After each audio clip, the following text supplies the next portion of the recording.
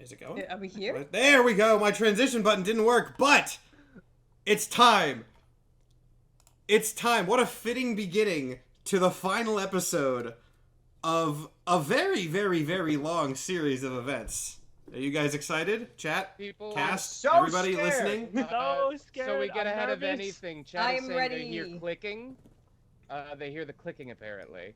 Oh, again? That was me clicking the transition button, I think. Unless it's consistent, it was me clicking a button, I'm assuming. Hopefully. If the clicking still goes, chat, let me know. But was the clicking this? I don't. If the clicking was this, that is my mouse as I was clicking a button. Okay. It was the mouse. Yeah, it was me. Don't worry about Oh it. my god. Don't worry Over about it. 200 people watching right now. Oh wow. Jesus Hello. Lord. I'll use my touchpad to avoid clicking. Yeah, 210 people. Let's go. I'm glad we announced this in advance. This is going to be... I'm nervous. I'm terrified. As the DM for a 3-season long show, I'm so wildly scared, guys. But I think it's going to be a lot of things. Most of them good. Most of them. So, how do we want to do this this intro? I was saying before we turned on the cameras that there was something I was going to say to you guys, and I was going to wait for the audience to hear. I'm going to say that now. Audience, I want you guys to know one of the reasons that I'm scared is I didn't ask the cast how they were going to handle the very big, important situation I put them in at the end of last episode. Nope. I don't know what they're going to go with. Now, I have plans for, I hope, most eventualities, but this is the finale. This show is still unscripted, and I did not put them in a position where they needed to decide off camera. Which is going to make this very fun, and whoo boy! Yep. I blanked it out of my mind until this exact moment so that Very moment. we'd be in the mind space that our characters are in. I am so genuinely curious for what they're going to do, how they're going to handle the recreation of existence, because man, I decided to put them in some weird situations in season 3. But before we get to that, real quick announcements and upkeep stuff.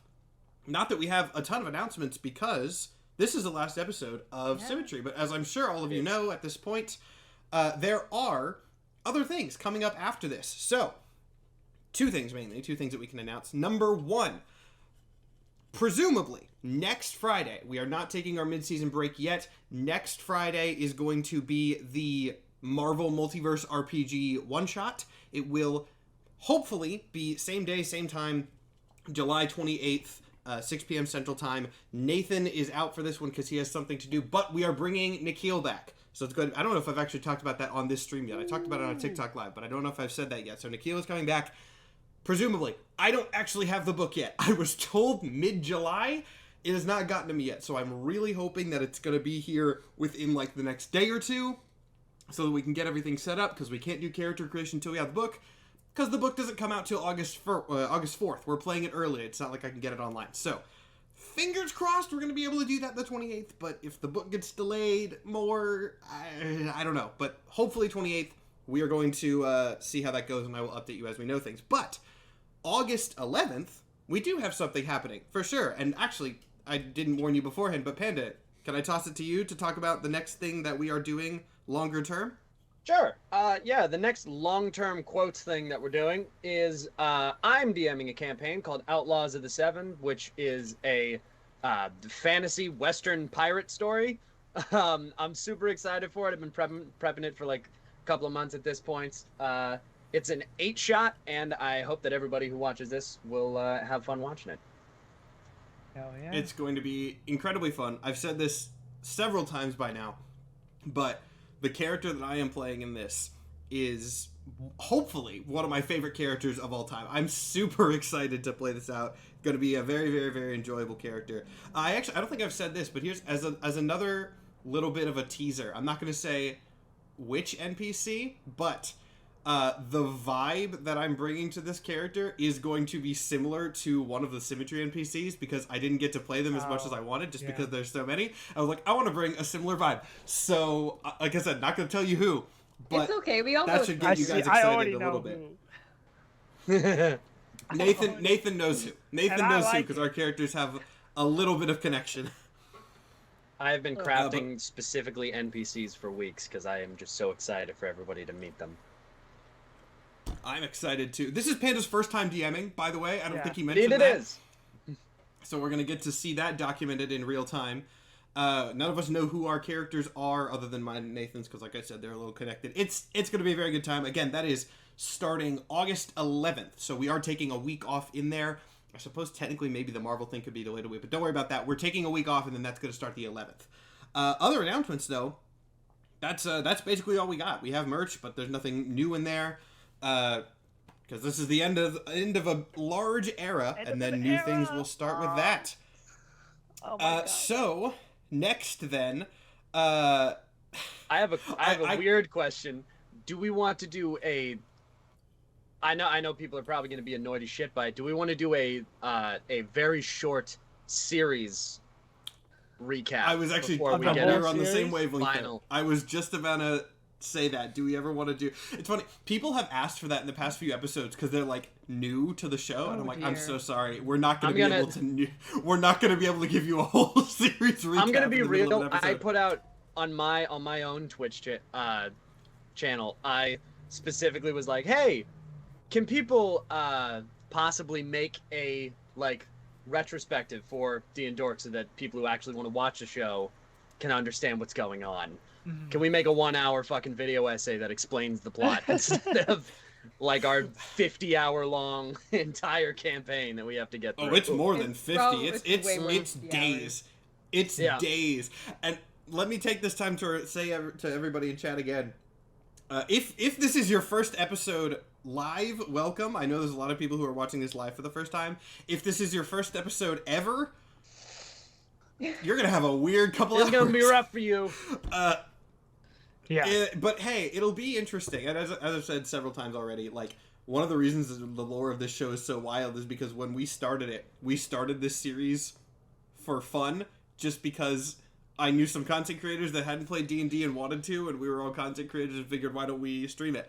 And we had no idea how long it was going to go. When this show started, we had no idea where it was going. Well, I as the DM, I guess, had no idea where it was going to end. So it's wild over a year later being at this point with 230 people watching. Like, that's insane. Mhm. So thank you all for watching. Thank you for being here this whole time. That is crazy to me that this many people have watched my stuff. It's your boy but Roman yeah. says our whole series is 6 days and 11 hours. Wow.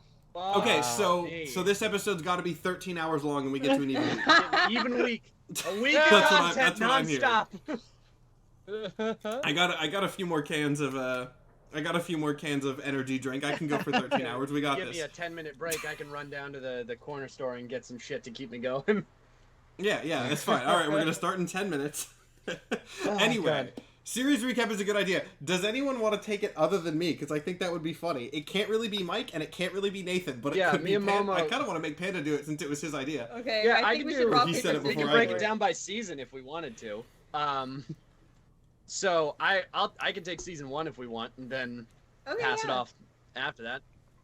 That's fair. Oh, season So- 1, season 2, and then Matt, you can do season 3. Okay. There you go. Sounds good. All right, so season 1 was just a couple of fucking people that didn't fucking like each other. We had a cat man, a shapeshifter, and a frog who simply went on an adventure to have an adventure, because I don't think that SG or Canyon really had a reason to tag along, because Glib was searching for something specific. We ended up breaking into a castle and stealing some artifacts for a magic man in a cabin.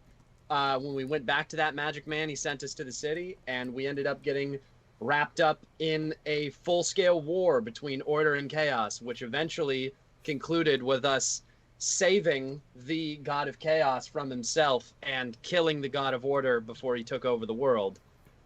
I think that's as concise as I can get. I A feel lot like of that's crimes what were happened. done. Yeah. That was pretty Season good. 1 was the most straightforward. It was the most straightforward and we were the most criminally minded in season 1. Yes. in That is comparison also to when season I got 2. roped into it. Yeah. Yes, Nathan Yes, also got yes. roped into it because the Catman got thrown out into the Chaos Dimension halfway through, and we took on the Monopoly Man with guns and roped him in contractually to help us. Contractually obligated to save the world. Yes. And then we moved on with season 1 having gone surprisingly well to season 2. So Momo, you want to take that one? Yeah, season 2 is where it gets fucky. So, what happened in... What the fuck What a happened in season 2? Okay, so season 2... What a question. If you want to take 3 and I can take 2 if you don't remember. I don't remember what happened in this season either. There's so I'll much. try not to be too So offended. much has happened. Everything's just blurring together. Season 2. Season 2, we open with... It's like, what, like a week of a couple weeks after the end of season 1. Everyone's on vacation. SG's basically at like a glorified fight club. Goodbit is on vacation on some beach, picking up some deals with mermen. Yeah. Yep. Glib is being miserable somewhere, and we find out that Glib's god is just straight up dead, like out of nowhere. Does he tell us? No, we just go and like discover, like we check in on him, and he's like, "Yeah, my god died." Didn't tell us, buddy. Why not? And we basically go on like this trip to find the thrones. The God Force. The God Force, Yeah. because there's this like weird energy coming off of him, I think. And we go to many different locations. We sit in a few thrones, and these places were hinted at in season 1. Was that season 1? Yeah. Well, it couldn't have Not been even anything that. else We because we're went to talking about Ordering season I 2. couldn't Yeah. remember. I couldn't We went to remember. Ordering Chaos Yeah. in season 1. The so bit we is, knew they existed. Yes. There were 2 planes, like opposing planes in season 1, and then in season 2 it was revealed that there were actually 8. Yes. It's like a compass thing. That's that. Bello had a brief appearance in season 1. If you don't know that, now you know. And season 2 essentially ends with, how the fuck did that end? We had the Crazy Happy Fun Time special where we had B Team and A Team meet, and B Team was a group of unfortunate individuals that were like captured and I think we were sold to mind flayers for testing or something. Accidentally freed some celestial being, which kind of led to the end of the world, but we didn't take responsibility for that. And then B Team and A Team meet, get attacked by Canyon, who is evil. That was surprising. No, it wasn't. No, it wasn't. At some point, we picked up an Gasp. invisible child, fight some other people that had found some thrones and became gods. Yep. And our ship that from one of the people, Mercury, ends up being a time machine with the help of Doc, Jared, and Stick. Who is a time-traveling person from a timeline that doesn't exist anymore. Yes. Yep. We kind of paradoxed And- ourselves there. Damn. Yeah. Right We at did. the end, when we Yeah. were going to find, I believe, Callisto, is when the crew of the Sky Skimmer went and Yeah. picked up a particular couple of goblins. That's true. Yes. That's true. Yep. Mike, Yes, you want to do a in quick one of- recap of God Force? Some fucking goblins bumblefuck through the end of the universe, Styx fuses with his god, and I joined the show literally halfway through the season finale because of food poisoning, baby. Yeah, I Wow. just want to Yeah. say, I literally just had chicken nuggets and French fries today because I did not want to chance it. I don't Exactly. I'm not eating. we can't do that again. Can't Like, do I'm this not shit having again. that happen again. But think of all the cool new friends we could make if you got more food. Yeah, if we push poisoning. back Guys, to the I'll second call Evan. finale, Yeah. we would just and- have to write it in. Just fucking Bello died. Oh, I'm sorry, also- and we're moving on. SG also got noped out of existence for making a D's just nuts joke over to the god of nothing. Yeah. Who Yep. we talked to at the end of last episode. yeah. Hey, don't get too far ahead of yourself, We don't Nathan. know. Just the God of reminding them. We don't know that. Maybe it is, maybe it's not. And then on the way to the past, we accidentally hit a little butterfly, climbs on the ship, and we zoom into the past, and we don't quite get there because we end up at Backspace, and now it's season 3. Oh, we I make do wanna it. We just briefly make it note- way too far. Right. We win. Yeah. I forgot that Bello did join the team when you did basically hit him with your car. Yeah. I actually forgot that was the like. That's not for anyone who doesn't remember. That was not an exaggeration. What Momo just said. They hit Bella with the spaceship, and that's why Bella joined. Anyway, I also want to point out before we continue, for those counting at home, that means Glib is the only episode 1 cast member still alive. That is, everyone else is either dead or doesn't exist. That's it. And then, as Momo said, the crew got in the time machine, time traveled back to stop this villain from destroying reality, and then ended up in a weird magic space station at the beginning of time. Because it turns out that, as they would sort of find out later, this universe is in some weird sort of cyclical loop where the universe eventually gets erased by the god of nothing, but most of the time some people survive that sort of cycle, go back in time, end up at this weird space station, and then the cycle sort of begins anew, just looping back in and around itself time after time after time. Now, trying to eventually get back to their world and save SG from getting undone, the crew tried to set out to fix things and get out of Backspace and, just set everything back to normal. And then the invisible child that they met, turns out the whole place was run by an adult version of him who was trying to keep it secret from these weird cosmic forces. He didn't like them meddling and stuff, and he wiped all their memories, where they just kind of, to quote Styx Bradley, to quote Mike, they just kind of bumblefucked around for a month, and then Styx showed up to save them. We brought Mike back in like episode 2 of season 3, where he would then remain for the rest of the show as a regular cast member. They met some squids, they fought some squids, they met weird chaos monsters, they fought squids again, they met some bugs, they fought some bugs, meeting all sorts of different versions of things that they had fought in the past, and eventually, as they were doing this, they started encountering these strange cosmic entities that they would later find out were called extants, and the extants tested them, put them through these strange trials, and determined sort of core parts of their personalities that they would eventually get some sort of powers and titles around. If you want to go through your titles, actually, we can kind of rotate so you guys can say those. We'll do clockwise. So, Nathan? I got the coordinator. Oh, I got Momo? the empaths, plural, because there are 2 of me. There are 2 Bellos. That is also a thing. Bello got, not cloned, but like split. That's it. Don't worry about it. Styx? Styx got the believer. And Glib? Glib got the relentless. Yes. And, of course, they were not the only people to be empowered by these beings. There were also villains that were empowered by them. The Objective, the Rejector, the Nihilist, and the Corruptor. And their motivations were sort of shrouded in mystery for a bit before it was figured out that the extants, what exactly they are, is essentially a cosmic manifestation of reality outside oneself. They are basically these weird embodiments of the universe defined by one's perception, which that's been a whole thing over the past several episodes. If I did a whole recap of that now, it would take a while. Essentially, all you need to know for now is that it turns out the extants are the key to sort of starting that cycle of universal creation.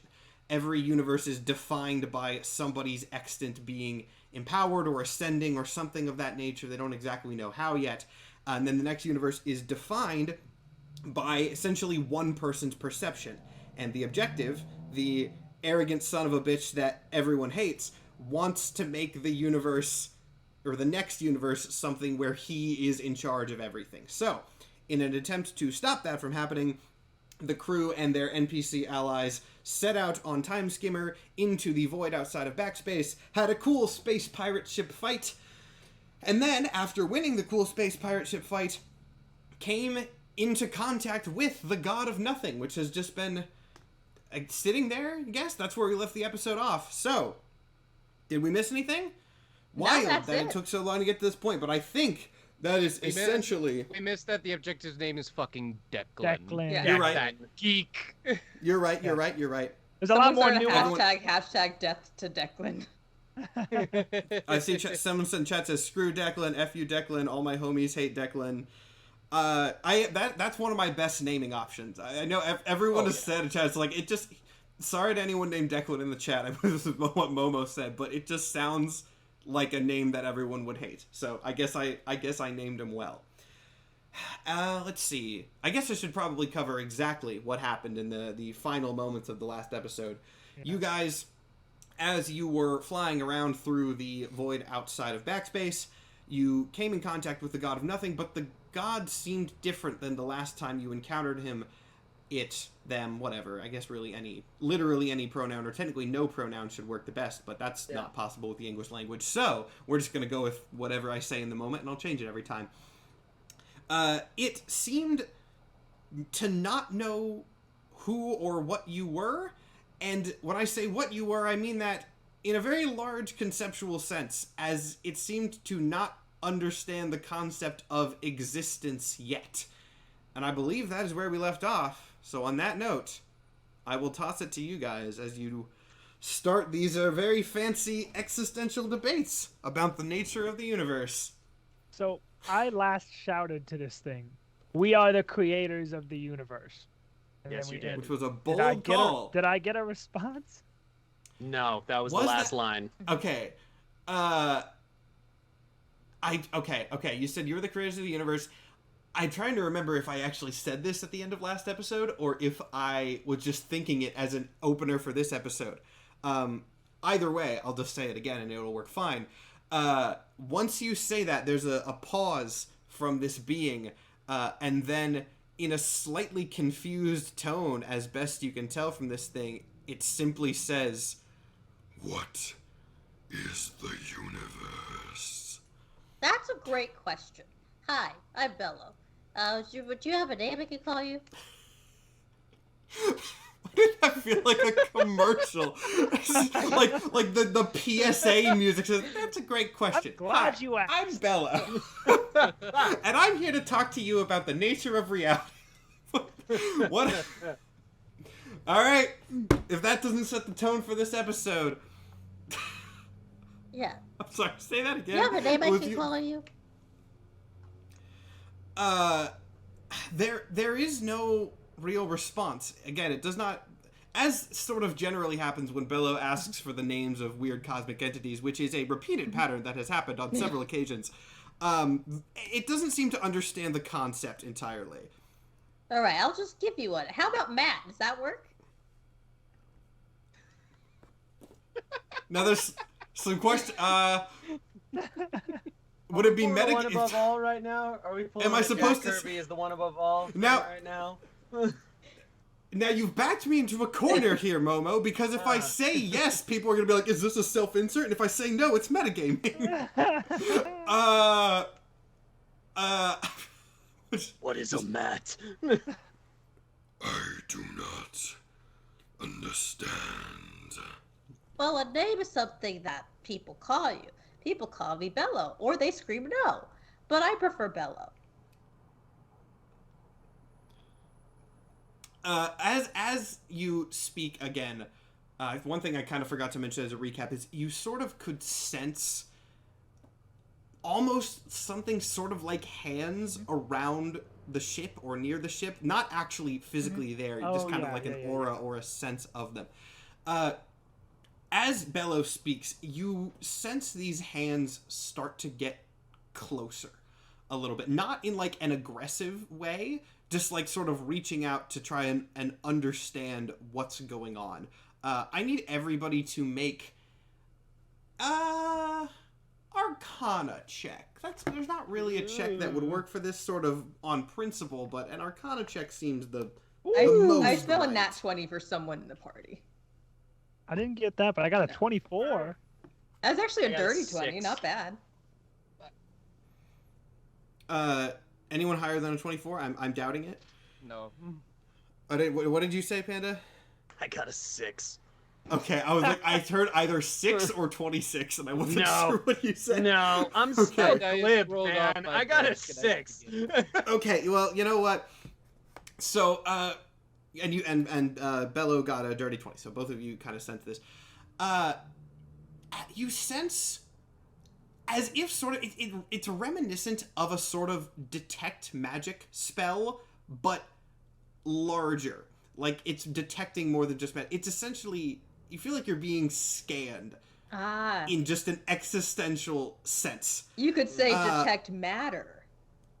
Yeah, actually. You know what? Sure. Detect matter is actually a fine concept there. Feel free to use that in your weird sci-fi campaigns, everybody. However, as this happens, Bello specifically, with your extant powers, you have a little bit more ability to tell this. You saw, actually, you know, I'm going to have you make another check for this. Make me an insight check, specifically Bello. And I guess both Bellos can do this. Other Bello is downstairs, talking to... Oh, yeah, hey, the corruptor in our basement. Oh, yeah, that's also important. I forgot that, not the corruptor, the rejector. Oh, Corruptor is back on the ship, the other ship. That's only an 11. An 11? Okay, then you don't really get anything off that. But you can definitely sense that this thing is trying to figure you out, in a sense. I forget what my question was that I asked them. I think you just said something about names. If there's anything else. Oh, yeah. So, Matt for now. Oh, right. Matt for now. The universe is that I fold myself inside out and show the stars. And I guess everything is just like really muffled because I'm talking from inside myself, but also folded outside. So basically, the universe is kind of like this. It's a bunch of stars and some like gas and bright things. I don't quite really know. But it's sort of good. But can you help me out here? Yeah. So, right. Quick question, Matt. Are we You're seeing the feeding into two? this? Are we seeing the two like balls that we saw when we were last out here?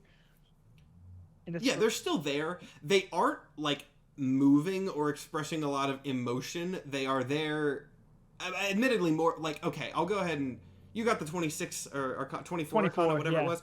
I'm gonna give you this as another little just piece of information. I don't know if this is gonna matter, but since you asked specifically, those aren't like there necessarily on a technical level.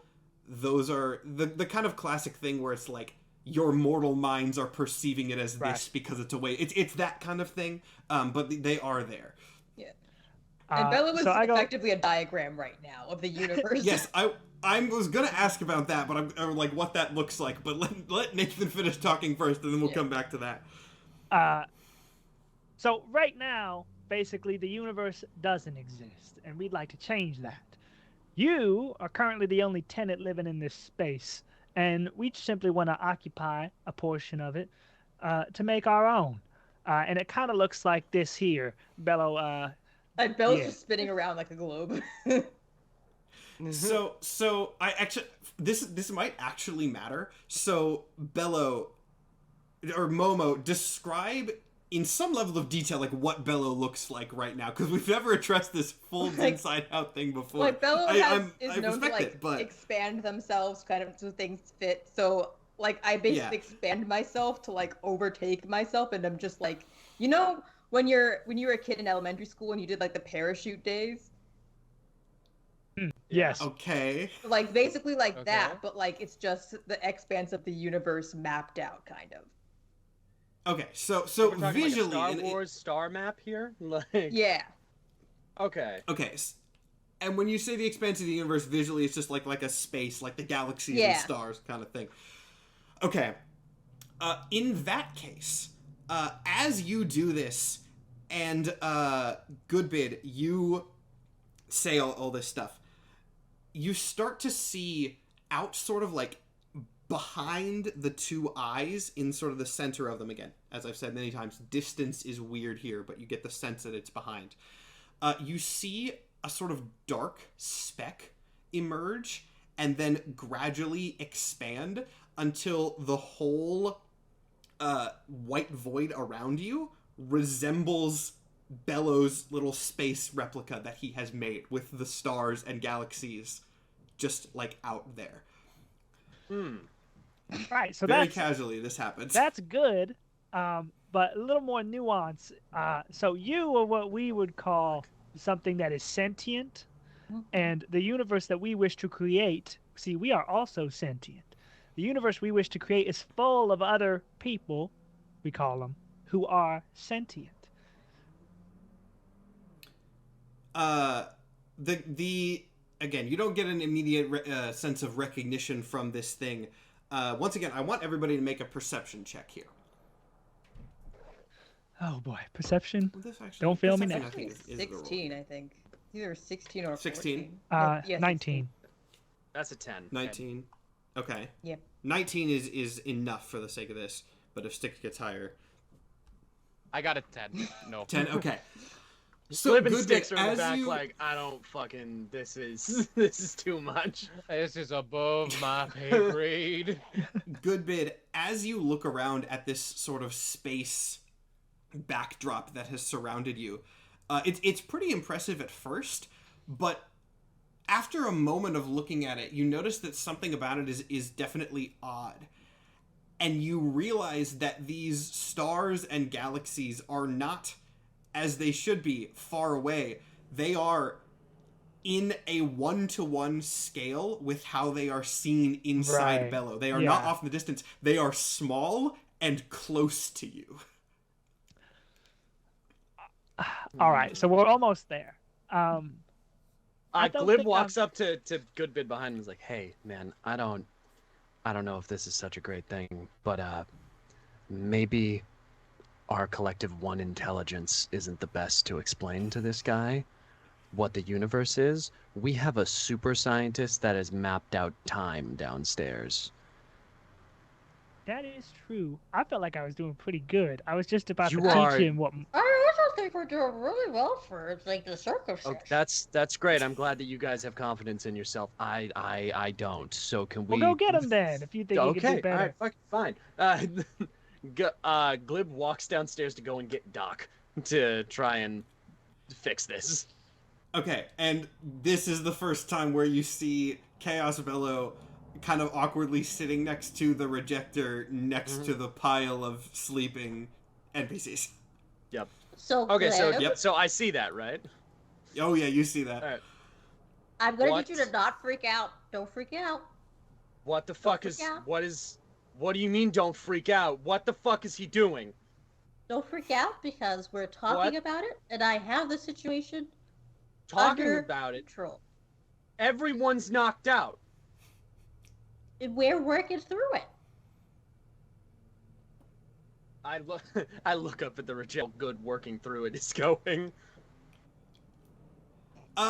He's like, you see him kind of breathing heavily as he sits there. He still has his like 2 arms, and he's just kind of like, you know, bobbing up and down slightly. He's just sort of sitting there. He doesn't seem like he's doing great, I would say. Okay. Can I have Doc? At least. Are you asking I'm asking this to Bello. him? I'm asking Space. Okay, I'm yeah, asking I Chaos figured Bello. I wanted to Can be I sure. turn to the rejector and be like, it would be a good show of good faith if you did let Doc free at least. We're trying very hard not to have an argument. I'm sorry, I keep hearing a creak. I don't know if someone's knocking at my door. Oh, I don't know. Whatever. It'll have to wait if it is. Anyway. Yeah.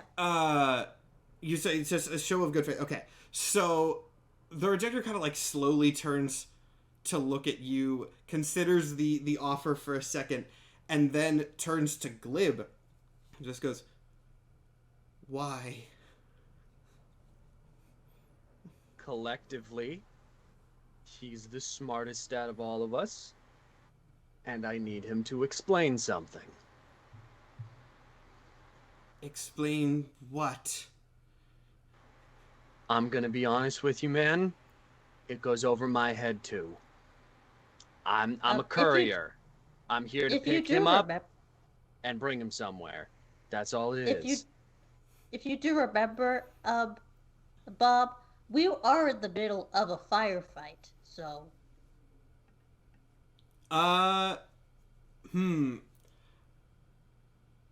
Okay, does Bello know that that's not technically true anymore? Bello does the not. firefights. Bello Oh, has okay. I been was about to say, upstairs. I was about to say, make me a deception check, but then I was like, I actually don't think Bello No. knows that. Bello So left in the I'm middle of gonna- the battle to go get a health potion. So Yes, to Bello's knowledge, yes, and you- the firefight is still going on. Yeah. So and you have not yet been back. So okay, all right. You don't have to do a deception check there. You're good. And again, Bello has gotten enough goodwill with the reject. I don't think I need to say this. I think everyone probably already assumes it. He's not doing this for Glib, but you see him kind of like raise up one of his monstery hands and just sort of point it towards Doc, who very quickly sort of snaps up from the ground. What? What? Doc, Doc, What? Doc. Shh. I need you to be quiet right now, all right? What? Why am I being quiet? Is it Okay. because everyone else is sleeping? Hey, silent! They probably should. Shut the fuck up! I'm whispering. I look back at the rejector, the rejector, and I walk slowly over and I pick Doc up, and we like walk. I walk back to the thing and start walking up the stairs and back up. Doc follows. Okay. You guys know that GIF? It's decently popular of like the grandpa from The Simpsons walking into the room and then like immediately turning and leaving the room. That's what Doc does. Doc follows you up, looks around for 2 seconds, and then just turns around and walks back into Glib the lower grabs deck. the back of his shirt and like pulls him back. And like, no, I need you here. I don't. What's happening? Okay. I don't do field research. Glib grabs him. This looks like the Glib field. grabs him by the face while he's talking. He's like, I need you to shut the fuck up for 2 seconds and let me explain this shit, okay? He just nods, Okay. kind of frantically. Right now, at this exact second, the God of Nothing is trying to create the literal fucking universe. And we have a collective party of morons upstairs trying to fucking explain how the universe works to someone who doesn't understand anything. Now, I fucking hate when you explain shit. You know this. However, you know more about the fucking universe than anyone on this goddamn ship. So I am gonna need you to fucking explain it like you have never explained it before, okay? There is like an extended 30 seconds at least of just dead immobile silence from Doc, as like he doesn't have facial features most of the time, but you can see the gears turning in her head, and then eventually just kind of a single slow nod, at which point they follow you back up. Glib's gonna Back lean up to into his the top into his deck. ear and be like, I need you to explain it piece by piece like you're explaining it to a child, all right? They don't understand anything. Nothing exists right now, all right? Then what if nothing exists? What's the ship and the space? Right now he's copying what Space Bellow looks like, because Space Bellow and Goodbid are trying to explain how to make the universe. That's probably not something they should be doing. Why the fuck did you think I came to get you? This is another nod. At which point Doc kind of walks up, looks out at the two eyes, which I guess for the sake of visuals, we'll say that when the area around, the eyes change color to be in contrast with whatever's around them, so they're white now, just as a contrast to the space. Doc kind of goes up to the front of the ship. Before he starts, I'm assuming you guys before are. he starts explaining, following him up, Glib walks up behind Goodbid and goes, "There's a situation downstairs that we're gonna need to handle. What kind of situation? Now is not the time. Just there's some shit downstairs that we're gonna need to handle." All right. Doc kind of walks up to the front of the ship near these eyes and nervous, very, very obviously and understandably. Hello, I am the one who has been recruited to explain the concept of the universe to you. Are you familiar with any of the baseline concepts? To which the being responds, no. And then Doc just slowly nods and goes, well, I suppose, then, that we should start with the fundamental concepts of reality, those being, of course, matter, energy, space-time, and mana. All of these things, see, they combine in a very complicated equation. See, there are different types of particles on a molecular level. We have protons, we have neutrons, we have electrons, but it can get closer than that. We have quarks. There are all sorts of variations of quarks. Of course, we don't really know what quarks are. There's a space-time mesh, and of course, it's all, there's gravitational waves that go through reality. There's black holes rotating around themselves, and they're sending pulse waves throughout the universe, and Doc faints. Doc.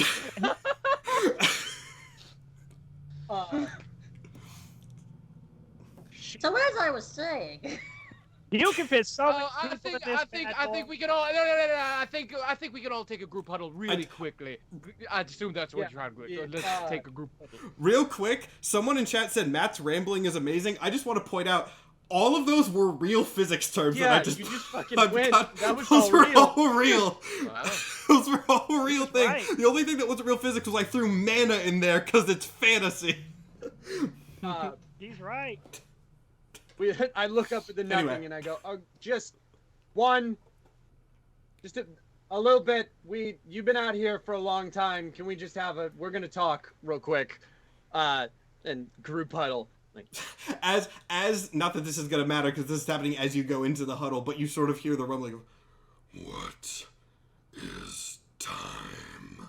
All right. Okay. So we gotta really figure something. I turn around like, all right. So, him knowing nothing means literally zero, zilch, nada, nothing at all. Everything is just what he fucking sees. I thought that was gonna work, but apparently he's got the constitution of a leaf. So I don't know if we're gonna be able to wake him back up again. Maybe if we strap him up to something electrical, he might just be able to keep going. But I don't think that's gonna work.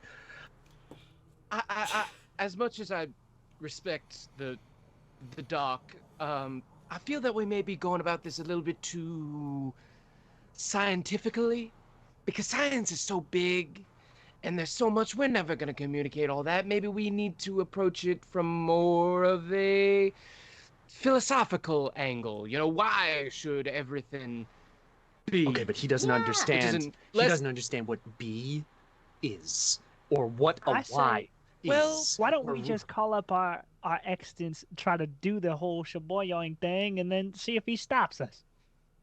The fuck is shaboyoing. that? That's what I'm calling the creation of the universe.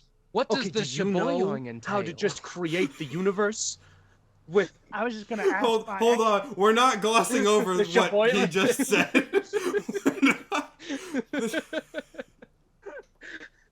Now that we've just taken a moment to Yeah. appreciate that, continue, please. Basically, I was gonna just ask my extant to help us do it.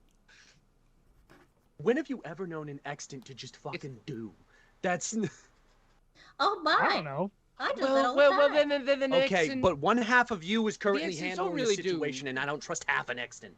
Okay, so, Still don't know what that is, but my You extant really said he was should. my ride or die.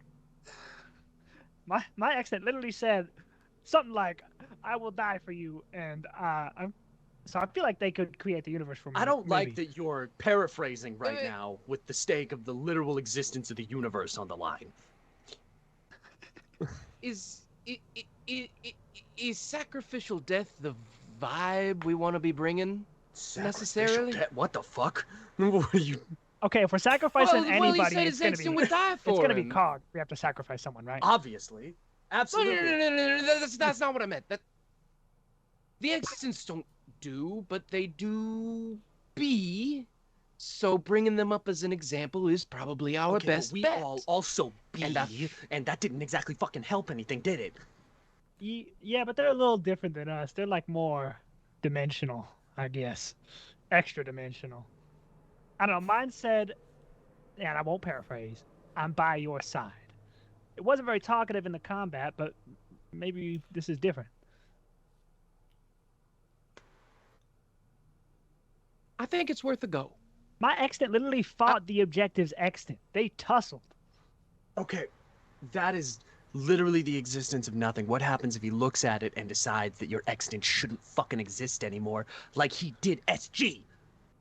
Good bid. Well, he doesn't know. It doesn't know what anything even is, right?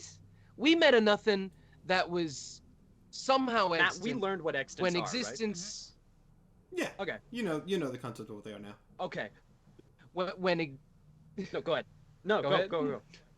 go. we met nothing that was somehow existing when everything was. So supposedly it had formed an opinion and did not take kindly to crude jokes. But this is nothing, blank slate. Okay. So even if Goodbit shows it the extant and it's not necessarily what we want, I don't think it's gonna be too rash. Here's my question. Extants are the embodiment of everything that isn't you. What happens if they decide that shouldn't fucking exist anymore? And they just nothingify all of them? And then let's just show them one. Who's feeling sacrificial? Does Bello have two extants because they are two people, or just the one? I just have the one. I believe it has been. Oh yeah, I was about to say. I believe Okay. one. They is have what we one split over established. 2 people. I think that this is not a situation that we have gotten through by doing. So perhaps belief will play a role, And I believe that will work. Huh? and we can experiment with my exit. At this point, Mercury, who was on the top deck of this ship the whole time, kind of leans in from the outside of the HUD and goes, I have no idea what's going on, but I'm supportive of this plan, I think. Thanks, Mercury. Thank you. He just kind of nods and, like, pats you on the shoulder. Yeah, All right, well, yeah, that's all. Stick, so call fucked. him up. We're so fucked. Okay. Mercury kind of, like, awkwardly walks away and goes, I'm going to take Doc off the Yeah, floor. yeah. And just thank sort you, of thank you. drags. As he starts dragging, Glib's like, Watch his stay above deck. Stay above deck with him, okay? He just kind of stops where he is then, because he was going below deck. Nope. Stay above deck. Keep him where you're at. Do not go All right, below deck. I'll stay here. We'll stay here. Good. Six, genuinely, like, emboldened by Mercury, a complete stranger, saying this can work, marches to the front of the ship and says, hello, Matt. Sticking with this. Okay. All right. That's... You got the concept of a greeting. That's good progress. Okay. I'm going to show you something. And I'm going to preface by saying that existence is an exercise in belief. And it can be very intense and very uncertain. And believe you me, I am quite uncertain in this moment. So please, I will show you something very intimate and quite possibly enlightening.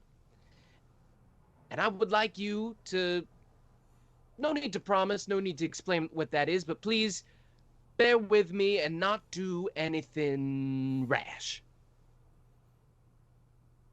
You don't get a response from it, but... I'm not going to get any response from that. I understand that. Okay.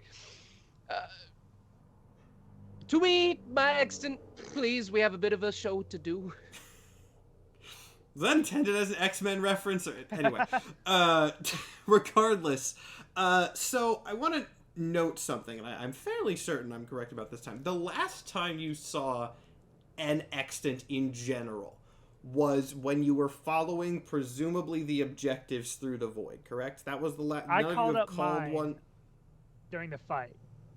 Yeah. during the fight, but like I said, the last time you saw it was you were following it through the void after the fight, and then it stopped and vanished, presumably going back to the objective, correct? That was the last time that you saw one. I think so. If I'm wrong, please correct me.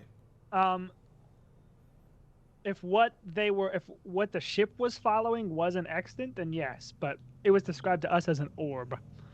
Yes, it was described as an orb, but I showed my hand a little bit there, because that was an extant. So, You summon your extant, and you see, for like a very brief moment, the normal humanoid form of your extant appear, just kind of like over. Actually, yours is on the ground, so it just on the ship, and like it's a flash for like a millisecond, and then you see it detonate. Is the best way I can describe what that is. Actually, you see it essentially explode.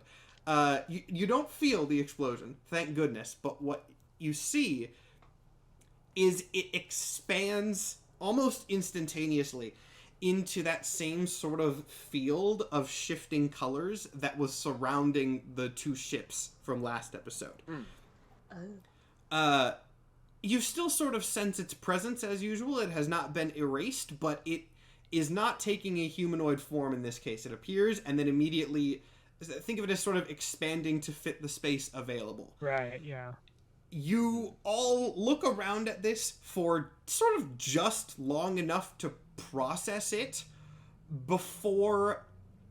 The best way I can describe it is you hear, like, not even hear, but sort of feel, like, feedback from all around you. Like a very, high-pitched noise that's not actually a noise, just sort of a sense. It is very, very painful. And this, again, is happening to everybody, not just Styx. As if sort of the space around you is screaming. At which point, you see the field collapse back into Styx's humanoid extant, which then just sort of hovers there. Styx, like, reaches out to his extant. You okay? Bud? It does not respond. It seems frozen or in stasis in some way for reasons that you do not know. Okay. That was not expected. The fuck was that? I don't know. That was crazy. I would like to check in with you, and, like, addresses the eyes. Are you okay? Could you hear that? That was quite intense. I apologize. It speaks again, but when it speaks this time, you get a little bit of that same feedback. Not nearly to the extent of pain that everybody felt last time, but definitely enough coming off of this sort of voice that you can tell that this is where it came from. That sort of feedback definitely came from the nothingness, not your extant. And it just speaks as, once again, actually, just says, "What was that?" Well, that was something called my extant, doing something I've never seen before. But basically, this is the embodiment of how everything around me, everything accepts me, and how that is perceived by me. And frankly, I thought it would be a little more pleasant than what we currently experience. A little backup, I genuinely don't know what to make of this.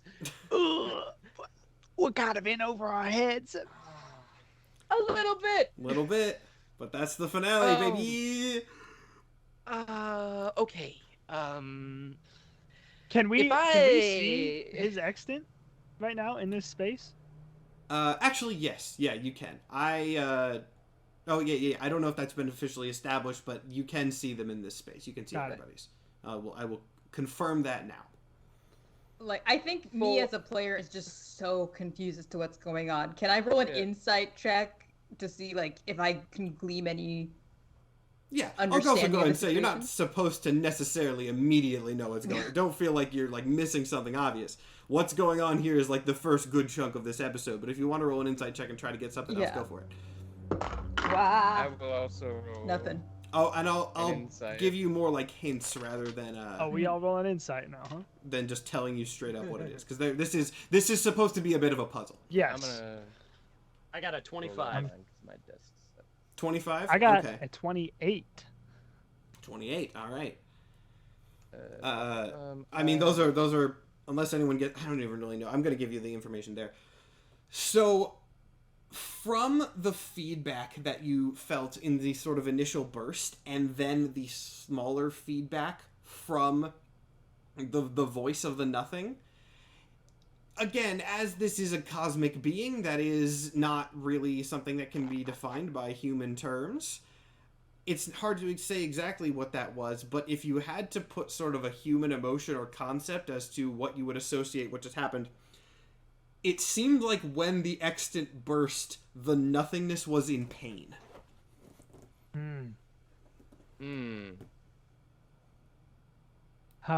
Stick. Hold on, Matt. Can I do a Sticks, can I do a history check? Hey, I want to try and remember something. History check. I want to try and remember Sure. something that happened when I talked to Emerald in the tower. He had we both talked to our extants, and when I asked him who their enemy was, they pointed at everything, and I can't remember exactly what he said. That happened. You're gonna when you say the tower with the necrocephaly tower, where I called Emerald to me when Bella was there, and both me and Emerald had a conversation with our extants. I had a conversation with mine and asked him who their enemy was and who they're fighting against. Are you with him? Are you with them? Now I could be wrong about this because I might be mixing this up with another scene, but I do remember you asked it who its enemy was, and it sort of pointed at everything. Everything, yeah. What that was, this will actually be interesting because this was not revealed at the time.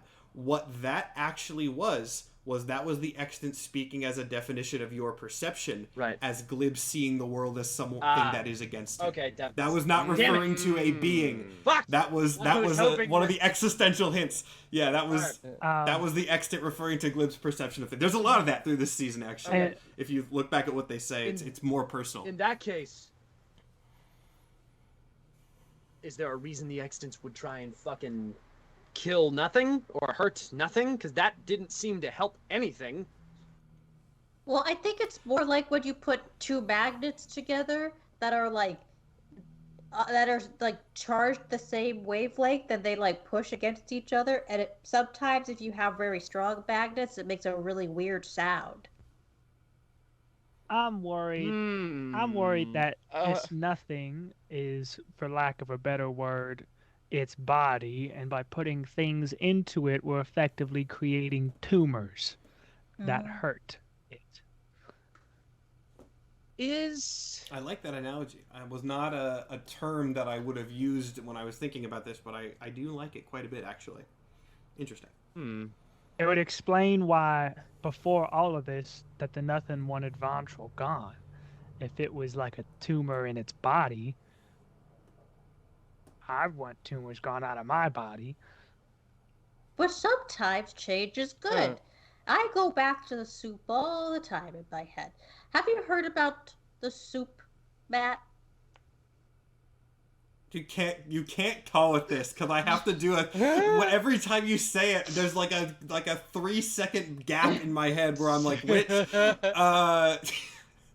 the record show I did not greenlight this, but Bello did it anyway. It says, do you know about the soup? No, of course it doesn't. So Glib is basically, Glib's gonna look at Goodbid and be like, can we agree the fellow can stop really talking quick. to the nothing, for fuck's sake? All right. Just quick note: when the burst happened, the like spacescape went away, so you're back in the white void now. I forgot to mention that. Continue. So think of it this way: I wasn't always a space butterfly. I was actually at one point a little caterpillar, and at one point my body decided to attack itself, and then I became soup, and I learned so much in the soup. There was so much growth to be learned when you're kind of taken apart from all of your different atoms and put together in a different body. It's the best way to grow. So maybe I don't know if that's a great way to explain what we're gonna do to ourselves here. Please don't disintegrate us. Okay, Yeah, please don't disassemble us let's, to our atoms. That is unique. I thought I said we were that. Let's all Stop talking to the nothing. let's all Yep. reset.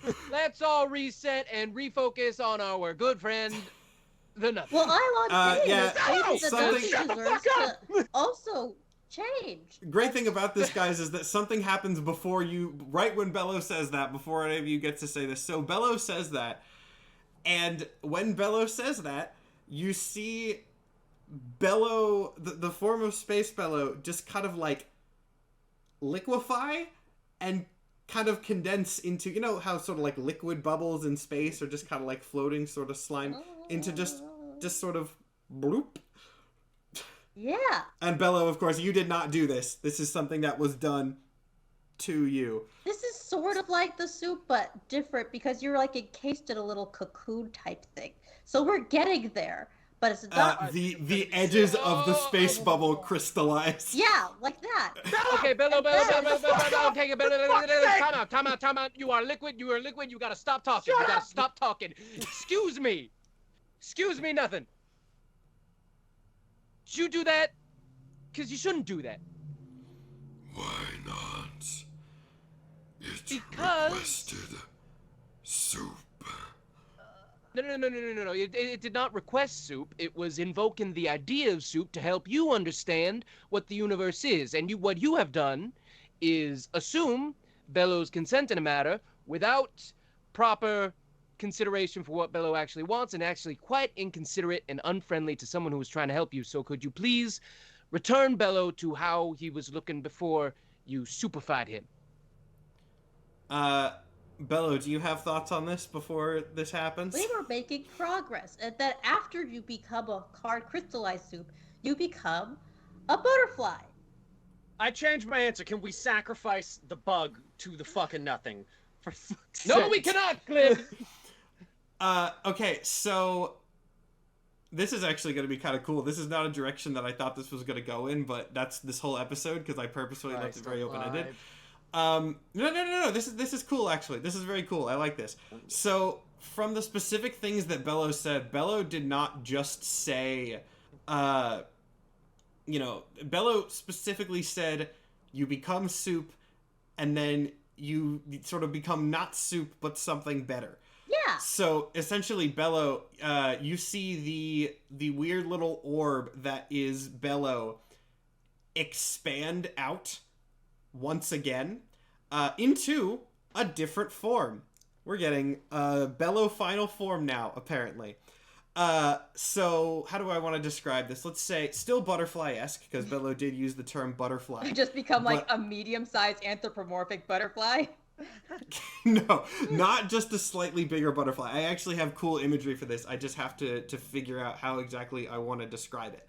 So, Bello, definitely, you've got more wings now. I'm sort of thinking that this is sort of Bello combined with like biblically accurate I angel was gonna vibes. say, Where biblically Bello, accurate like, Bello. in not a creepy way, in like a very sort of cool ethereal kind of way. So you still have the space form inside of you, but actually, you know what?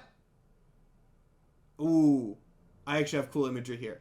Bello, you have 6 pairs of wings, which I know sounds like a lot, but they're on your back in kind of a radial formation, which is reminiscent of, in a way, sort of like a clock to represent... oh, wait, no, I'm thinking of something else. Sorry, I got ahead of myself a little bit.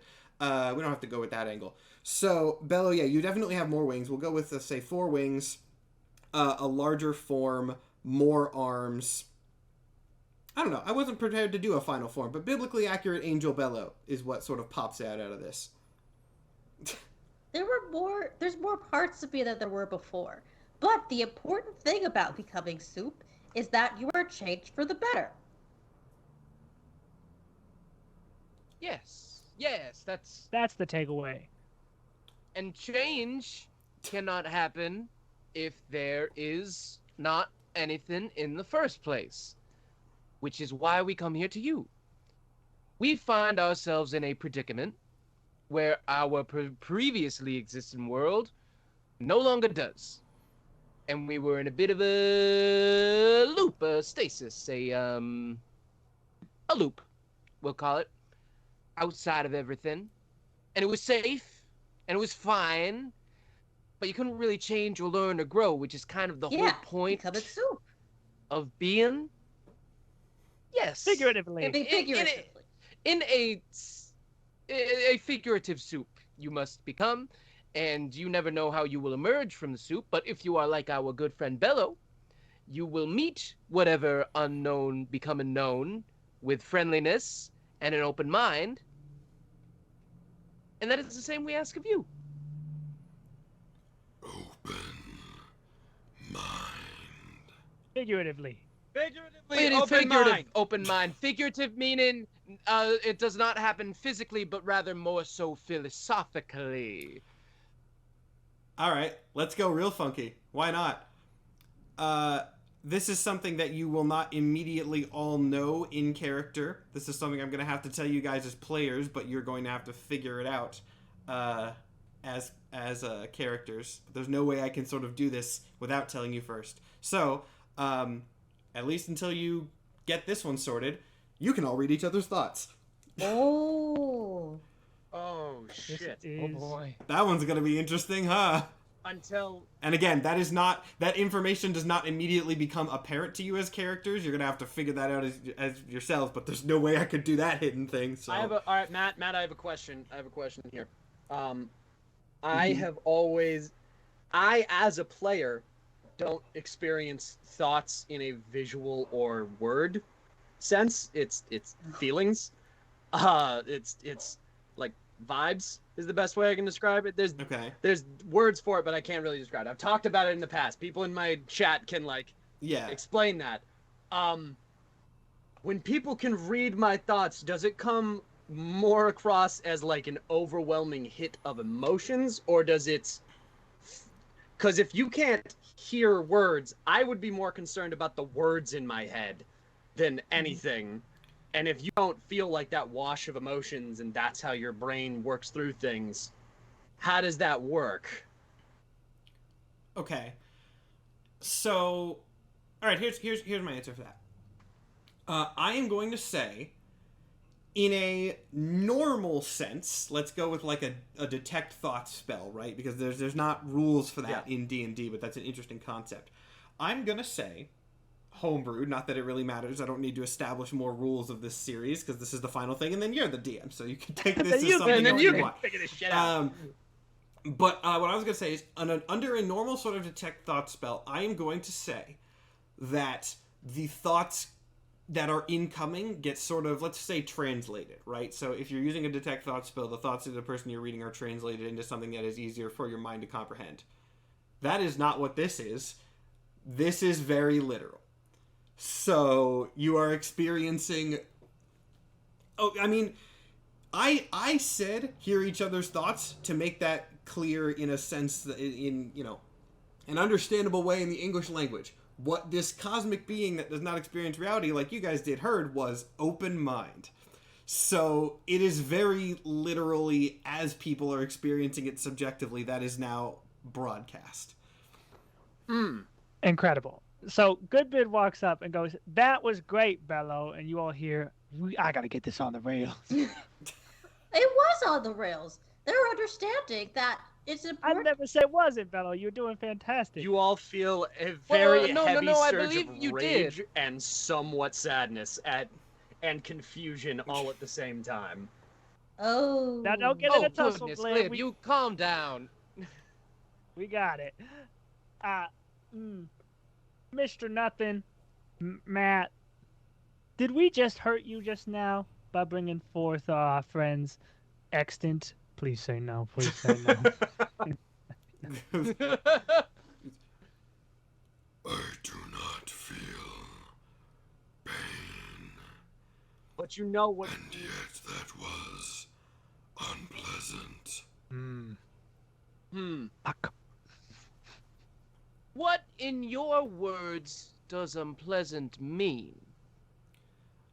We don't Okay, get that's any interesting, secondary because I was reverb from just- that. Styx just says what he's thinking.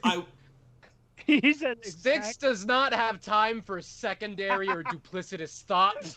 He is saying what is I on would his say, mind. all right, emotionally, for the aphantasia brain, everyone all of a sudden feels this overwhelming sense of like, we're gonna fucking die. We're gonna fucking die. You're dead. This is gonna go bad. Just We hit are of not gonna die. the most major fucking swell of depression you can feel, of just...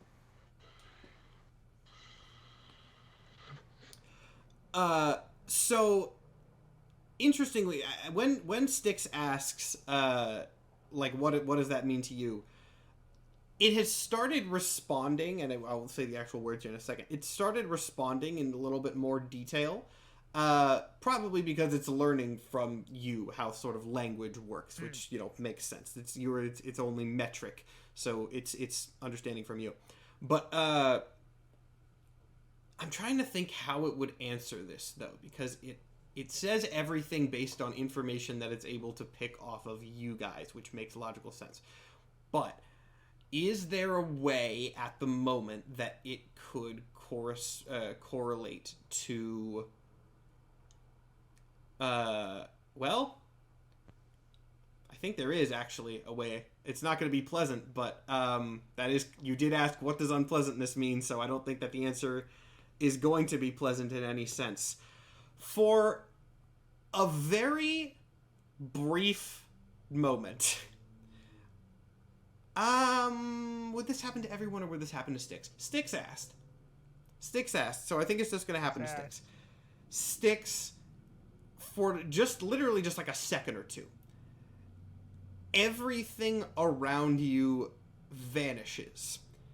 And I don't even mean like you're in the white void. Like, for just a second, you experience non-existence of everything around you while still existing, which... Again, as Goodbid said, and I'm not confirming whether this is true or not, but I like the analogy for how you guys are currently understanding it. If the existence bubble that was sort of popped into reality for just a second hurt the nothingness like a tumor, it very briefly makes you experience the opposite of that. So just an overwhelming push of non-existence into your existence. For what it's worth, this is just a little blurb of information. It would feel very much like what getting deleted by a blank would feel like. Ooh. Then it fades. And then it fades. But it was... Yeah, that happens. And then you return, but... So what does that look like for us? What did we hear from that? It did not look like anything. For the record, the nothing asked... It was the sense of it, the feeling of it, not a literal physical change. Oh, okay. What did we hear from his Styx? mind?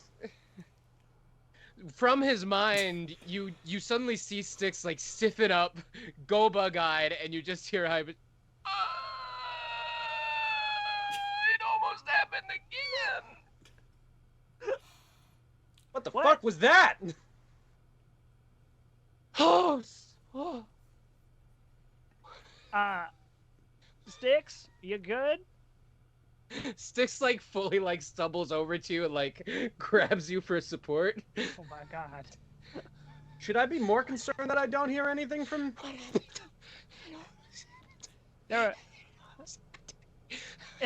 What are you saying? What the Speak fuck up. is wrong with you? I almost got deleted. Also, just for the record, Momo's going to be back in just a sec. She messaged us. She's got to go do so. She'll be back in a second. Everything's good. Glib Styx like puts his left hand on his own chest and tries to pump some like good vibes from Baktan into himself. Like, Glib stands up and turns back to the nothing. Okay, I know he asked for what it felt like. That was unnecessary. We are not like you. And because of that, we cannot experience the same level of feelings and be okay on the other end. Sometimes, okay. Now would be a great lesson in kindness. Sometimes people ask for stuff and you might want to deliver them in the only way you know how. But before you do so, you have to think, how might this affect this individual? Yes, they asked for it, but I should still do this in such a way that they are left feeling all right. So if we could do that going forward, that'd be fantastic. Okay. You get the sense of recognition from this thing. In Goodbid's mind, we are projecting we cannot have that happen again. Yes. Am I Hear hearing? out loud and in Styx's thoughts. Am I hearing shit right now? What?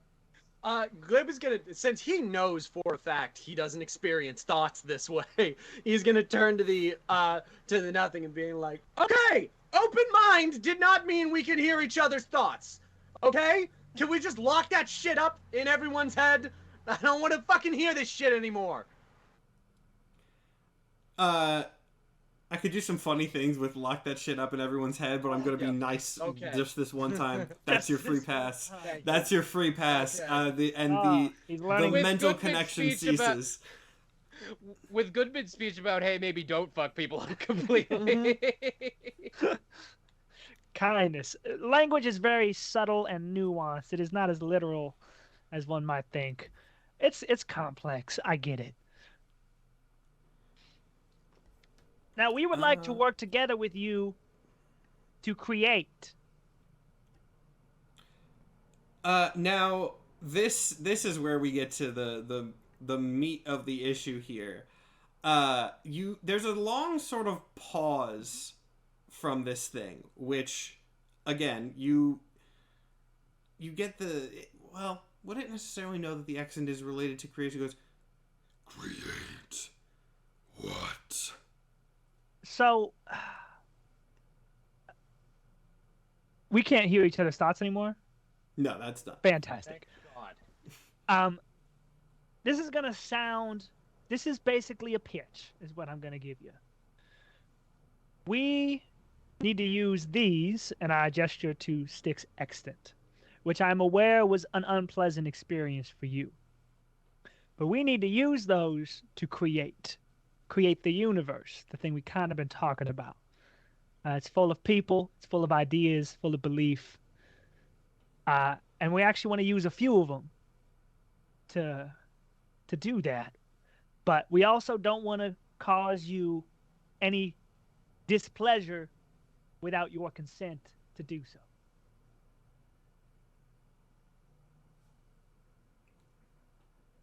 It doesn't respond. I mean, you didn't... It doesn't have anything to say to that yet. Well, So,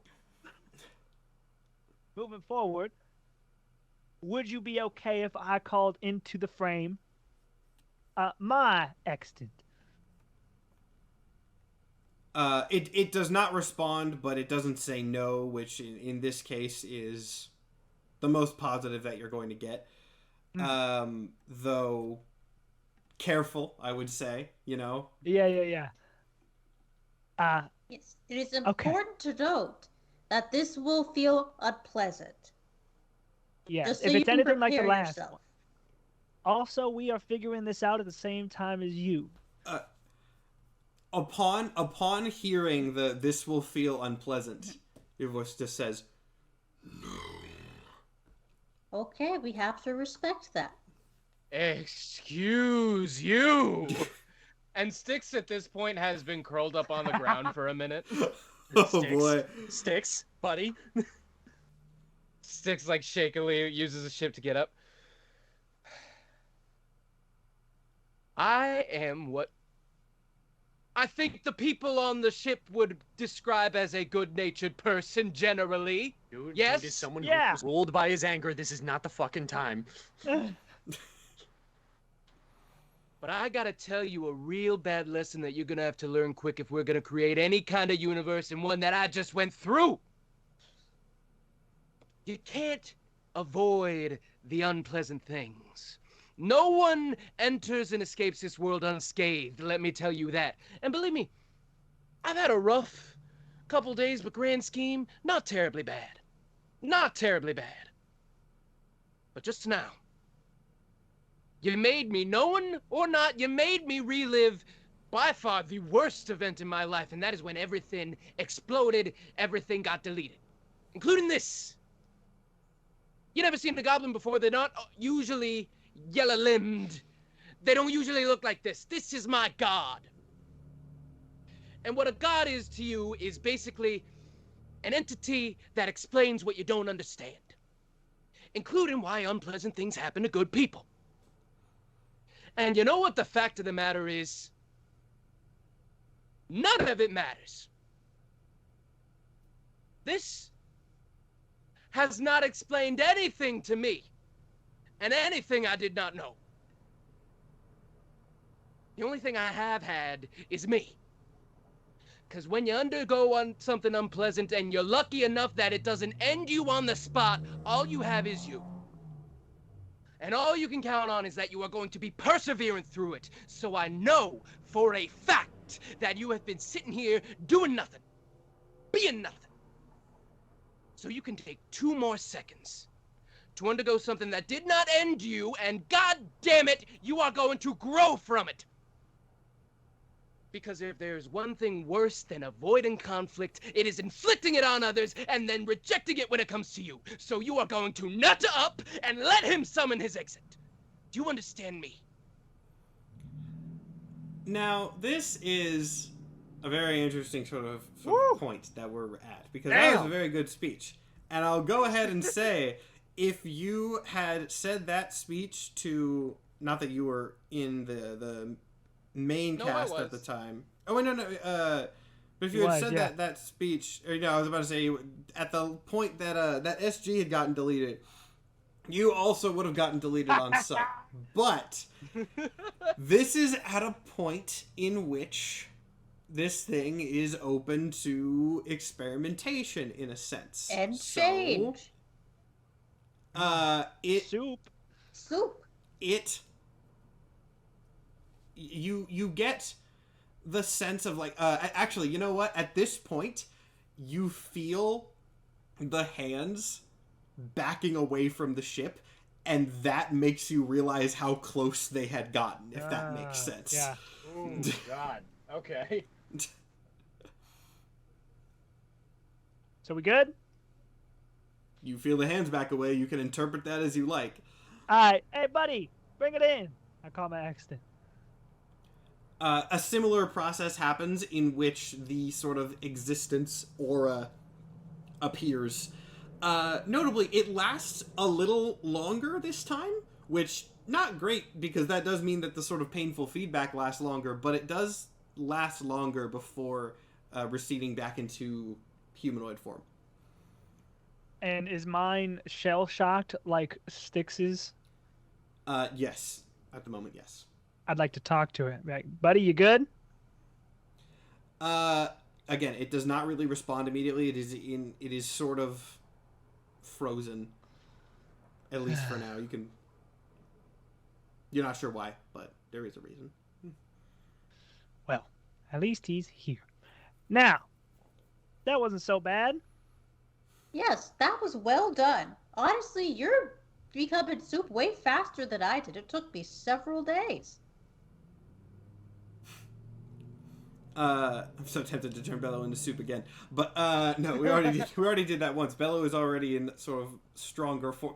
We're just gonna keep turning Bello into soup and rebuilding him totally. Doomsday style until he becomes the strongest character in the universe. But yeah, the you just hear kind of like a. You sound pleased with yourself. A sound of acknowledgement. I think what Bella was getting at when previously talking about soup, and what Styx was getting at when talking about experiencing the unpleasant, or some would rather call it suffering, is that we've all suffered. Suffering is a fact of life. As a matter of fact, Matt, you good? No, your camera went all staticky there for a second. I was trying to figure out if that was on your end or my end. I think it was yours. It seems okay now, though. Continue. We've all suffered. It's a fact of life. If you get through life without suffering, some say you haven't even truly lived. Because suffering allows you to grow. Now, everybody here has suffered quite a bit. And there was some that I wish didn't happen, sure. But a lot of it made me who I am. And I don't really know who I am. But I know that I like where I'm at. Well, hopefully I will like where I'm at when this is all said and done. Don't love where I'm at. Basically, suffering's important. So just keep that in mind. Styx turns to Glib. Okay. Would you like to speak on the topic? I know you're quite experienced, and you've been quite silent. Make it a team effort. Glib is kind of sitting on like a barrel on Time Skimmer's bow and is like, listen, I'm the most nihilistic one here out of everybody. I think that is not really up for debate. And I am probably the one who's experienced the most bullshit out of anybody here. Also, questionably up for debate. Pain is something that you live through. And to my experience, it's not something that stops. Suffering is just something that continues. So, I don't really know if I'm the person to ask about this. And it's all sucked? It's all been for nothing. Glib looks at Styx and just stares at him for a second and goes, these were not the eyes I was born with. This is not the skin I was born into. And I am currently on a ship at the beginning of time, trying to put back a world that has done nothing but hurt me. Yes. Well, no one said we had to put it back. We could just make a new one. You live and see. It's not your life, and they're not their eyes, and yes, that sucks on a level. But on a level, I think you suck. I think you haven't handled this well. The relentless. Yeah, real fucking relentless. Sitting on your ass while we're trying to create a universe. While we're trying to make something. You were so fucking focused on what you became that you couldn't accept it. That you couldn't move on. The relentless. Yeah, you were fucking relentless in the wrong fucking direction. Glib. My God was deleted before me, and I still walk and keep going, and it just happened to me. And you know what? Yeah, I'm at the end of my rope. I'm sorry, everybody. I've been quite calm and collected to this point, but it is gone. And when I'm in this state, I just can't. He, like, puts his hands around you, around your head, like, not touching you, but, like, I can't deal with the, oh, poor me, oh, woe is me, the entire world is gone. You have something. Use it. Glib leans back, stands up off the thing, puts one hand on Stick's shoulder, and goes, I'm proud of you, buddy. I'm not the one to talk about this. And he walks back and lets everybody else talk. So did you get all that? Damn good speech. Mm-hmm. And yeah, the thing does have a response to this. Actually, maybe a different response than you would expect. You speak of suffering. How did you arrive at this point?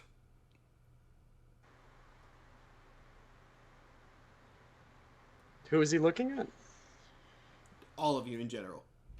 I mean, you can't really tell, so it doesn't seem to be directed at anyone in particular. Same way anyone arrives anywhere, a mix of intent, circumstance, and stuff uncontrollable. Not choice. No one arrives anywhere by choice. Well, I sort of got here because I Wow. was hit by a time-traveling spaceship. This one, actually. Yeah. You could say... Not choice, I guess. Serendipitous. I look at Lawrence. Lawrence? No, that's a tough word. Serendipity. Serendipity. Dude, Christ. After Bello says this from like the back of the deck, Merc goes, "Sorry about hitting you with the ship, by the way. That was my bad. Oh no, it's okay. Thank you for apologizing. The nothingness. Oh, continue.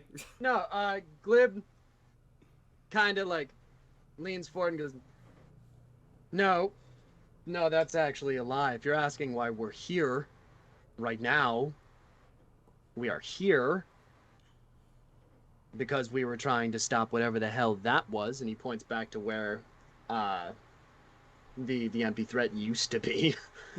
And goes, and we did that. I told you to move because we didn't want to be here. As the green one said. It wasn't intentional. But we wanted to be out here. We just wanted to go back afterwards. Actually, I believe the question was, how did we get here? And if you're asking how we got here, we're standing on it. A half-baked time machine made out of a sentient creature that we use to get around. So, interestingly, you kind of jumped to its next question, which, these things are similar to the accident. So, You have stopped that thing. Your goal is done. Return, then. Well, not entirely. Actually, we have another goal. That was just the first in the line. Our real goal is to, as I said, create the universe, or return. We'll also settle for returning to our previous universe, which was destroyed by you. Now, as you would kind of expect, there's a pause at this. I want to just double check something really quick. This is the first time that any of you have mentioned to this thing, directly or indirectly in this case, that you are somehow from the future. This is the first time that has been said, right? Then there's another pause. Goes, but I have never seen you before. That's true. You do. Eventually. You will. In another time, in another place, you will. And potentially you will quite often, so it would seem. We are at the beginning of what we call time. The end of our time, our universe was destroyed by you for reasons we don't know why. I assume because our universe existing perhaps felt unpleasant, which we have since talked about the importance of. We went back in time to save it, went too far, and now we're at the beginning of time, with a unique opportunity to start anew. Hopefully one that doesn't end in, well, the same way. What was your world like? Real fucking happy that they turned off our ability to hear thoughts at this point. yeah. It was, well, it was everything. It was a culmination of everything we've talked about. It was beautiful. It also had suffering. Had a lot of money to be made. I know that for sure. Had a lot of sights to see, things to hear. And Matt? Adventures to be had. Adventures to be had. People to save. Mm-hmm. Yeah. You had an interruption. Yeah. I'm gonna try and summon my extant. All right. I think something's gonna happen before that happens, because as Goodbit is speaking, something is going to change in status here. So Goodbit, as you talk about reality, you see your extant start to rise into the air. It is still unmoving, like its form unmoving, and you get the sense that it is essentially being like lifted, not moving of its own accord, if that happens, as it sort of starts drifting closer to the eyes. Glib, at this point, if you would still like to summon your extant, you could still do that, but I wanted to say that is happening before you make a decision of that type. He sees that happening. He summons his extant, and to the nothing, he explains, these are representations of everything outside of ourselves and how we see it. And somewhere in there is our world. There is our everything. So if you look into them from all the different perspectives on this ship, you'll see what we want to make. Okay, I have to think for a second about the reaction to this, and I'm going to do something slightly annoying here and mildly. All right, people in chat, this is a question for you, not a fun question. Are you hearing a clicking at all on my end? Because the people above me, I just had new upstairs neighbors move in, and they are very loud. And I'm really hoping that's not coming through on the audio, but I can kind of see maybe a little spikes I on don't my hear end, anything so, personally. yeah, it's really minor, so I'm hoping that's not... Okay, people are saying no, so I'm going to say that's good. And that'll also give me a chance to think about exactly how that sort of reaction is going to happen. So, Glib, you summon yours. There's another, like burst. This one is very quick before it, your extant gets sort of frozen again as the one seems more focused on Goodbid's at the moment. As the sort of burst happens, you see Goodbid, your extant, like almost drop slightly as if the nothing is like faltering at the burst, but then it picks it back up very quickly. And it holds it in front of the eyes. And as it does so, you see the sort of border that defines your extant start to warp and expand slightly. And the eyes start of the nothingness, not of the extant, start like shifting slightly, as if it is basically like analyzing the internals of your extant with that information having been known. I turn around to Styx and I go, Styx, now that you have said your piece, would you like to tell our friend here what our universe was from your perspective?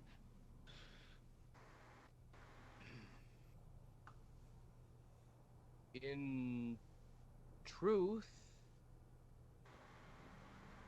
I don't think it was terribly different from any of their perspectives. You know, the world's the world, and we define it differently. From my perspective, it was the place where things happen. You know, it was life itself. Everything good, everything bad. In truth, I don't know that I quite understood it before I came here. I lived in a really small world. Kind of had to make my own fun and purpose. The world is moments. A bunch of moments happening simultaneously. What I had back there was a moment of anger, and I do apologize for the anger. Not all the sentiment, but certainly the anger. It has moments of sadness and moments of joy and moments of reprieve and moments of intensity.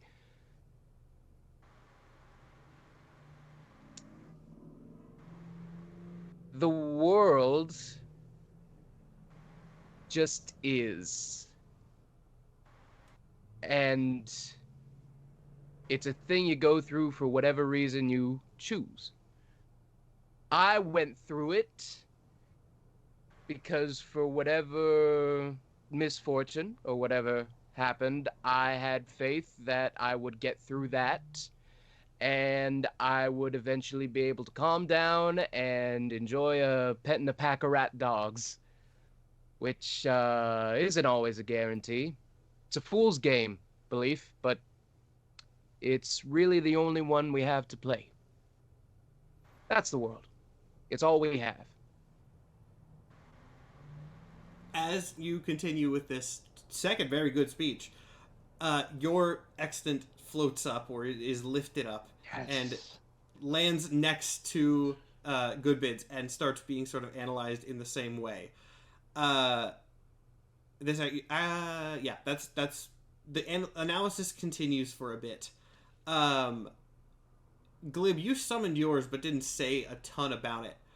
I think it's gonna start lifting off as well, actually. I turn to Bello and go, Bello, do you want to call your extant in if you haven't already, and tell Matt here a little bit about what you think the universe is? Yes, please. So I summon my extant and I say, Matt, brace, prepare yourself. Good job. Okay, so my perspective on the universe is, I almost think it's a little bit like yours. I don't see how your existence or how you've been carrying around in this area, what gestures around to like literally nothing, is really conducive to making friends. So when I was a caterpillar and in the soup, and also a butterfly, it was really hard for me to have friends because people didn't really understand me very well. But after all the hardships, I ended up making quite a few friends.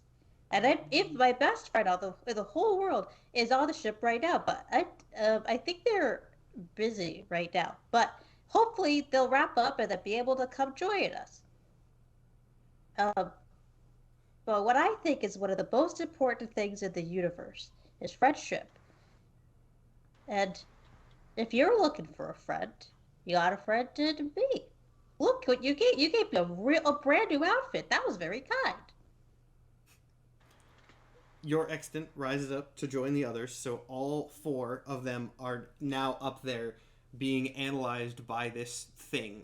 But now we're gonna come to an interesting little point, because out of the lower deck of the ship, Damn it. a fifth one starts to arise. Not the rejector. His extant starts floating up to join the others. So that would be the situation downstairs. Yeah, whose is that? That would be the rejector who has currently knocked everybody else out and is holding them captive downstairs. I'm sorry, what? Yeah, your other half is currently trying to talk him down and explicitly told me to leave, so I didn't think that this was going to be the direction that we went. But we have balance right now. We got, Yeah. Well, we can't stop that. That's just happening. Yeah, that's just happening. I mean, it is part of the world, you know? No, he isn't. He's got his own little made-up world in his head. That's his experience of reality. Yeah, but that kind of thing doesn't really happen without being failed by the world, no? Yeah. It kind of is. Maybe it is, you know, dim as it may be, maybe his perspective should be seen. We can't stop it, so. But where there are people that think like Bob, there are people that think like Bello.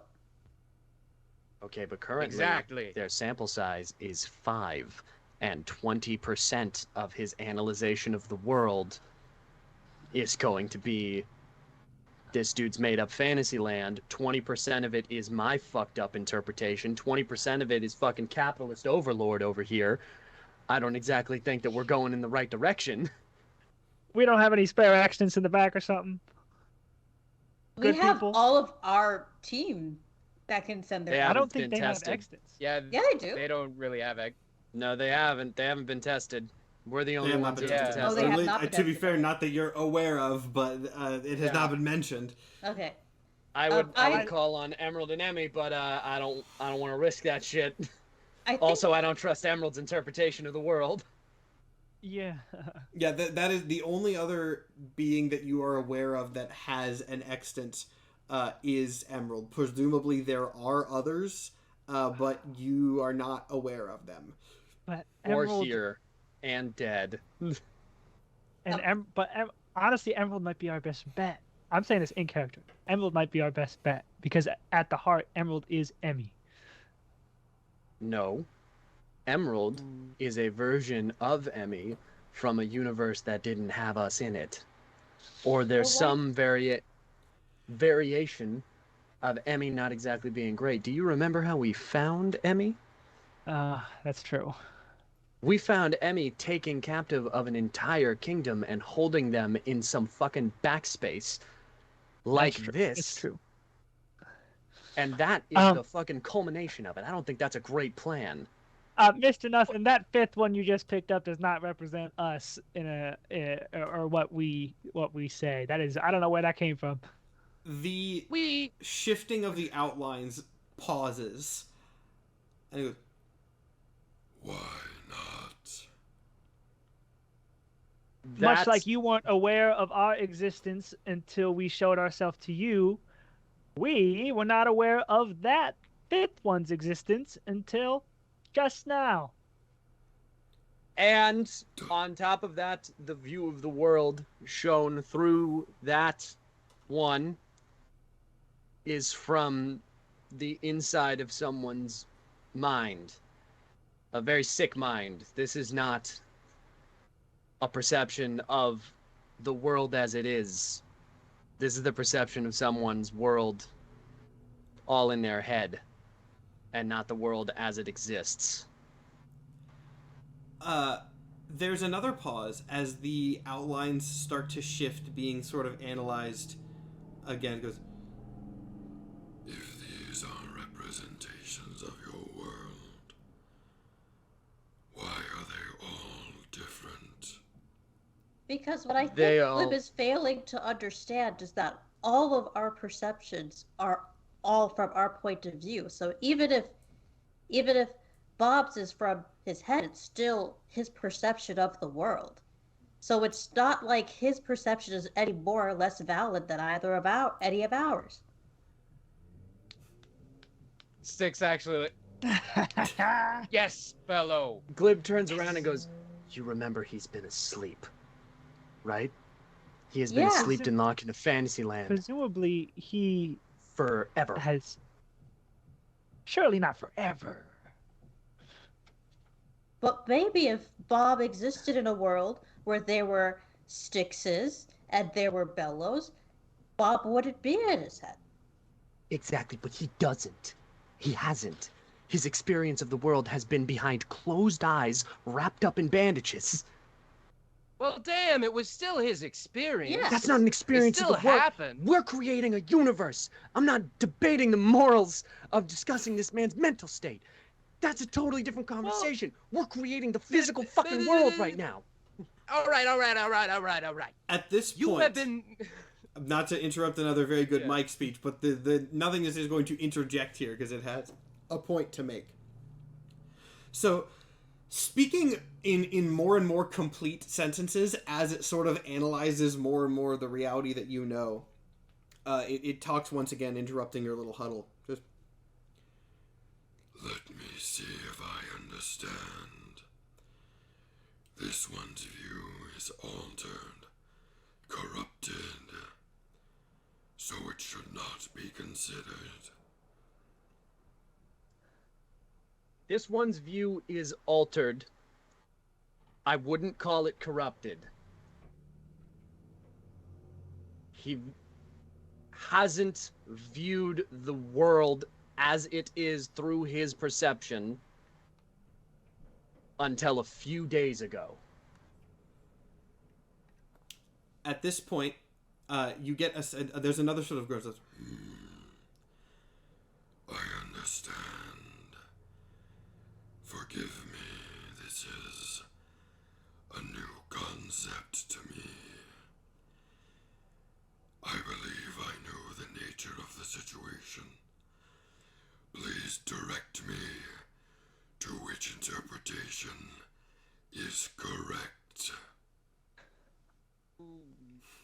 Now this is where it gets dicey because they all are true.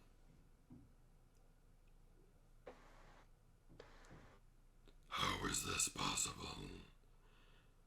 If one views differently, so do they all. Which is truth? See, this is where it gets a little bit complicated here. Because you haven't been able to experience the universe. And I'm not sure if even in all the other iterations you have. So, actually, I forgot to mention this, but I've never been here before. This is my first time. So it's like basically both our first times. We're sharing in something together. That's fun. But maybe it's time you experienced it so you can start making your own decisions. An interesting proposal, and not necessarily one that I was expecting. You get the sense that it's considering it. Yeah, because all of these are just what we have experienced in the world, but it's impossible for us to say which one is true because they're all true in our opinions. But you have to experience the universe to see everyone's point of view, which is going to take a really long time, but if you're become sort of like a universe yourself, then you get to experience everything all at once. And now you have the answers, and you'll see that everyone's point of view is true. Well, perspectives. God, people above me are building furniture. I think it's crazy. It's just bang, bang, bang, bang. Anyway, this being, you see once again the analysis of all these entities pauses. But how do I phrase this? The motion in the eyes of nothing doesn't move. You see it's definitely considering something, but your extents are no longer in consideration at this point. This goes on for some time, and eventually the next thing that happens after a moment of this sort of analysis is out of the base of the ship, or the lower deck of the ship, floats the Rejector coming to see what is going on. I'll go ahead and give a quick... The Rejector's going to start floating up. Chaos Bellow, are you following, trying to get ahead of him? What's the reaction to that? Going like, Bob, we still are talking about this. What, like, has any consensus been reached in the background? He doesn't seem particularly interested in having the conversation here. He wants to see what thing. If you want to have like a specific thing that you are asking him, feel free to do that, and I will give you his response. But he is not initiating any conversation. I'll phrase it like that. Like, Bob, remember what I said. It's very important that we have many different interpretations of our points of view. We can't just make the universe based on one person's point of view, because that's not fair and it's not right. Because you didn't like being in your head against your will all that time, so why would you want anyone else to be like that? Seems to note it, but again does not respond, and then eventually does go up to the upper deck, where he does not immediately speak, but you all hear and then see him coming. Oh, son of and a Chaos bitch. Bellow is up there as well. Oh, Matt, this is my best friend Chaos Bellow. We don't look as much alike anymore, but we used to look very, very alike. Oh yeah, that is worth noting. Chaos Bellow sees that Space Bellow has Pokemon evolved. Yeah.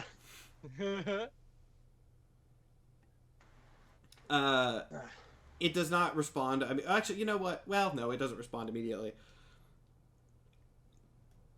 Does anyone have a reaction to the Rejector coming up and floating there? Or, because he's not doing anything yet. He's just observing this. So if everyone's observing, you can observe. But Glib sees it and is like, oh, fuck. God damn it. I mean, his extent has already been analyzed. You know what I mean? So it's like... Hello, Bob. Status Bob. check. How are you holding up? Didn't know you were here. You didn't? Oh, I'd like to say something before Matt gets to speak. So, my hope for this new universe is that people like Bob don't have to live by themselves. I want people like Bob to also have bellows. Okay. You see a little flicker in your extant bellow as if that sort of information is being kind of added to the pile, in a sense.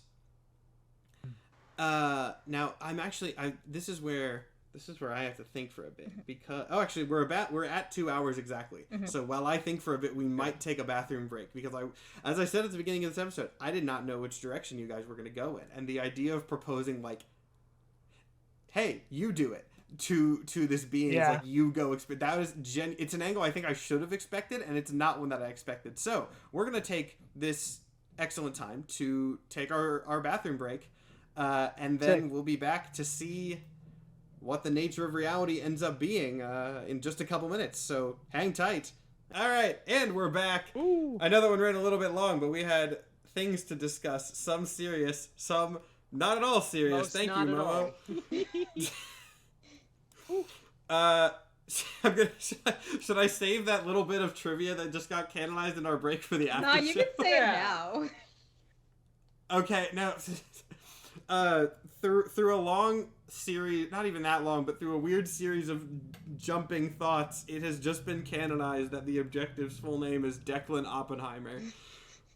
If anyone's curious what his last name was, that just got canonized because we're all idiots. Anyway, there's a little bit of extra trivia for you. Shall we continue on the things that actually matter? Yeah. Please. According to you. All right, cool. I think that was very fine. important. According to me, fine. According to me,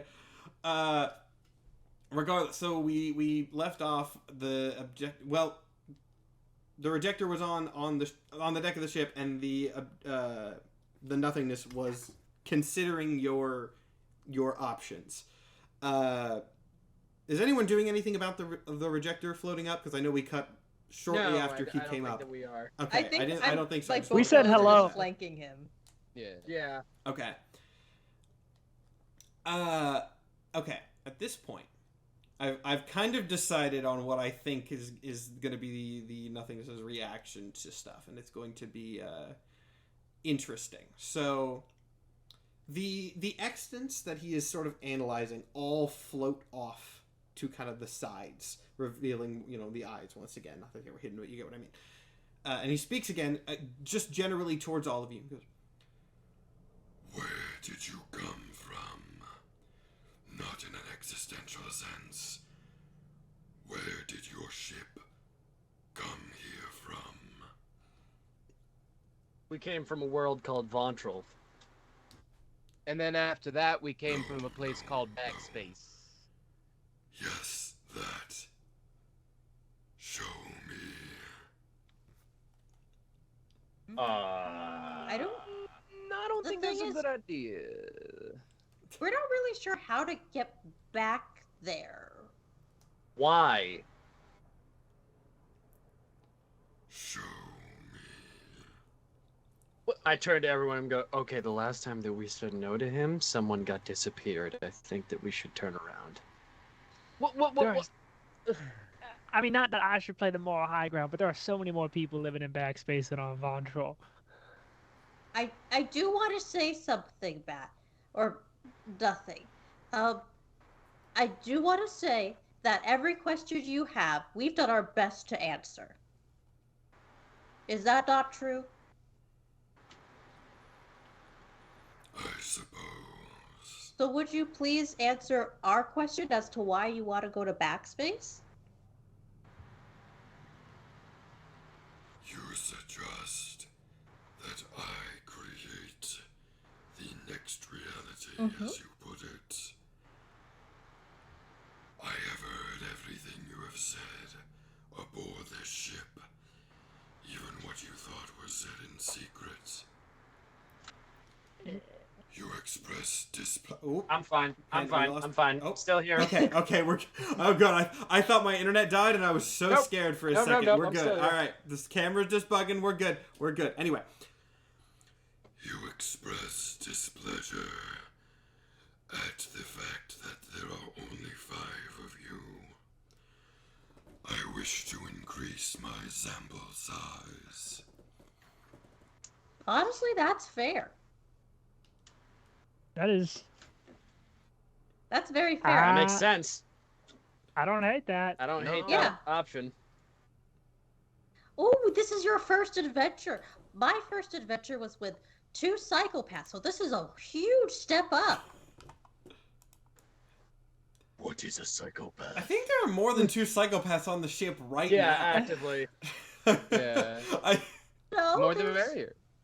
I don't think so. Not psychopath necessarily, but there's definitely more dangerous and unstable people. I drink than 2. people consistently, so... I'm a great guy, so I don't know what. You're a hitman. You did. For hire. You tried to put me directly into unresolvable debt the moment we met. Okay, and And it's a bad thing to do, good bid.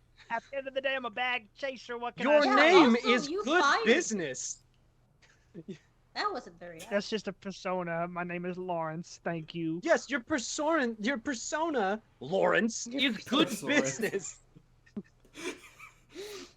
All right. Point is, I like the backspace idea. Let's get a sample size. Oh, this is so exciting. Someone in chat just said, Matt, I swear if you pull it, all of society secretly wants to die, I'm gonna riot. Sir in chat who just said that, are you okay? What the hell shows are you watching? Why would that be why would everyone is suicidal be the twist? What anime are you watching right now? Anyway, regardless, so as everyone is trashing on Goodbid's personal morality systems, Mercury just kind of shouts back from the wheel where he is walking. So are we going back to Backspace then? You know yes. how? Yeah, I Is that think where so. I'm, turning But the we ship We're have around? gonna to lead be- the way.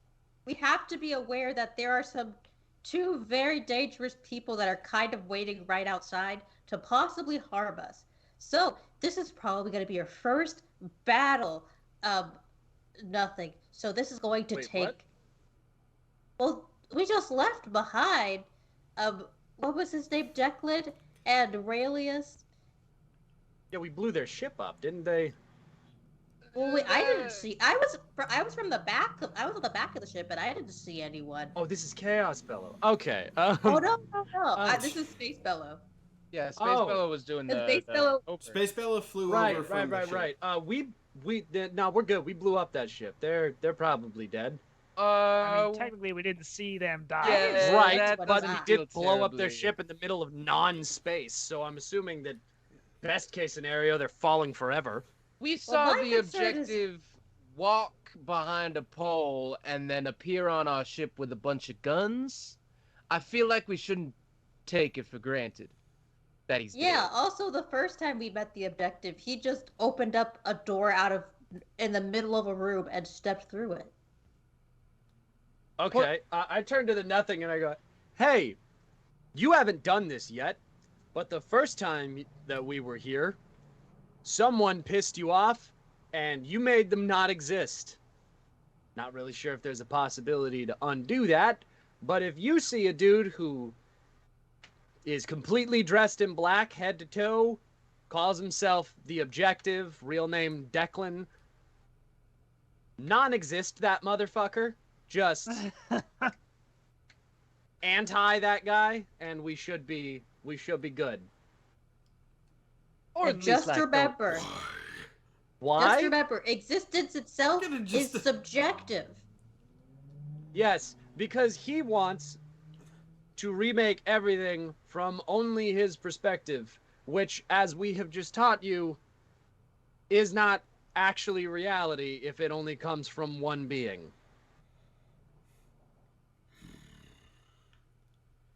If we encounter this one, I will handle it. And I'll be there Thank for you. backup. Ominous. Ugh. You never I know when d- you're gonna make friends. I did promise that I was going to kill that guy, so if he does show up. Mercury swings the ship around. You think you get this sort of very strange sensation where like you can feel the ship is turning, but You can't see anything turning. I'll go ahead and describe this again visually for the audience, though it would feel much weirder as a character on the ship. Essentially, the eyes are turning at the exact way that the ship is relative to it, but since the eyes are your only frame of reference for anything visual in this void, very odd sensation of, like, turning without actually moving. Yeah. And then you feel the ship start to move forward, presumably heading back towards the portal that you came out of. This will take some nebulous amount of time because distance is weird. Essentially, that is me passing over to you guys and saying if you would like to say anything or do anything during this time, you can. If not, we will go ahead and say that you arrive. Wait, can we sing 99 bottles of beer on the wall? Do we know what that is? Probably mead. It's a traveling If song. you would like to... It's a traveling song. The Bellows begin to sing in harmony. Does anyone join them? Sticks joins 99 bottles of beer out the wall. 99 bottles of 99 bottles of mead. mead. Take one down, pass it around. 98 bottles of 98 mead on the bottles of wall. mead on the wall. Oh my gosh. No, go ahead. Glib is actively considering if we should ask the Nothing to disappear him. Like, he is sitting there like, oh, Christ, these are people helping make the universe. Oh, God. So, due to the subjective nature of reality in this world, in this dimension, the only real measurement system that you're using right now is therefore the song, and so at the exact moment that the entire 99 bottles of mead song finishes, you arrive. Right.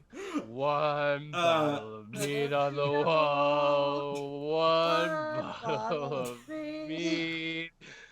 Take one down. Down. You And pass just it around. Zero One bottles bottle, of mead on the zero wall. bottles of meat on the wall. Christ! Oh, we're here! So you say you're here, but what's actually happened is that Time Skimmer has essentially slowed. Now, if you recall when you left, the portal into Backspace is it is not really visible. Time Skimmer knows where it is, so you can enter if you would like, but you have parked outside the thing. At which point, the Nothing seems slightly confused. He goes, Have we arrived? Yep. Yeah. I think so. I do not understand. What do you mean? You claim there is a location.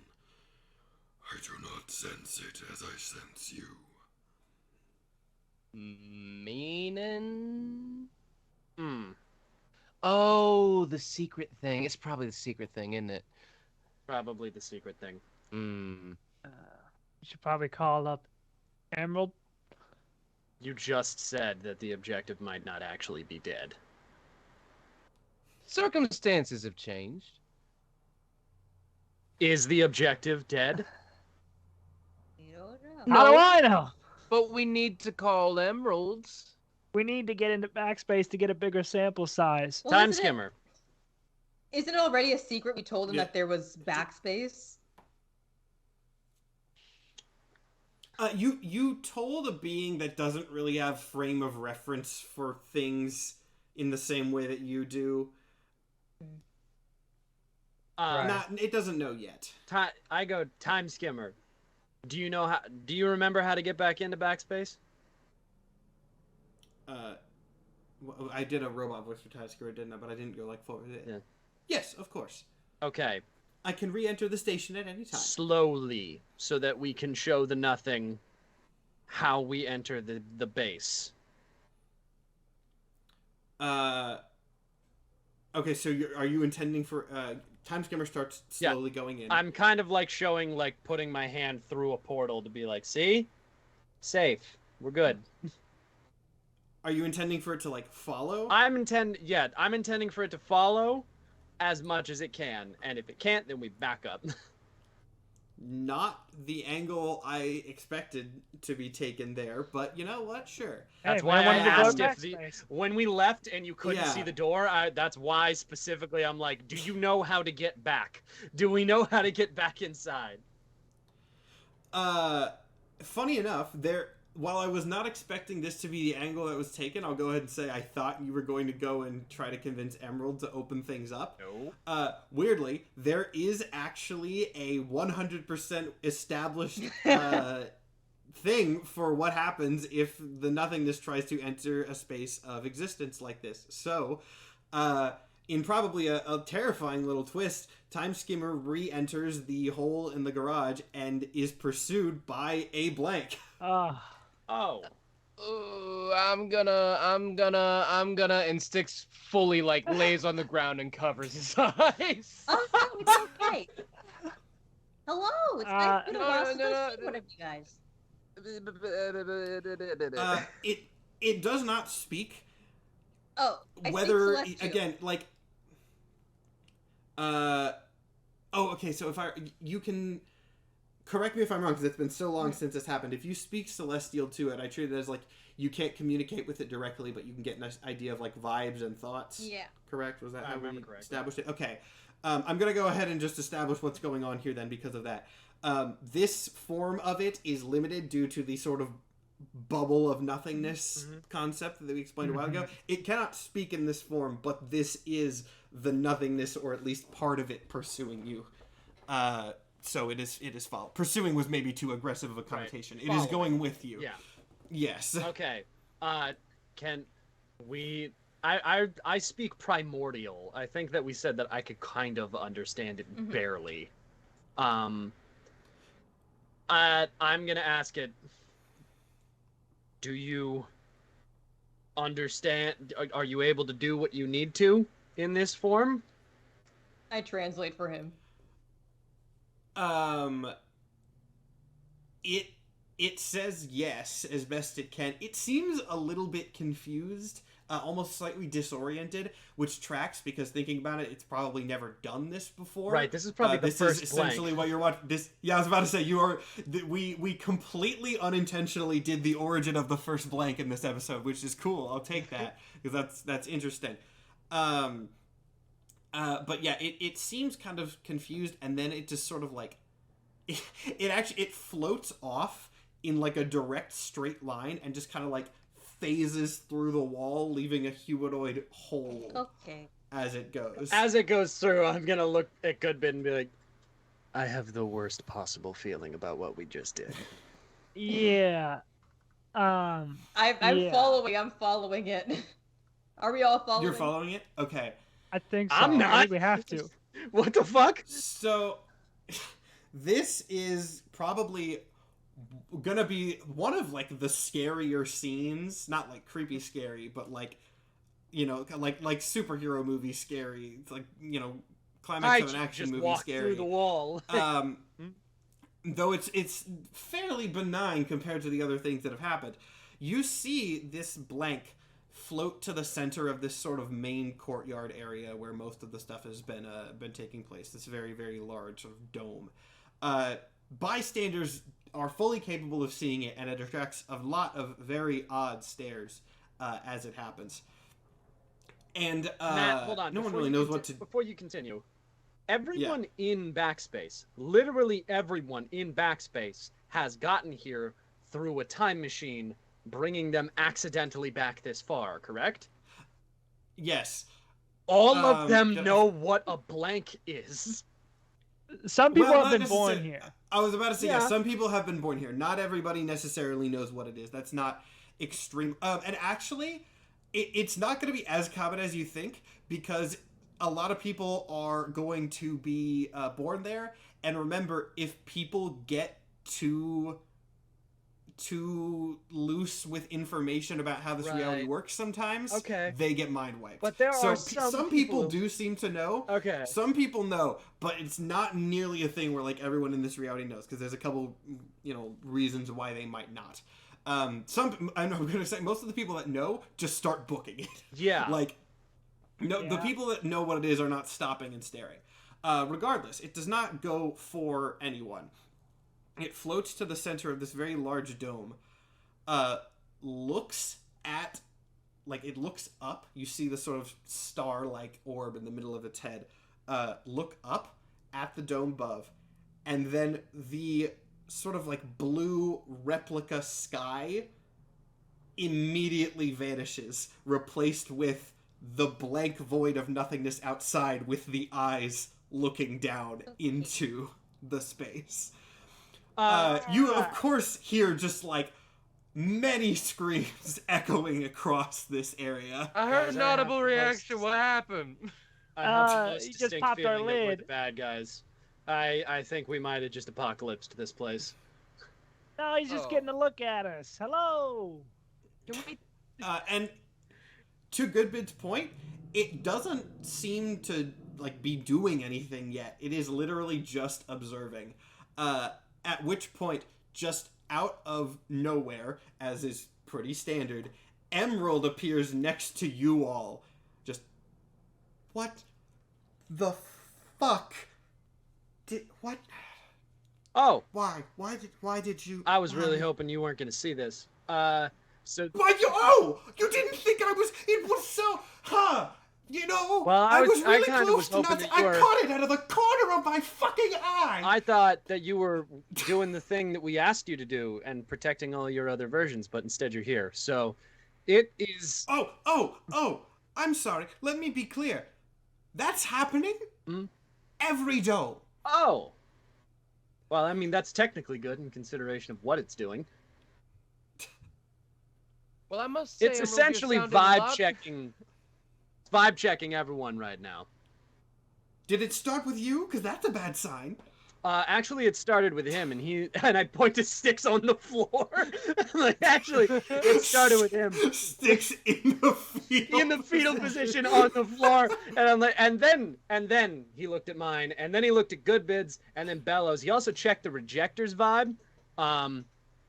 I said no to that one. Everyone else said yes, so here we are. And now the Nothing is trying to vibe check life that exists right now. So he's trying to kind of get a vibe for how existence exists. So he's checking everyone's different perception of it. Don't worry, I don't think the blank's gonna go do what blanks do. At least that's not my perception of it right now. There's a good chance that that Nothing is going to go off and on his own adventures, going to live life for the first time. Isn't that exciting? Yes, Bella. Very, very exciting. That You sound substantially less Cosmic- drunk. I'm proud of you. God monster. Well, you know, it's been a day. Well, I'm glad you were drunk for a while. Did you get Yeah. that bottle of water I I sent wish David I was. to give you? I did get the water. Yes, thank you, Stick. On that note, does anyone have more alcohol? No! I don't think that's a great idea right now. We just He's got probably rid of gonna all check the mead, so don't Yeah. you worry. all of it. It took a long time. It I wonder took a how long-ass long on time. average. Someone in the chat, do some math for me and figure out how long singing through the entire It's at 99 bottles least of beer song like 20 at minutes. Gotta be. normal pace would take. Each Just verse like is sing about the 8 sing the lyric seconds, once so and then that, multiply it by 99. That times 99. Yeah. I would prefer yeah, what's- if you weren't drunk, considering that he's probably going to check your extant as well. And your perception being fucked up is probably not what we need right now. He doesn't really seem to care what you think. You just brought the, from his perspective, monster that he was trying to avoid for Yep. eons, essentially, and just kind of, you know, ripped the, as Nathan said, ripped the lid off and peered inside. Mm-hmm. Listen, the goal but- is he gets a good sample size, creates the universe for us, and then ideally he won't destroy something that he created. Or it created. And This the loop. is our best option. And the loop. And Emerald kind of goes, ending the loop would solve the overpopulation issue if no one, you know, dies. How many of I guess me there's do two- you have here? I don't have the numbers off the top of my head. If it's more than 5, there's a Some- pretty good chance that a lot of people are about to die.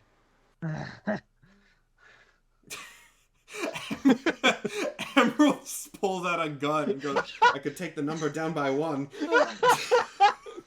I'm like, you And then could puts it try. back. I'm pretty sure Why that don't has you to even be have silver. that? You don't even have a holster or anything. Did you steal that from Declan? Regardless, as you watch this this thing start to, analyze everybody, of course, everyone in this main area is panicking. Presumably, given what Emerald said, everything else is panicking as well. Mm-hmm. Actually, you know what? As this happens, there's another sort of weird smoky burst, and next to Glib, Emmy appears and just kind of looks at you without saying anything. What the fuck are you doing? Wait, hold on. You are not... You're supposed to be somewhere safe. What are you doing here? He left, so I came with him, I guess. Glib turns back to Emerald, just death stare. Like,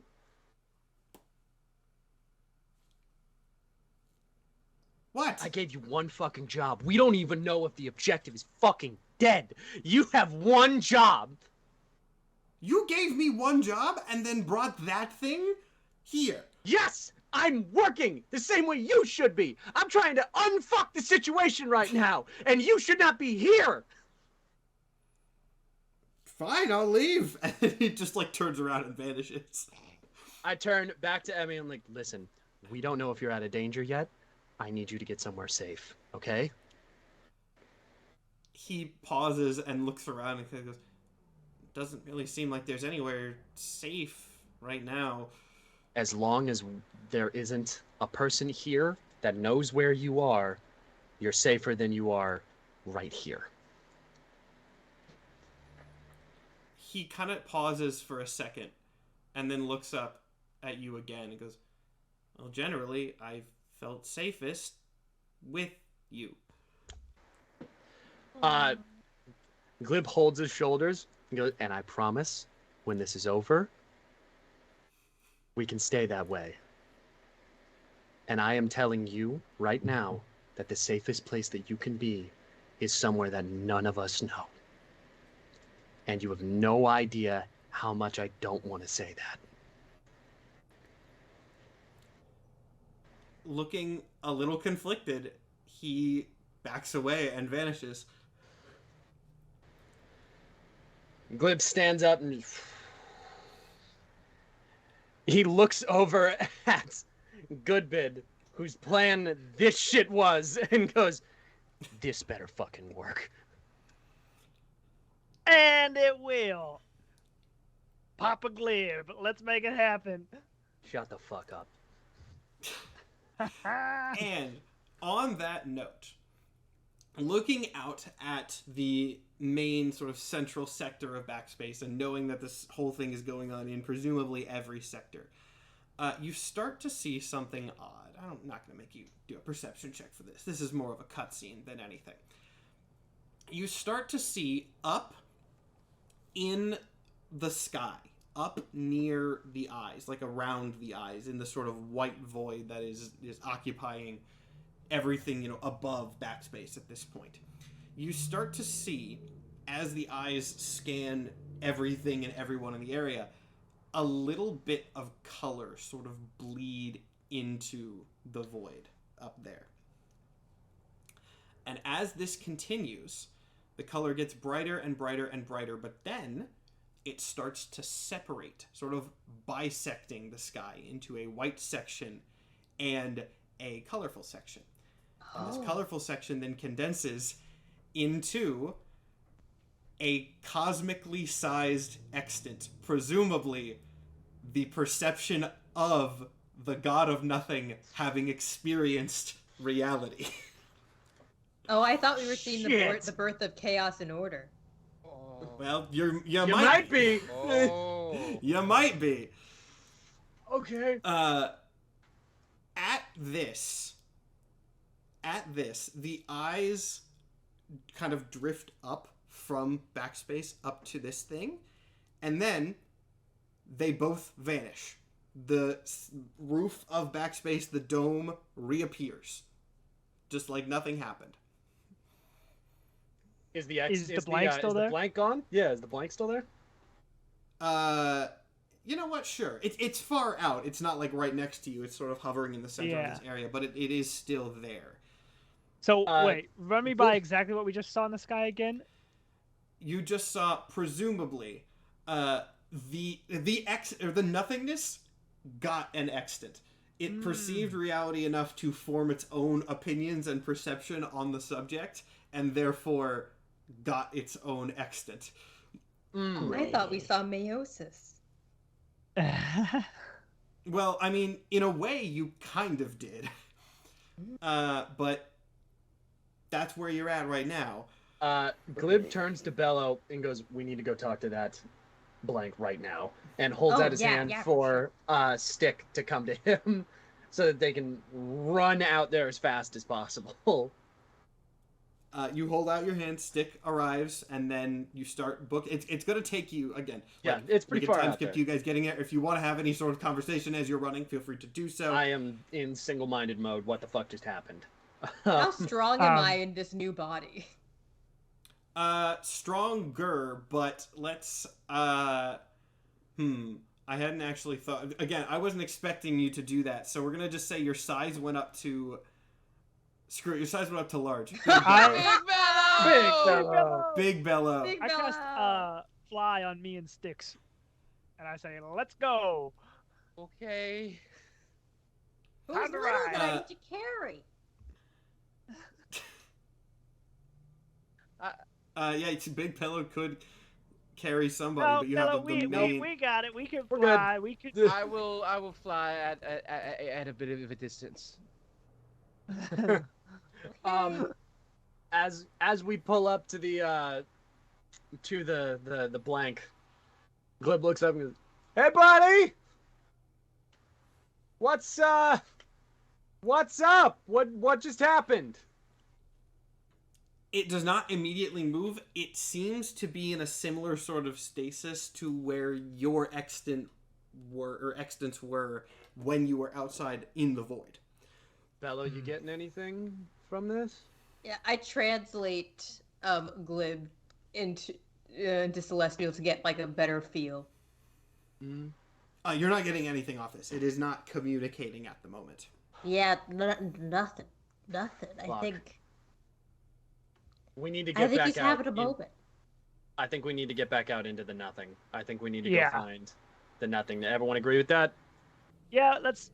Okay. Get back by out. me. Just whip Yeah. back around, go back to time skimmer.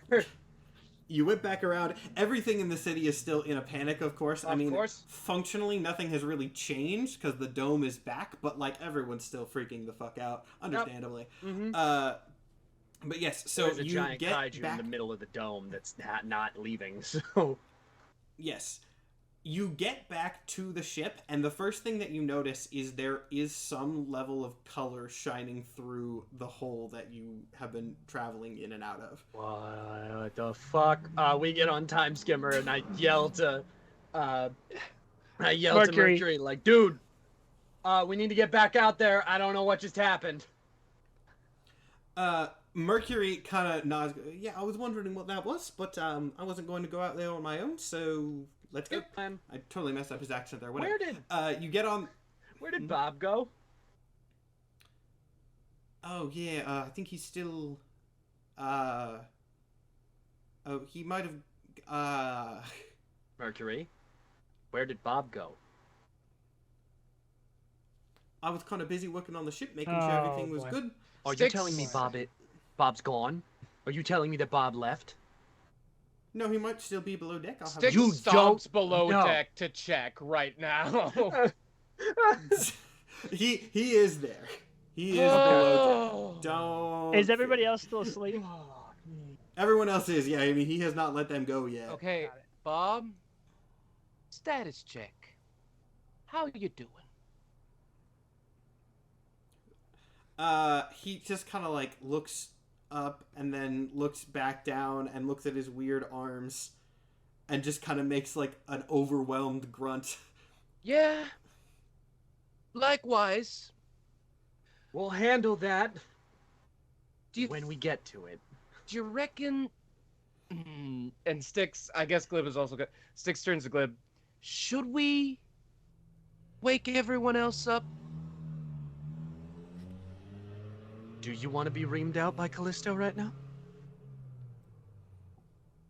Maybe we should wake him up after we've solved the problem. Yeah, I don't Thank feel you. great about it, but that is This a is the practical and only good choice. time I have ever agreed with the bug. Please. Oh yeah, okay, yeah. Yeah, he's What he not. doesn't know won't hurt him, probably. He's not dumb like Polnari. He's not gonna get it. I have never agreed with you more in my entire life. We've come back. I come back up and I'm just like, okay, Mercury, let's get out there. Timeskimmer takes off once again, and you head out of the void. Now, the sight that you see out there is slightly different than it was beforehand, unsurprisingly, I'm sure. Lovely. So, as I've said many times, distance is weird here, but you see off in the distance the eyes of the nothingness, very, very, very far out. And in the same way that you have sensed sort of hands in a place where there is not hands, as your mind sort of tries to understand the concept of this sort of sentient nothingness, you can kind of sense like a whole body in a way, sort of like a cosmic, even more complicated version of a blank that's just not there, but it exists. And again, massive, universe scale, far out beyond your field of view. And floating across from it, also just in this void, is an extant of the same size, and they're just staring at each other. Do we not So have I our think- extents anymore? Like we essentially gave them to nothing. Yeah, he has kept those. Great. Okay. Do we see Mercury, the eyes, or just we the need to extents? go. You see the eyes, and you, since you are so far out from the eyes, you can kind of get that same sense, like you could have sensed the non-existent hands of a whole humanoid form around them. Got it. All right. I think we need to go talk to. Yeah. I think we need to go talk to this guy. Mercury. Let's go. Mercury, seeming apprehensive, but if there's one thing Mercury's gonna do, it's try his damn best. So he goes and starts flying towards the cosmic gods, and then sort of like he kind of just pauses as you get closer. He's like, I'm not really sure how I can get closer to them. They're kind of, I don't know how they work. Yeah, this might. If we get any closer, we might be pulled into their gravity. Yeah. I'm not sure if there's gravity out here really, but I like the way you're thinking. I'm surprised we can breathe, honestly. Well, Don't think I about it actually too hard. don't know. I don't have to. Can y'all breathe? Do you have the ability to breathe? Do you need to? I don't feel like I'm not Look. breathing. Glib, I read this one comic book one time about this guy who has superpowers and he can just kind of breathe in space and no one questions it. So I think we're going to go with that. Wow. Okay. All right.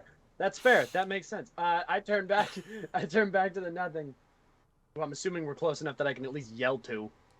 and Yeah. I'm like, yo! So you are sort of in between these things. You know, this Yeah. is going to be a visual, but for the podcast people, if you're like here, then the two cosmic beings are kind of on either side of you. Both of them turn just their heads to face you. Oh, They don't speak, God. but they turn to look at you. Hey! I see you got an extant. Any vibe on what's going on? Yeah, what's your name? Not the time. No. Asking for the. I'm assuming Bella's asking for sort of the title at this Yes. point. Yeah, you just got Yeah, tested. that's important. Yeah, because the vanishing did get tested. In unison, both the nothingness and the giant extant speak as one, saying in one, again, sort of cosmic, all-consuming chorus of voices like the extants usually speak in, but with the deep rumbling undertones that the nothingness usually speaks in. And together as one chorus of sort of infinite existence, they say, "We are the symmetry." Oh!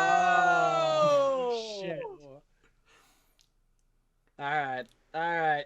We really are Just the like that, Symmetry War. That's the wrap on the series.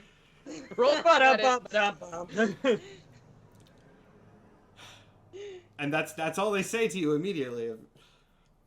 So what does that what does that mean? What does that mean for us and the universe and everything, really? Let's see. How do I want to do their voices? Because I want them to be a little trippier. But I think the nothingness will speak in this case, since that's sort of he's the one that's going to field this question more. Literally. We do not know, but we shall both continue. Okay. Are we gonna have a universe?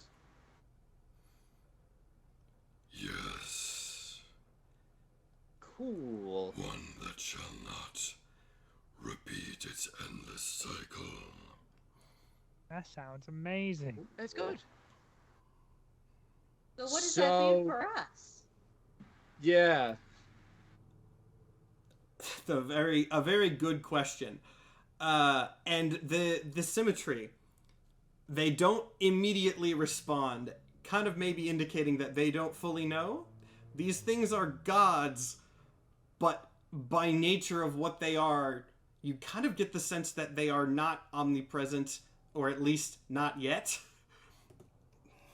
Doc's still on the ship. Is he awake now? Doc fainted a while ago, and no one ever said that you woke him up, but he was not magically asleep. So I'm gonna say, yeah, Mercury gave him some smelling salts, and he's in Okay, his room. Sweet. I am going to turn around and be like, I'm gonna go. I tell the party before I go. I'm like, I'm gonna go ask Doc a question. I'll be right back. For sure. I walk down to Doc's room, knock on the door. I'm like, hey, big guy, how you? You don't get a response. I'm gonna go ahead and say, I'm gonna assume you go in anyway. Yeah. And you see Doc curled up on their bed, just like kind of shaking a little bit. Gravitational waves. Quarks. Glib's gonna Space-time pull up a distortion chair, fields. sit down, and just kind of look at him and go,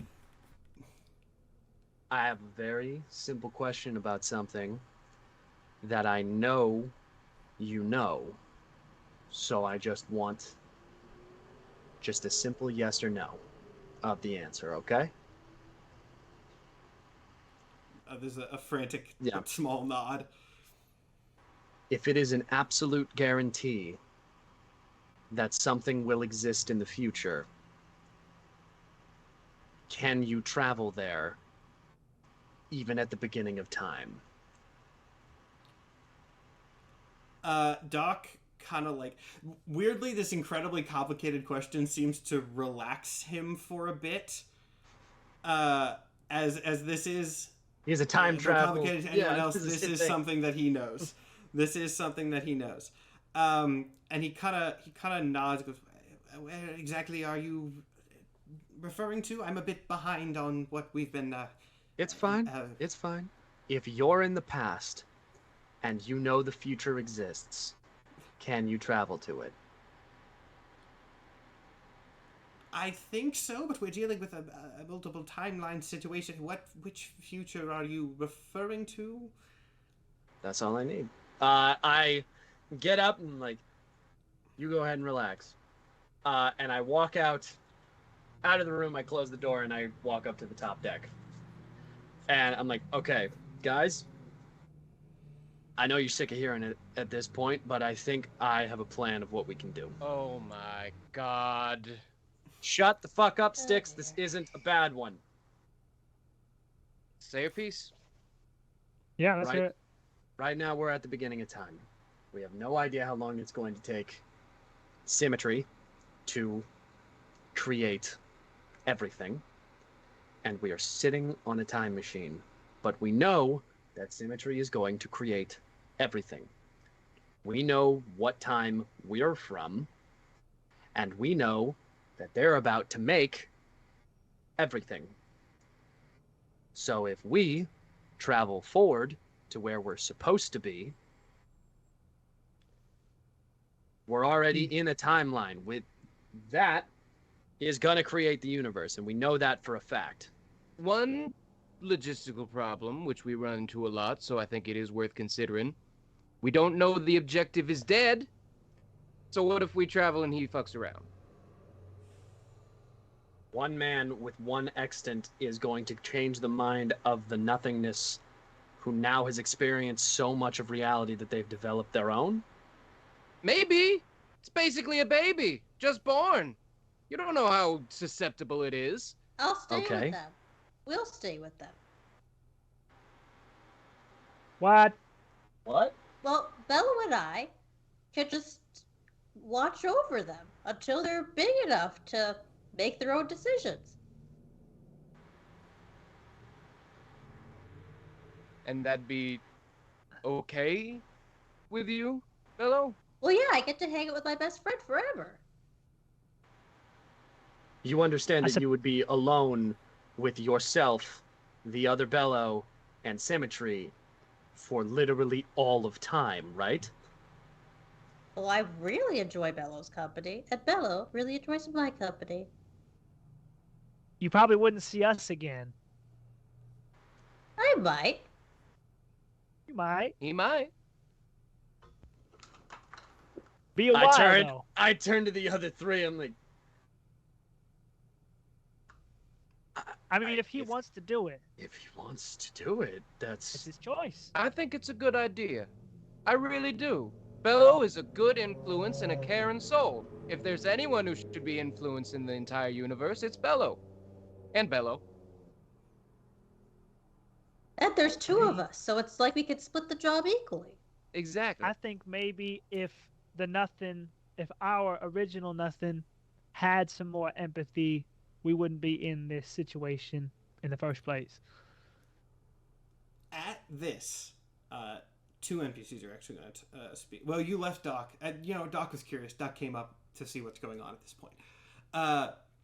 Doc speaks up and says, I hate to be the bearer of bad news here, but I'm not sure how incredibly feasible it would be for the Bellows to exist in the void. We are stabilized by Time Skimmer currently. I don't know if we could...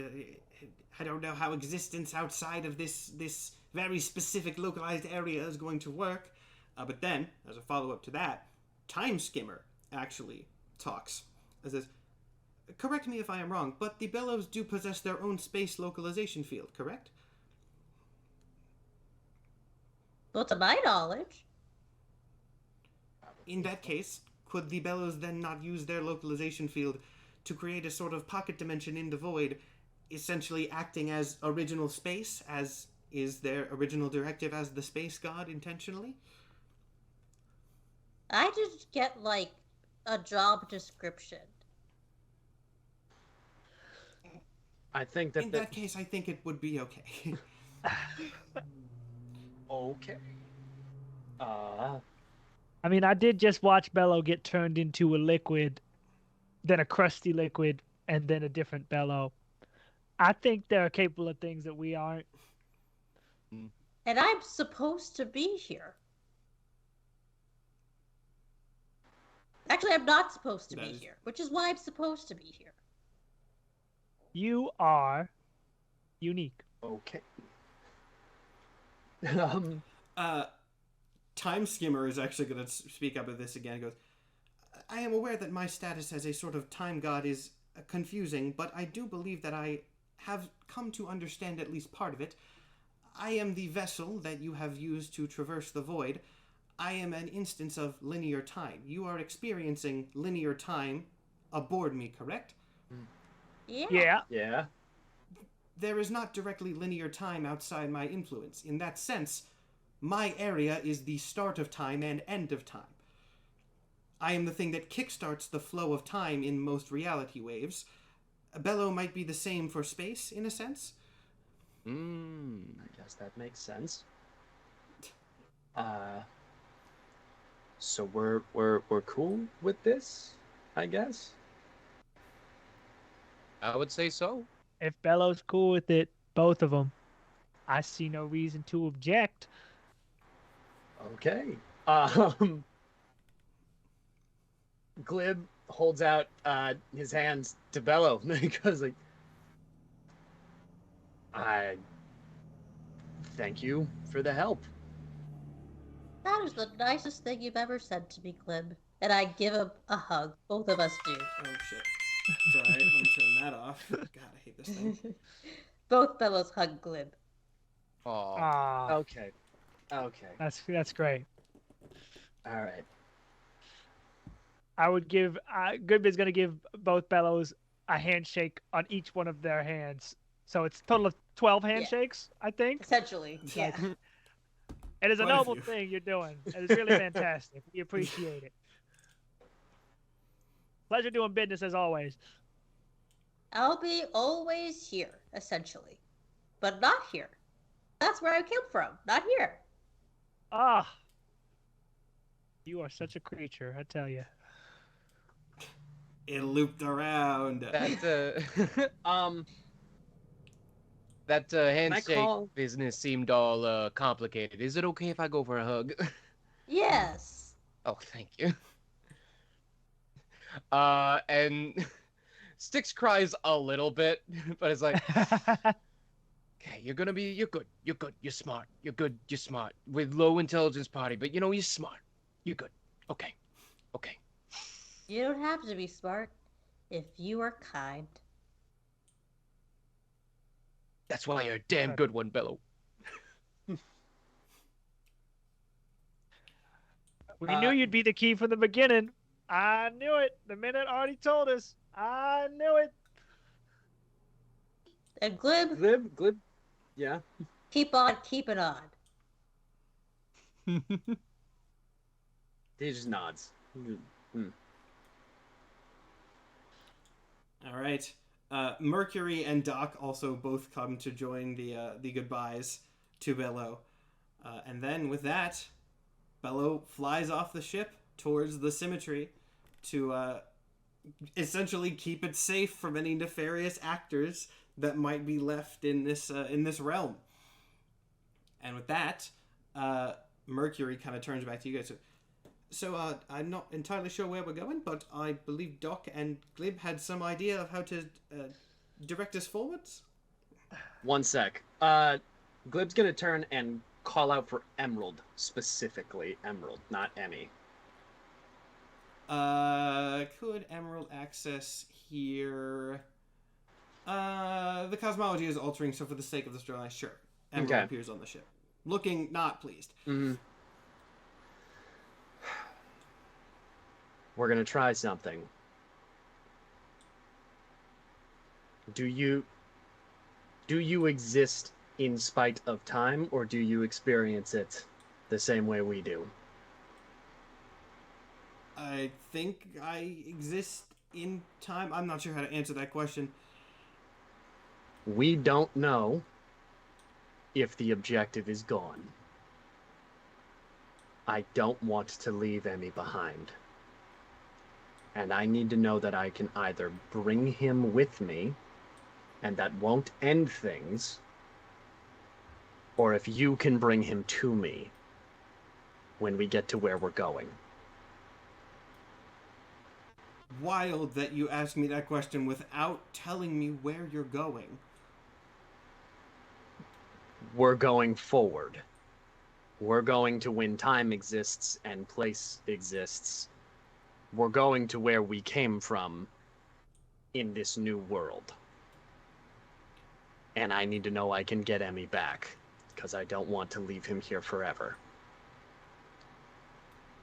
I don't know if I can send him anywhere, and you're not describing it very well. If you want to bring him, you're going to have to bring him. If you don't, I'll keep him safe as I do all of them. How much danger is he in from the objective if I bring him with? If you bring it, if you bring him with you now, wherever you're going, Yes.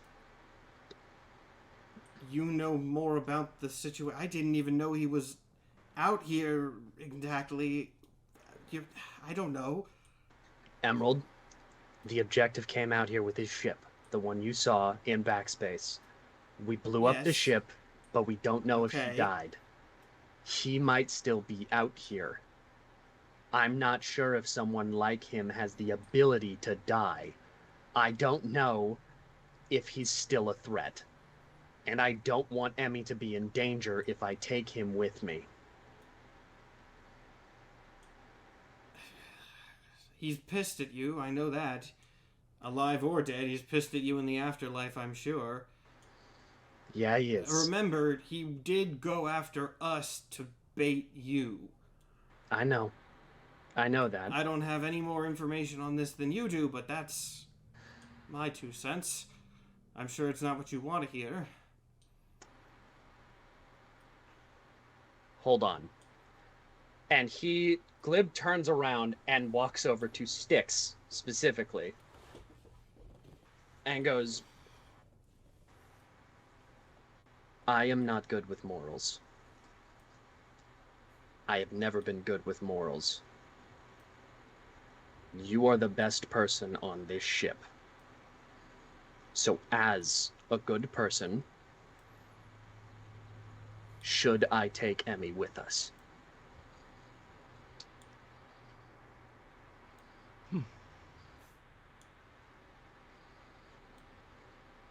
I appreciate you saying I'm a good person, Glib. You're not a bad person. You love that kid. Follow that.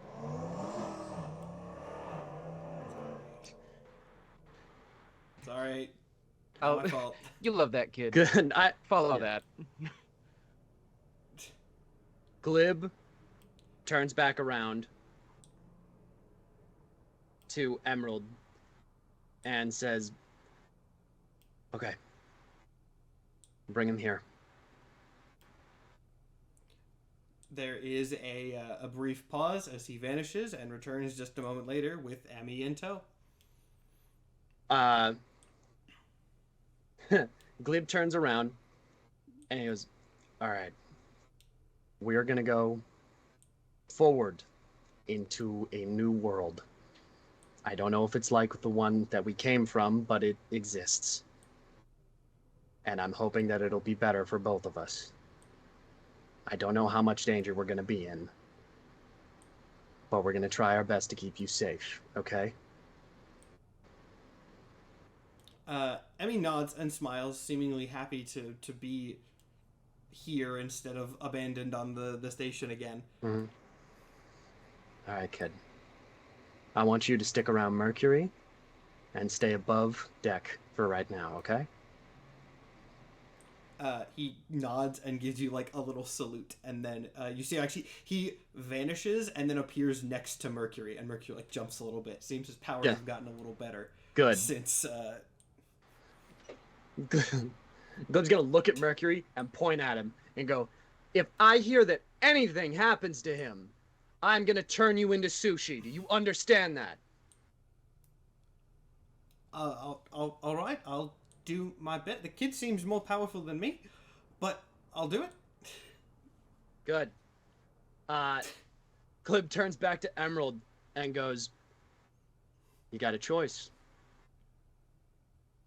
Do you want to come to a new world, or do you want to stay in your box at the beginning of time?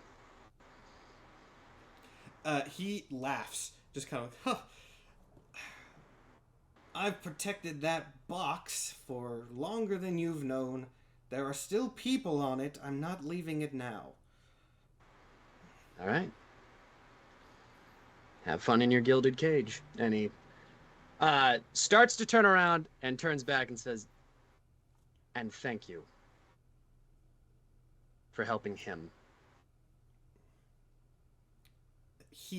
Emerald looks back at you and kind of very intensely goes, I didn't do it for you, but I hope whatever plan you have works.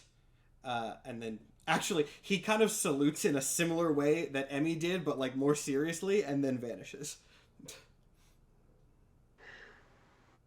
All right. He turns back to Mercury. And Actually, he doesn't turn back to Mercury. He turns back to the rest of the group and goes, "Is it? Anything anybody wants Moment to of do truth. before we go?"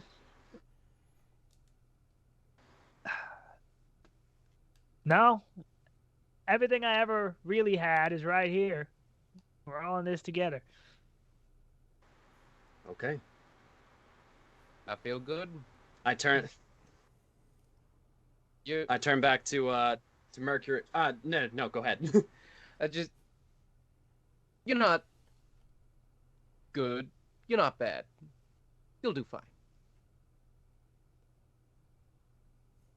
Okay.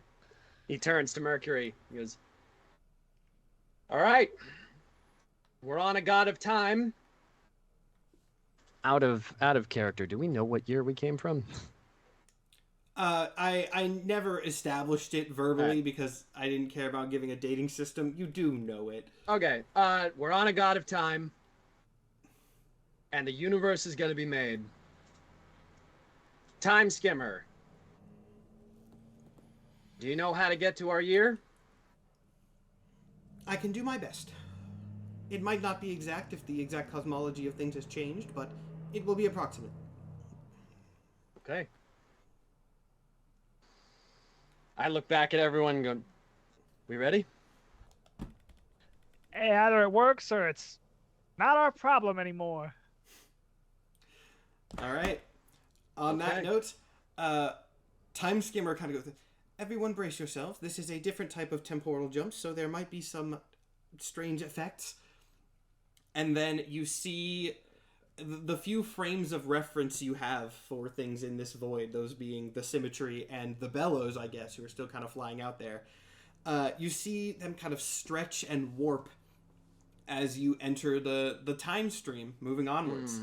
Now, interestingly, as there a wave passes over your ship, and everyone, you kind of feel like this sort of nausea. Wildly interestingly, though, as this wave passes over, Glib, suddenly you're in your human form again.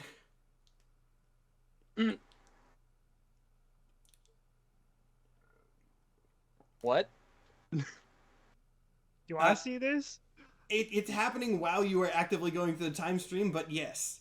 Is he a vampire or is he just like a regular human dude? I mean that would take investigation on his part. Yeah. He seems like a dude. And you are actively going through the time stream right now. Like there is some nausea. It is I got not nothing a to pleasant fucking trip do with before you have time to react to this. Now, Oh my gosh. after a nebulous amount of time in the time stream, naturally, it's kind of hard to tell exactly how much time has passed in there. Time Skimmer just sort of pops out in reality again, seemingly natural reality. You are in a field, just a normal field. You can't really see anything around you. It's not a place that you notably immediately recognize, but it is just a field. The first natural world But we've it seen. is, yeah, but it is not Backspace. Very clearly not the artificial nature of Backspace.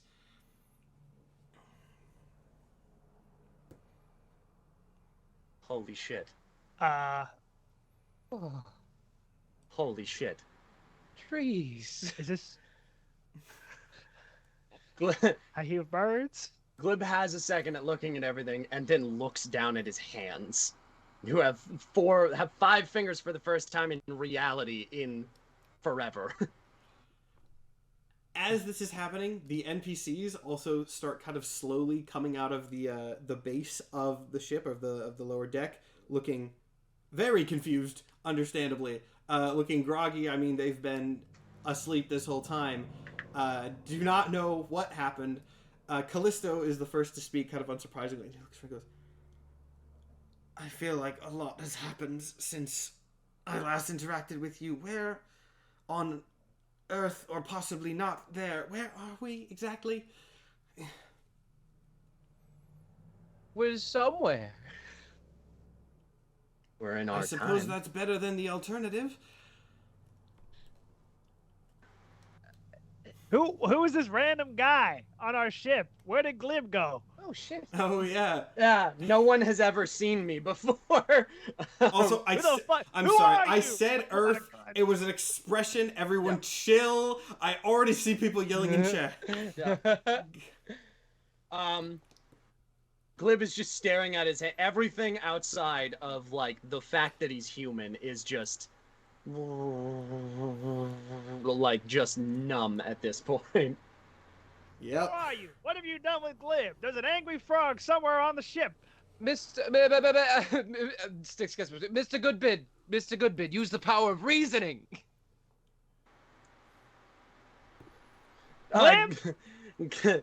Glib looks up at Goodbin and goes, "Holy shit!" You look nothing like a frog. You know that? Yeah, I don't. Holy shit. And you're like not ugly either. Like the way you described yourself was really like. I mean, you're not as good looking as me, but like. Making it really hard to be dramatic. You like got something going for you, dude. Glib like looks over at like all the grass and everything and is just, I have not felt things with my own hands in years. I don't think I want to be on this ship anymore. Oh shit, Bob's on the ship, and Six like sprints to the deck.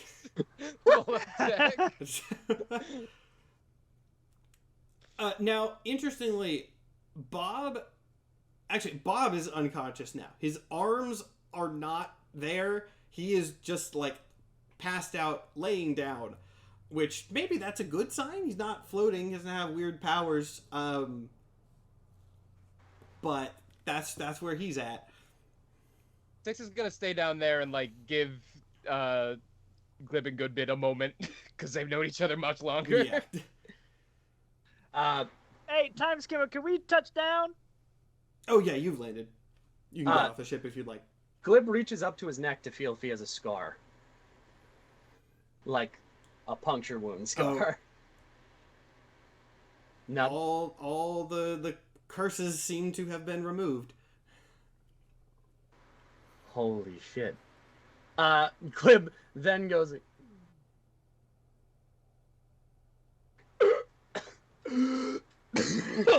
"Oh, fuck, I haven't breathed in look at 2 you. decades. Look at you. Christ. Get it. Oh, Ah, you got it?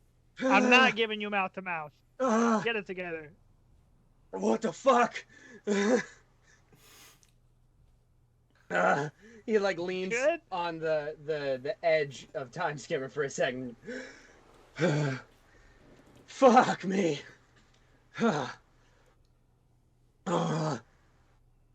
He looks back at Callisto because he wants to see if his arms are different. He doesn't know what happened in this time now. Callisto's arms are still magic-y. Okay. Is my suit still white with order energy? Your suit is still white with order energy. Do I still have Vaktan? I'm below. You still have Vaktan on your hands. Fascinating.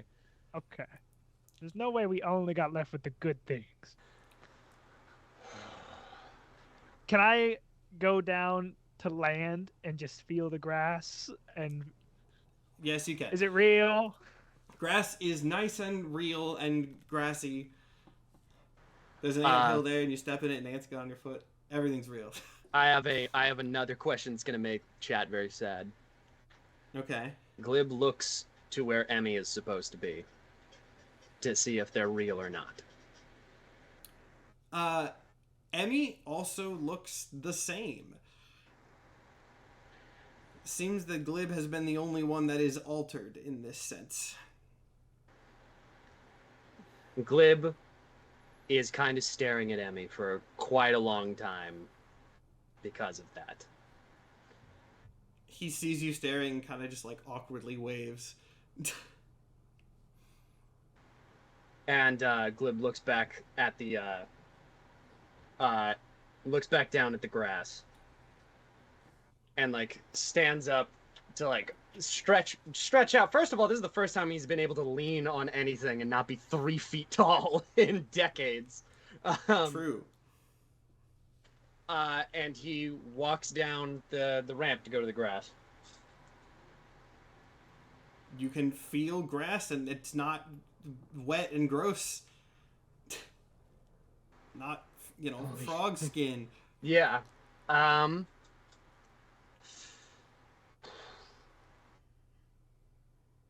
think Glib is just gonna take a fucking second at that. Understandably. Yeah. Goodbit is just laying on his back in the grass and cheesing like, oh my god, I told you that shit would work. We're here. I don't know where here is, but it's real.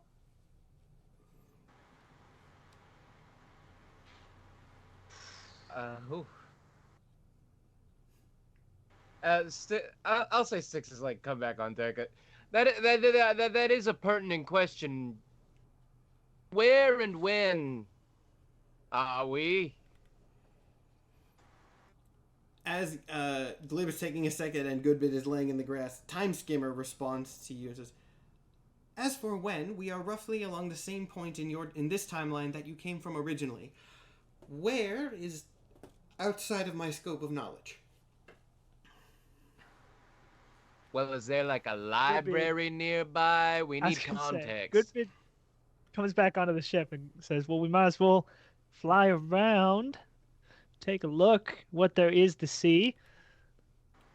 Mercury kind of nods hearing that, goes back to the wheel to take off again and start getting the lay of the land. Oh, go ahead. No, go ahead. No, go. No, you can go. If you had something. Glib for a moment is considering asking Emmy to check where they are, because he knows that Emmy can like run at fucking Mach 10 around the world. See if anything is different. But I don't think he does that because he doesn't want Emmy to be, out in the fucking world when they don't know. Fair.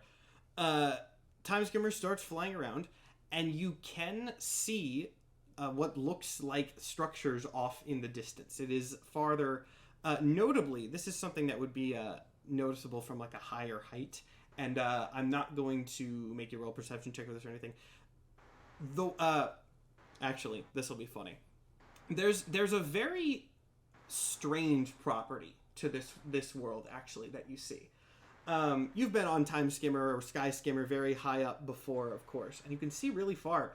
But here, it's like the world like curves down. It's very strange.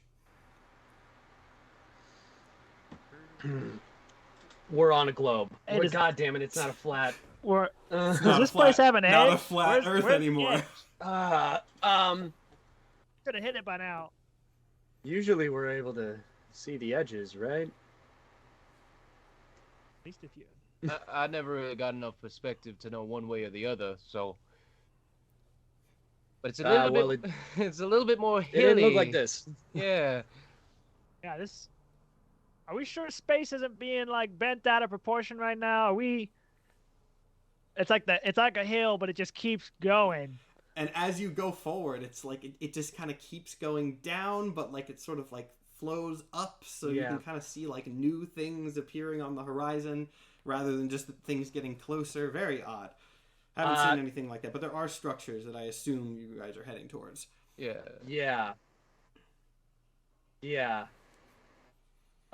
Glib looks back, turns back to Time Skimmer and says, "Hey, geographically, in our time, are we roughly where a city would be? Any of them? Are we where Riftreach would be? Are we over?" The geography of this reality does not seem comparable to ones that I have experienced previously. It would be hard to compare the two. Okay.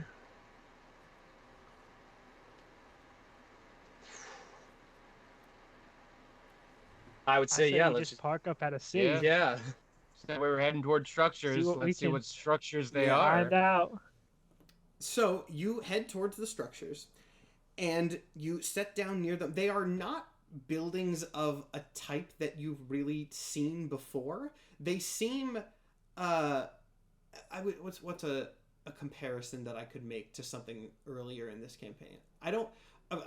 Screw it. For the sake of ease, I'm going to make real world comparisons rather than comparisons to previous things in Vontrol. It seems like more. Well, actually, I can do this. More like structures that you have seen in Backspace, but on a much smaller scale and in much smaller clusters. To compare this to real world, it's like villages, but made out of like metal and more futuristic things in a sense. So definitely very different than what you've seen before. Right. Because based off the perceptions of the people in Backspace. All of the Some of them people know what Vontrol is, some of them don't. from all the different realities.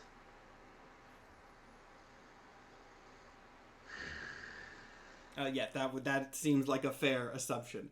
This is a, rather than a world that was like advanced by just millions of years, this is a fantasy world advanced by millions of years. This is a world created actively by the fused perceptions of like people from a fantasy world and a sci-fi world, essentially, is what you're operating under here in this realm. Yeah. Well, then they must have one of them boxes of information down there. Actually, hang on. could. And I assume we would still have like our tablets on us. Styx pulls his out to see if it works at all. Oh yeah, definitely not, but good thinking. Okay. And at the very, I mean, it turns on, Right. but like not the, they have a different Wi-Fi password here. Let's phrase it that way, right? Fair enough. But are you touching down outside of the? I Outside think the village? so, yeah. So Let's you Google touch- ourselves. You touch down outside the village, and you see obviously like many people sort of going about their business, kind of surprised at this thing landing. They don't seem like. How do I phrase this? They seem surprised that there is some sort of ship landing near the village, not that there is some weird flying boat landing near the village. Does that make sense? They seem to know the concept of what's happening, but no one like immediately comes out to meet you or anything. The people, for what it's worth, once again, this is a sort of blend of like a fantasy and sci-fi aesthetic. So it is the same sort of very eclectic blending of species and things. And then they're,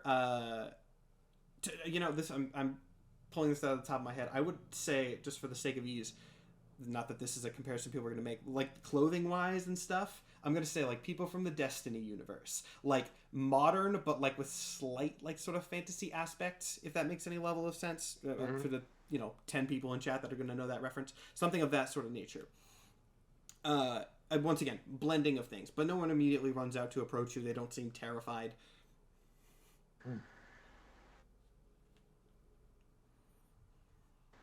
Well, I guess let's take a tour. On foot? You start heading in. For what it's worth, I think at least Mercury stays back with the ship because he wants to check everything after the time thing. Callisto is going to go with you because Callisto wants to figure out what the fuck is going on. And then let's say, just for fun, Dramaticus is coming. Yay. All right. So you, Callisto, and Dramaticus. And then Doc is checking on the time stuff. Yeah, everyone who worked on like the ship mechanically is staying with the ship to check on things, and they'll explore later. And then Callisto and Dramaticus are coming with you. So you enter the village. People give you actually make me an insight check on the people to see if there's any sort of stuff, any sort of recognition. 16. I got an 18. I got 26. 26. Okay. Well, that actually is kind of fitting. You see, especially for Styx, people are like giving you weird looks. Nothing too crazy, but like Goodbid is getting some weird looks. Styx is getting some weird looks. Glib, you're not.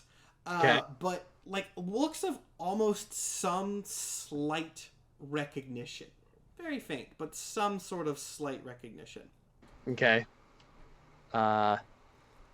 What is everybody seeing that, or is it just the fact Are that they looking at us? Yeah, we're getting kind of a weird vibe. they seem to be Eventually. looking at me?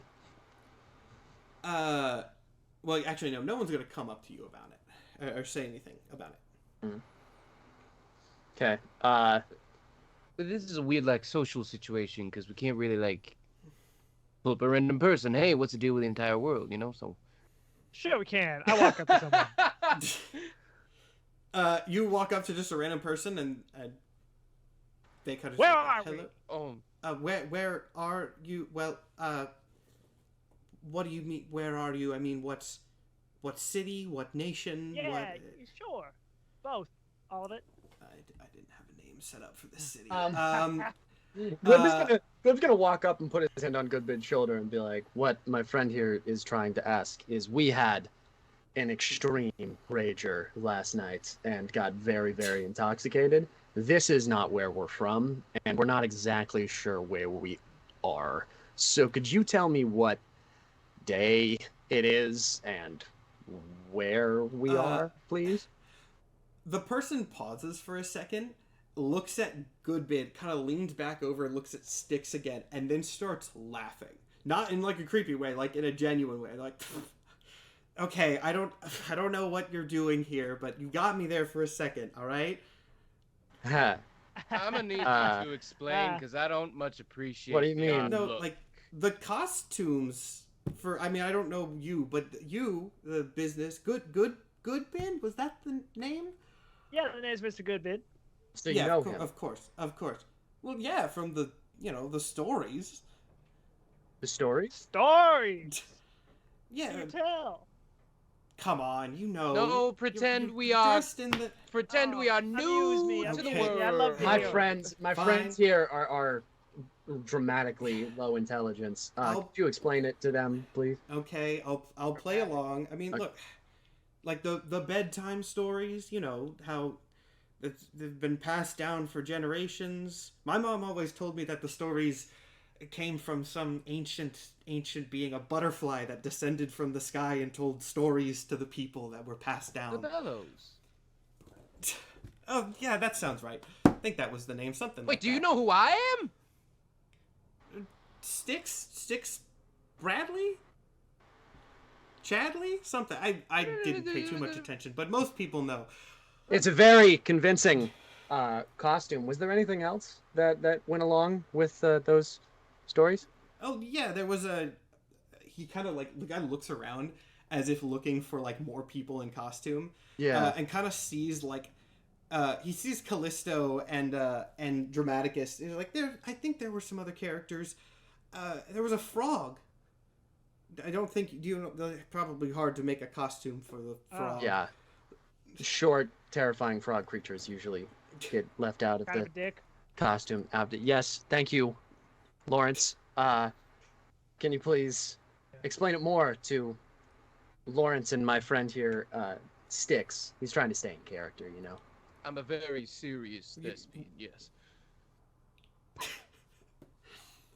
Explain what the story. It's not a short story. It's like a whole thing. Could you just like summarize it, like quick? We have just... at least 6 days. There was the butterfly kind of says that the kind of joined in the middle of the story. There was a cat, and there were magic chairs, and then there was a weird place at the beginning of time, and then the two gods, the twin gods, and the other twin gods. All right. It's long, but Yeah. And this is a popular And story. a bedtime story as well. Like this helps you sleep.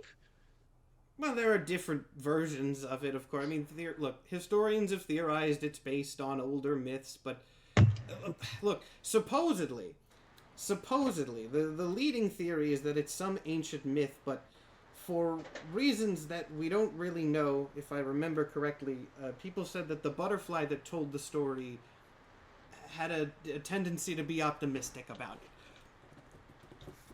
That sounds about right. So, Well- like, are you here for The like a party, or the costumes are good, like I said. well, we just we came from the Rager. The Rager. We come from a Rager, yeah. big acting school place, very party animal kind of vibe, and now we're gonna maybe huddle as an aside away from you and digest everything. Thank you, thank you. You got it, Sticks, or whatever. Yeah. And then the person goes back to what they were doing. Oh man. Well, we're famous. What do we do? We can't exist famous. I mean, I think we have been not deified because they don't worship us, but we've been turned into stories. I guess that is the nature of reality. We all are eventually just stories, but normally we're not around here to still see it. Do you think he saw my hand mouse? He didn't see the hand mouse, did he? I feel like that's a big giveaway that I am real. Didn't you show him the hand mouths? I think because I do, Sticks gesticulates fast enough. It's like blurred. He can't see that those tongues are real. We'll assume that it was assumed. We will assume that he assumed that it was a prop. Fantastic. I think we need to go to a library or Yes. something. Get a hand on one of these books, or just get a handle on anything really. I wonder if Cog's in the books. Intrusive thought. Sorry. Oh yeah, Cog's still on the ship. I forgot to mention where Cog is. Cog's trying to clean up anything that was spilled during the conflict on the ship. For sure. I don't know what happened. My headphones died halfway through us talking, so I'm currently trying to fix my headphone situation so I can continue. Okay. Ugh. You heard the gist of it. Yeah. I can Let's- brief Bedtime you story. if- Bedtime stories. Yeah, essentially, that's the important stuff. Gotcha. Let me I see think if we're going to a can library. set Yeah, up here. library, somewhere with history that we can. Yeah, I mean you're gonna have to ask somebody. You don't know exactly where that is, but you can ask the same person or a different person. Yeah, let's just say, where's the nearest library? Oh, gives you directions. I don't know why I made you ask somebody. That was kind of unnecessary. But point being, you find directions to a place where you can research stuff, and Great. you head there. Once again, kind of still getting the same like looks from people as you go through, though now you do have the context as to why that's happening. Yeah. Thanks to Bello immortalizing you, and Bello maybe still being around. That's a mystery for another time, or maybe not, but Bello still being around in some capacity. Bello didn't die. We can say that much at the very least. Bello didn't Yeah. die. Bella didn't die. You are able to find a library, and it is a library, not like a digital one. It is a physical library with physical books. Okay, for sure. I mean, I just want to. So, Good. fuck, where to begin? Okay. Headphones are fixed. I can hear. Hey, I suppose if they're going to a library. I don't know if you missed anything, but they're heading to the library now. Okay. We've gone to a library. All right, we have gone to a library, so we're already there. We are at a library right now. If you There's want to do physical anything books. on the way, since your headphones are broken, feel free to. Okay. As we are walking, Glib is going to like step back next to Callisto as we're walking, and just kind of lean over to him and be like, "So, buddy, how are you feeling about all this?" haven't had a chance to process a lot. No one has exactly briefed me on the situation. But I suppose this doesn't seem like a failure, at the very least. And Prophets? That situation is being handled. This doesn't exactly seem like our world anymore, buddy. It's not, but I had contingency plans in place for that. Would you want to go back to Backspace for him? At this point, I think that's a good line to do a little flashback. A little cut to something else. You didn't think this episode was going to end that easily, did you? No. We're going to cut back to real time, maybe 15, 20 minutes ago. Or not real time, in-universe time, maybe 15, 20 minutes ago. People think this is going to be about Polnari and the box. It's not that. Not yet, at least. This is only a bit ago. To the ship, when you were getting ready to time travel again. Now Glib, in that sequence, Glib vanished for just a half second and reappeared back in human form. We're gonna do that.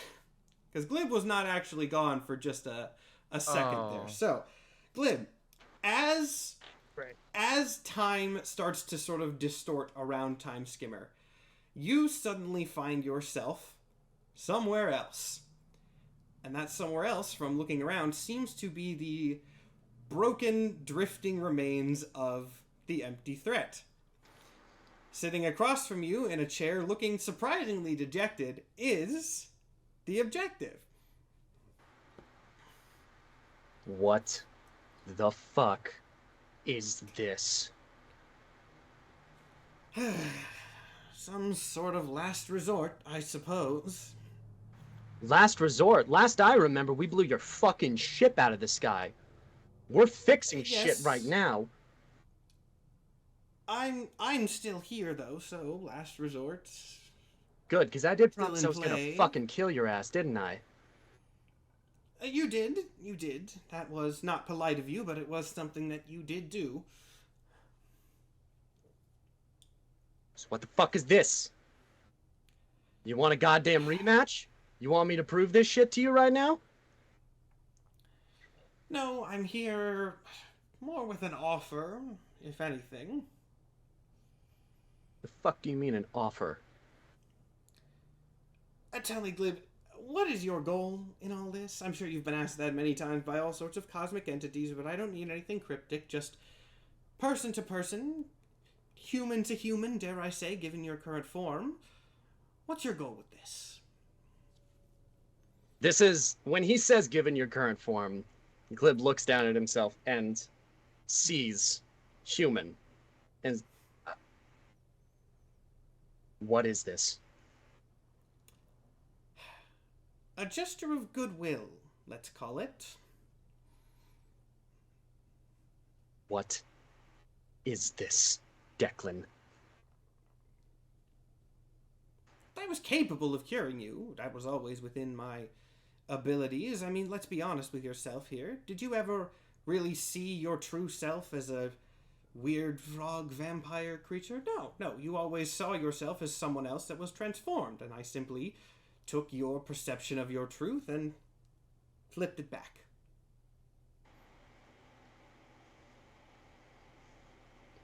What do you want? I don't particularly want anything. It's more, in fact, what I don't want to happen.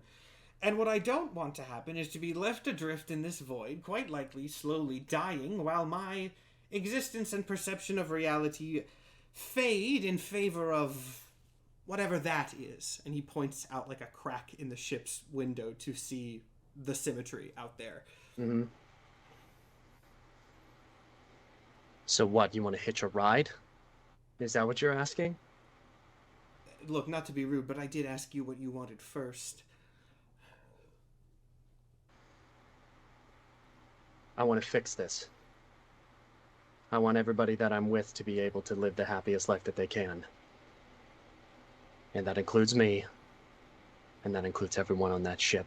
And hopefully, when time gets fixed, when we bring back the world, everyone's gonna go back to the way they should be. Emmy's gonna get their body back. I'm gonna get this without your help. We're gonna fix things. That's always been my goal.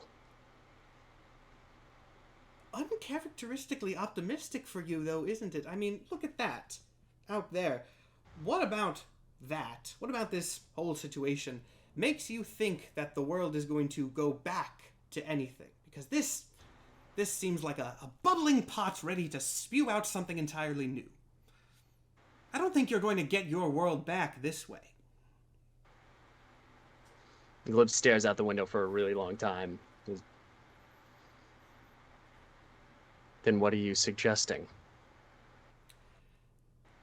You're not going to like it, of course, but in some weird, complicated way, if I change your truth, then my truth sticks with you. I can amplify that. You can borrow some of my power, get yourself fixed, and just complete your goal, bring things back to the way they were, and if things go back to the way they were, eventually, some form of me will return, and long past your life, nothing in the sense that'll matter, but I will in some form exist. This is one of the few ways I can assure that, and like I said, I know that spite is one of the things that drives you. We'll never interact again. It's a long game on my part. You get the life you wanted, your friends get the life you wanted, you get to be cured. And then eventually, upon your passing, many years in the future, I get a second shot at all this. And what happens if I take your power, and I get back on my time machine, and I go to that future and make sure you never live past infancy? A valid question, I suppose, but it won't happen in a sense. I mean, you're going to kill me, yes? You promised that you were going to kill me? Oh, that's a done deal. I'm Right, not you leaving do here that without your now. dead corpse. You do that now, and through complicated cosmological means that I won't have time to explain, your goal as that will have been fulfilled. It won't be so easy to just kill me again. That's a goal, I think, beyond your reach. You don't know as much about me as I do you. I haven't played that card out of my hand too often, but I came around from a future long after you and researched you. I knew you were going to propose some sort of offer like that, and I was still willing to make this deal. Take that as assurance.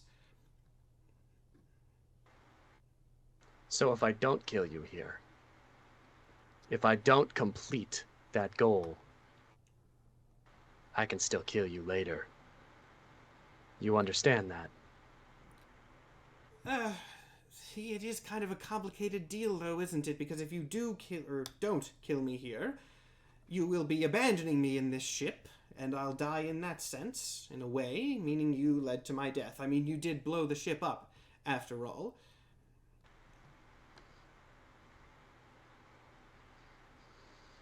This is all about nuance, of course. So either I kill you here, and everything that I have done all of this for doesn't come to pass, or I kill you later, and I don't have the ability to do anything else? Is that what I'm hearing? An oversimplification of extremely complex concepts. I mean, we're talking about the preservation of objective truth through a shift in the entire cosmology of the universe. Glib looks out the window again. And since this is after symmetry has come into being, Glib goes, "You're the truth. You're the objective truth. And you're from the future. And you've researched all these possibilities. Is what we do now going to fix the timeline?" Fix it is a subjective term, but in the way you're hoping, I don't think so. But if I take your power, I could make it? If you take my power, you can presumably use it to commandeer that time machine that you have, send things back, restart the loop again. Or I could break it. I don't need to. You want to break it? I don't need to continue the loop. I can fix it. I can unwind it. My timeline still exists. I remember it. If I go back far enough, if I go back before we even got on the time skimmer the first time, I can fix it then. No loop, no time skimmer, no backspace, no this. And you never get to change anything. An interesting proposal, and I suppose it would work in some sense. I mean, thinking about it, you take my power, that gives you the ability to impose some level of objective truth. You use the fact that you have lived through an old timeline to therefore prove it is true in a cosmological sense, allowing you access to it. You travel back, prevent your little group from ever reaching backspace, eventually allowing me to complete my plan. I think it's a sound idea. If I go back far enough, there is no backspace. If I go back far enough, back very far. If I take your power, I'm the truth. I get to decide what that means. I like that. And he is immediately going to Eldritch Blast him. Alright. He was on his last legs here, very clearly. So yeah, you blast him. That is lethal damage. And with just an ominous laugh, he dies. And Glib, you are suddenly back on the ship in your human form with barely a second having passed. And on that note, let's cut back to the quote-unquote present. With the conversation with Callisto. If you could go back to backspace to save him, would you? It's complicated, and I don't need to, in a sense. I'll explain it once I have an understanding of the situation, but it's, no offense, above your levels, I think. But, hey. I'm not asking if you need to. Would you? If you could go back far enough to get him back, would you? If I wasn't in a situation in which I already had that planned, I think yes, I would. Okay.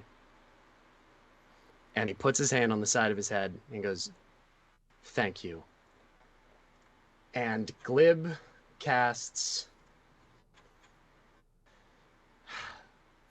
He casts Word of Death, immediately killing Callisto. Told you guys this was going to be an episode. What? Glib, power word kills. Power word kills Callisto. What? I want to say before we get any further, this villain arc, this was Jay's idea. I am not responsible for this. I did not shoehorn a character into a villain arc. This was Panda's idea. And this has been in the works for months. By this the way. has. What? You also, so yeah, the rest of you, you turn around to see Glib just killed Callisto. Mr. Glib. What the hell? Glib looks back up, and his eyes turn red again, but for the first time as a human, and goes, "I am going to fix everything. This is not our world. This is not what we tried to get. Us interacting in any way leads to our entire world dying. I told you we were not good people. I told you that we weren't meant to do this." Glib. You son of a bitch. Don't you condescend to me! I'm He not looks at condescending you. I believed in you, you motherfucker. Glib turns back to him and goes, "How many people have you killed since meeting us? How many lives are on your fucking hands? How many lives are on yours? And he looks at Goodbid and goes, I have killed more people than I can count. We have destroyed an entire universe. We have decimated entire realities. This entire world exists in spite of us. If I go back far enough, every single one of our lives will be better, no matter what. Every single one of us will turn out better than we have now. He looks at Styx again, and he goes, how many people? You were just a goblin. You stayed in your town. You had a normal fucking life. And then you came with us. You came with us and you became a murderer. You became a god. You got stripped of everything that you are. You! He points at Goodbid and immediately goes, you dragged yourself down from what you were. You were happy. You had a life that you were content with living. And now you have to contend with this. All of this. I am not what I can be. Emmy is still trapped in a goddamn ghost. If I go back far enough, if I do what we planned to do from the start, then I can fix this. The same thing that has been our plan since day one. The same plan that all of you betrayed. We can still get SG back. We can still get Canyon back. We can get Emmy back. We can stop all of this from happening. But if you stand in my way, if you try and stop what needs to happen, I will not stop for you. Make your choice.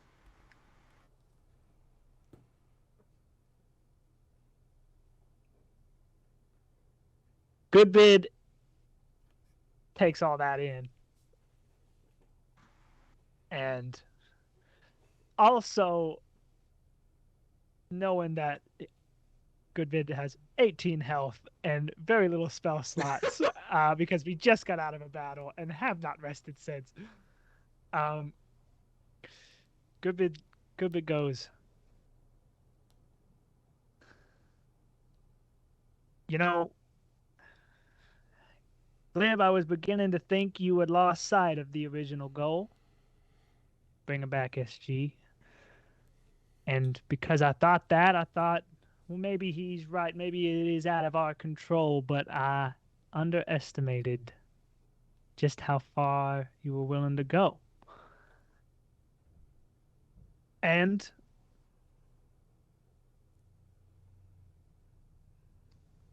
if you think that we can get the reality that we want, we can bring back everything as it was, Glib, you're my best friend. I'll do it with you. Thank you. And Glib looks at Styx and goes, you're it. Yeah. What's your choice, good person? Make a choice, Paladin. You're a funny guy, Glib. Spent all this time trying to look like a man when all you were gonna do is act like a damn snake. Well, I'm a man of principle. And I recall saying a minute back that I would rather die than worship a god like you. That's my answer.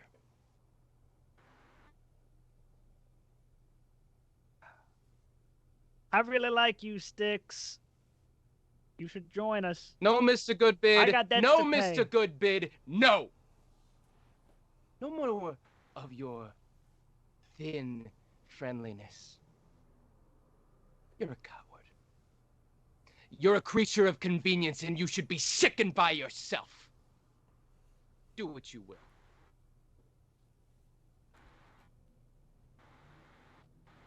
Are you going to try and stop this?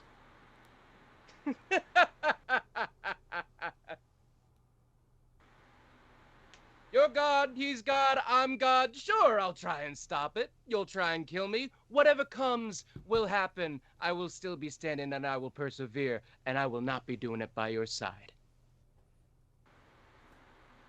I can't kill Sticks, Glib. Wrong choice. And I use Finger of Death on Styx. Styx doesn't move a muscle. All right, at this point, for the sake of, this is a small thing with a lot, I'm not going to pull up a map until we need it for the sake of time, but everyone is going to need to roll initiative if you're casting Holy spells on fucking each shit. other.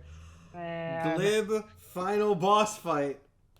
Man. Oh. Again, I'm not legally liable. I rolled an 11. It is This is what I thought the test was going to be, and now here we are. Yeah.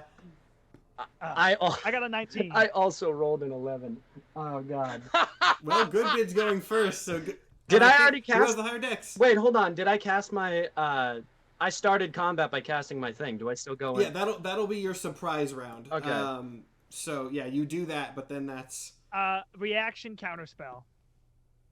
Okay. Oh. Also, Momo, check your text. Because I have the alert feat and cannot be surprised. Okay, do I roll like the damage and see if it comes back at me? I just think it dissipates. Just I think dissipates? counterspell just dissipates. Okay, so You burn the spell slot, yeah, gone. but All right. I go, blam, counterspell. There's got to be a better way than this. We can have our cake and eat it too. You. Good, bet I'm gonna make you make a choice here. This isn't in character. This is Jay. You look at Glib, and you see a look in his eyes of you are with me or against me.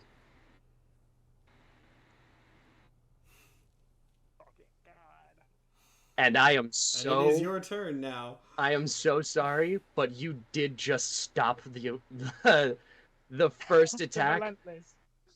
and you see the look in his eyes, not of the guy who you see as your best friend, but you see the look of a man who is gonna kill you. Oh my god. Oh my god. So you're telling me, without a shadow of a doubt in my mind, I can tell that you are willing to kill me in this moment? That I am absolutely willing to do it. You don't know if I'm going to, but you look at me and you see in that moment I'm absolutely willing to do it. Jesus Christ. Ah, fuck. Gotta make a decision. This is in I combat know, now, so I like know, I know, I know, I know. I'm gonna make you do a snap decision here. I go, listen, Flip, I get it. I want SG back too. That was not supposed to happen. I claimed you as my friend. And I see that damn look in your eyes, and you're not looking at me in a very friendly manner. I let you in. You know my name. People don't know that. Styx knows my name. You're both. You're both important to me. Even if that's just in a way that I feel like I owe debts to you, I do. A life debt. You both have saved my life, so I'm not going to let one of my friends kill the other. And that's just the fact of the matter.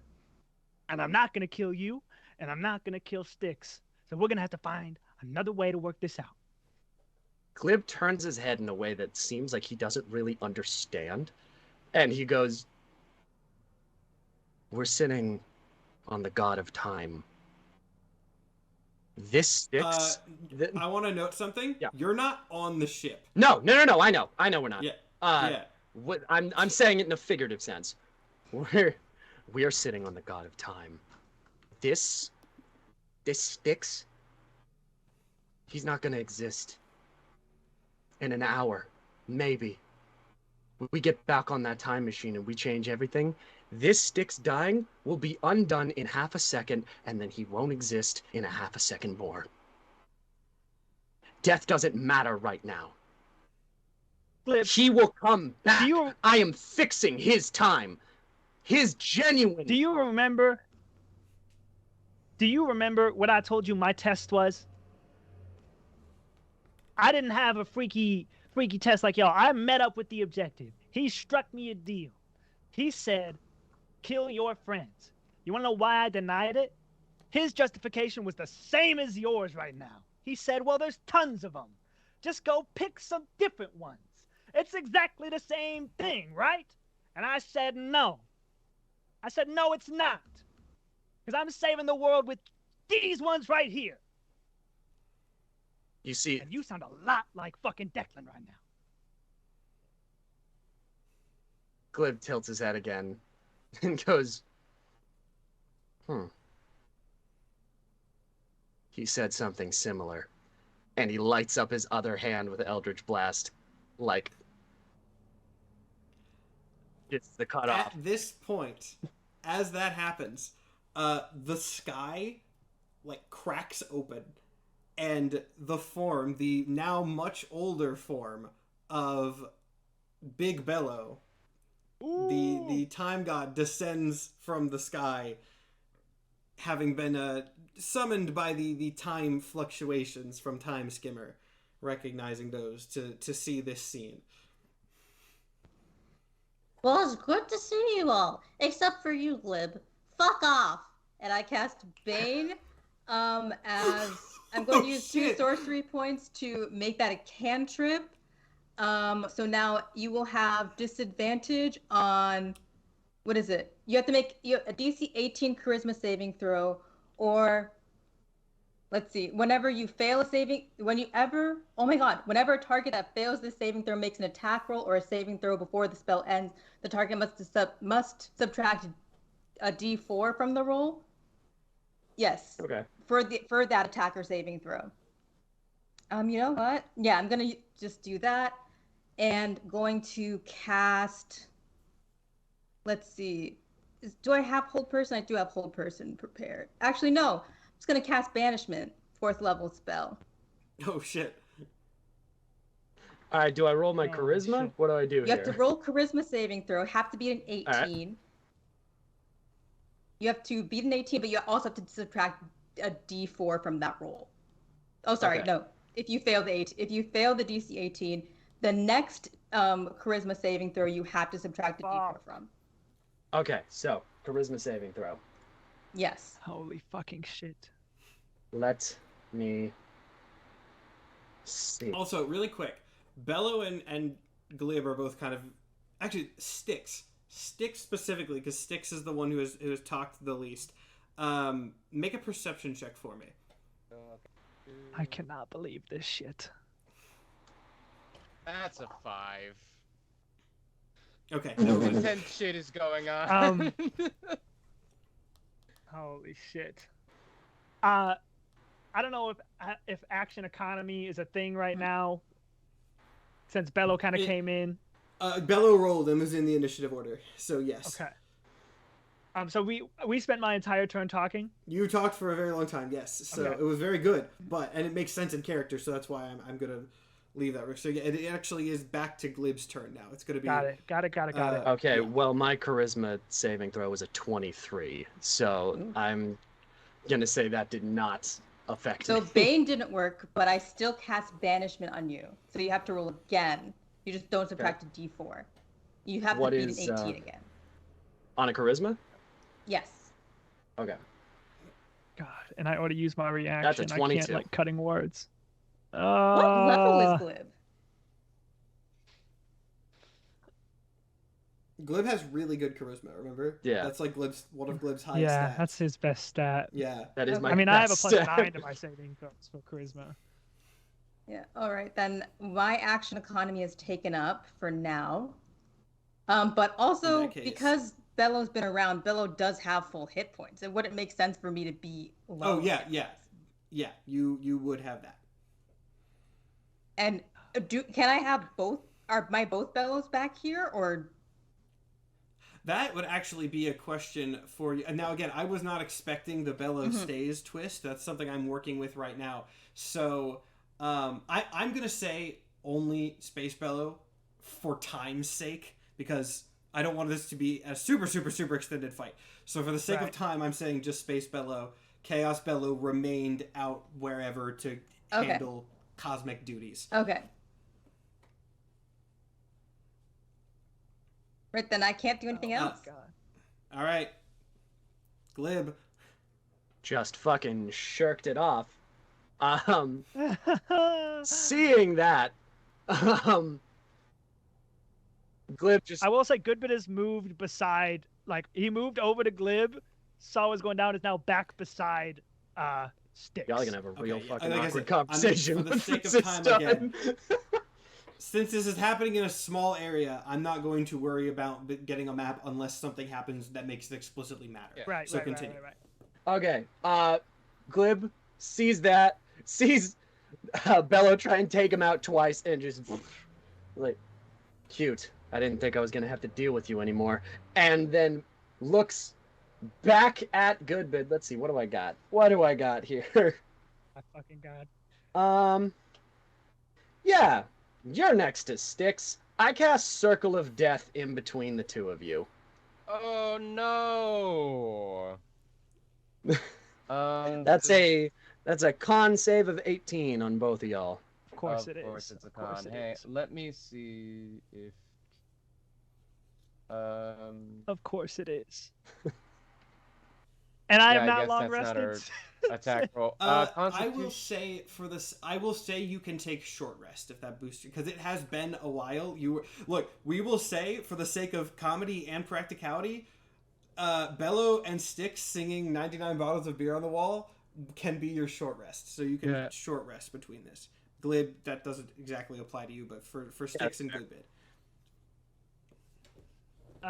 What the fuck just happened? Okay, let me. What might have? I have how many? I have 15 hit die for a short rest. What's my? I've Okay, never fucking had. Yeah. Like, I don't know what my hit die is. You. Oh yeah, I don't know what my damn thing is either. It's D8s, and I have to -1 for every level, so I can roll 15 D8 minus 15. Oh my god.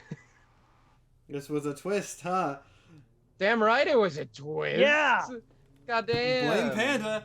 Blame Panda. This was his. Okay, 64 minus 15 is 49 HP. Fucking better than nothing. Heal. Fantastic. I don't get any spell slots back for that, but fucking whatever. I'm also at a conundrum because I don't have a 7th level mark down on my sheet, which is where I usually mark stuff, but I did have it checked off on D&D Beyond. Well, good news for the con save because you're with me. You get +3 on any and all saving throws, so maybe that'll There you help go. a Cool. little. So this is effectively just a +2 for me. I rolled an 18. Wasn't it an 18 save? It was an I 18 rolled a save, dirty yeah. 20. Okay. Damn! So, Fucking go. I The usually only go with the con save I've roll. ever Let's go! Yes, seriously, Goodbid's mad. I'm gonna say, just for note, usually I go with the players win ties rule because I think that's better. Yep. If it's PvP, I go with defender wins ties. Yep. So in that case, both succeed. Holy shit. Both of you guys pass? Yeah. Yeah. Okay, cool. Is it half damage? It is half damage. Okay. So, hold on. Let me... Circle of Death, that's going to be...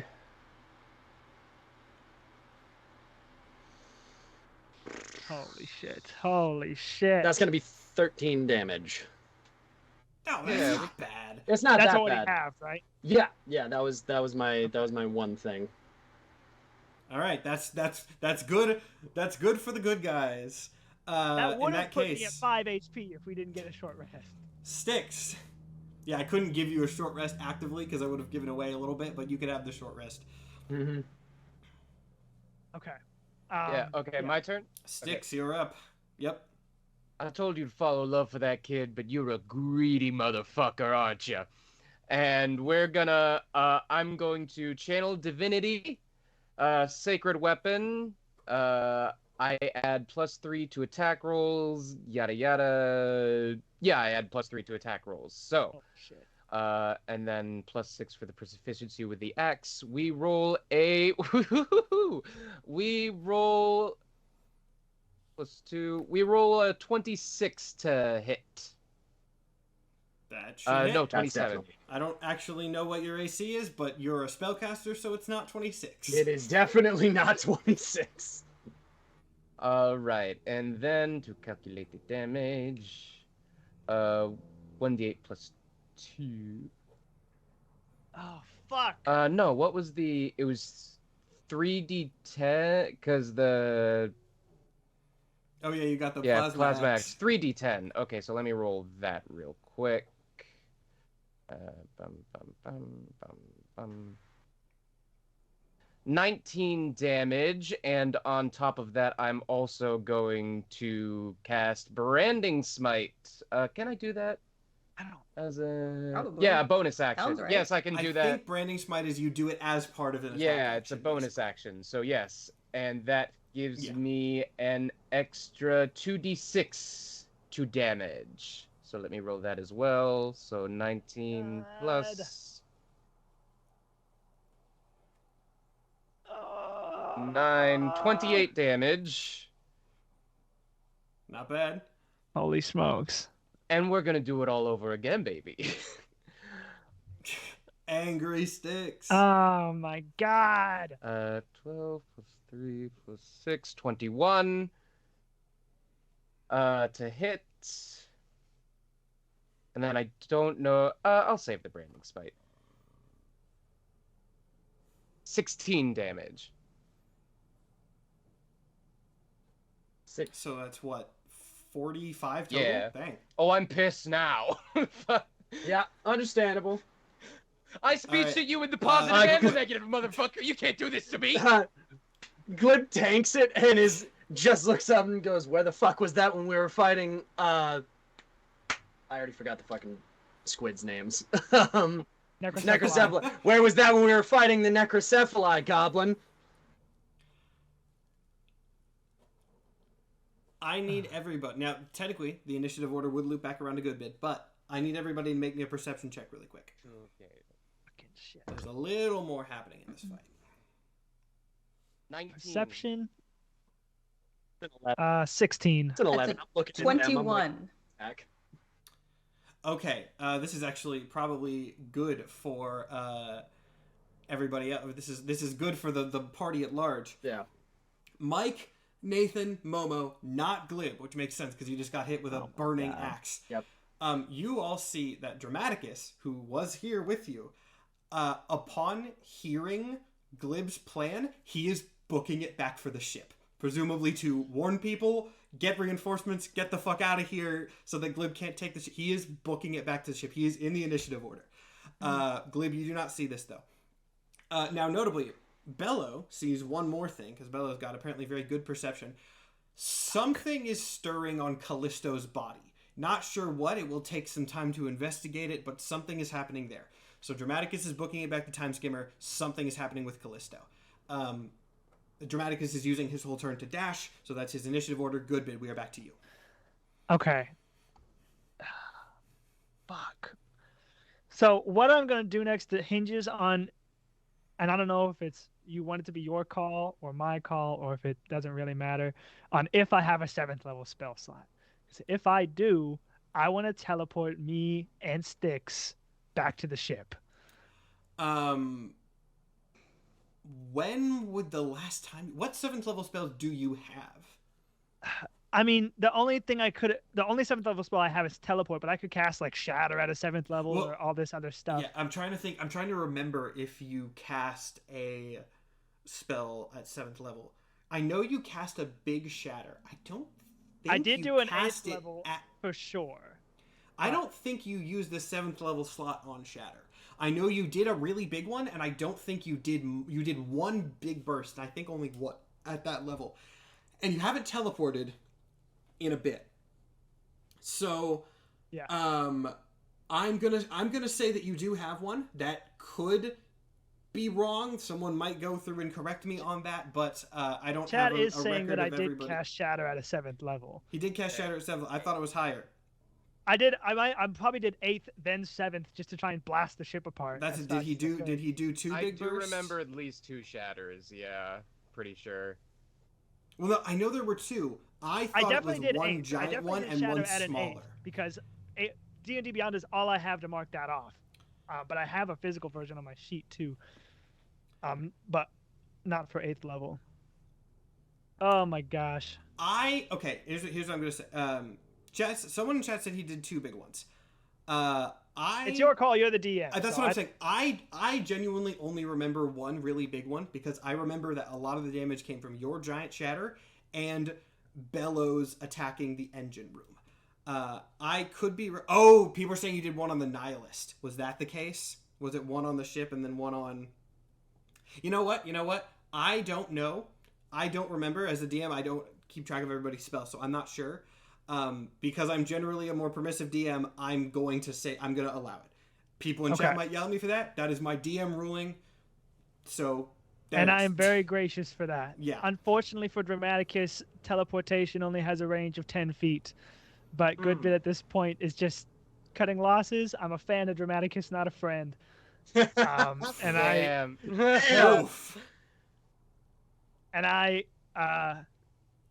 don't even need to touch sticks. I just teleport us. Oh, people are saying the Nihilist one. There was the Nihilist one where it was the flavor execute where she jumped off and you blasted her back. I'm gonna count that as a flavor thing. So we're gonna allow that. All right, cool. Yeah, and since it's probably important, I will have to roll with it. How familiar am I with Time Skimmer? Time Skimmer internally looks pretty similar to Sky Skimmer, so I would say highest level of familiarity. Okay, so as long as I get above a 25 out of 100. Honestly, a mishap will only happen on a 1 through 5. Where are my D100s? We're fine. We are on target. All right, and that was just you and Styx? I guess Bello. Oh, and Bello. Know that Bello is here.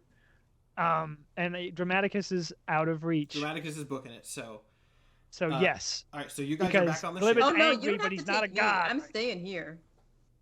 Okay. Then it's just all right. Sticks. In that Teleport case, back to the ship. In that case, you two are back on the ship. That's not your whole turn. If you want to move or do something on the ship really quick, you can. I shout, "Glib's gone bad." He wants to abandon all of us for different versions of us that are actually in Vantral. Actually, notable question: did you teleport to the top deck or the lower deck? Top deck was my plan. Okay, in that case, Mercury is the only one up there. Because the others are in the engine room checking to make sure that the time stuff is there. And actually, I think Emmy's going to be up there too. Because Emmy was standing next to Mercury last time we saw him. So that's going to be emotional. Mercury kind of like looks up really confused and then like looks off in the distance to where, for flavor, and since D&D shows, if they're animated or never like 1 6-second thing, you can see like bursts of stars and space and death clouds as Glib fights Bello Prime. Say, he killed Callisto. He tried to kill Styx. When I tried to stop him, he tried to kill me. He's got his own plans. Mercury, he just kind of like, he takes a second. What do you want me to do about it? Are we shooting him or what are we? I don't know. But if he gets on this ship, he will try to. How much time do we have here? So, get the ship away. I'm doing his voice so wrong. We get the ship away? Is that what the plan Dramaticus is still down there, but it's your call. Get every person on this ship near him. Get the ship away from him. We gotta kill Glib. All right. Mercury starts taking off the ship. He seems to have the intent of going through to pick up Dramaticus on the way because he can see him running towards. But then that is not going to happen in the initiative order quite yet. So Bello got a higher initiative. I'm gonna flashbang him. Yeah, Bello got an 18. Yeah, I'm gonna flashbang him. There's no save for daylight, so I'm just casting it in front of your face. Oh, you're doing the Arliss maneuver. Right. Arliss maneuver. I set a pattern for that in this series. So I am assuming you're just blinded. That's how that works. I'm gonna say the same thing that I did the last time. I did that, so if I were to say that it didn't work, I would be. I can't do that. So yeah, Glib, you are blinded at the moment. Okay. Yes. Is that your move? Yeah, I can't exactly. I guess I'm going to move away from you, and good luck hitting me when you can't see. Okay, I can't see. Yeah. Hey, Matt. Oh my God. How far away is Time Skimmer from me?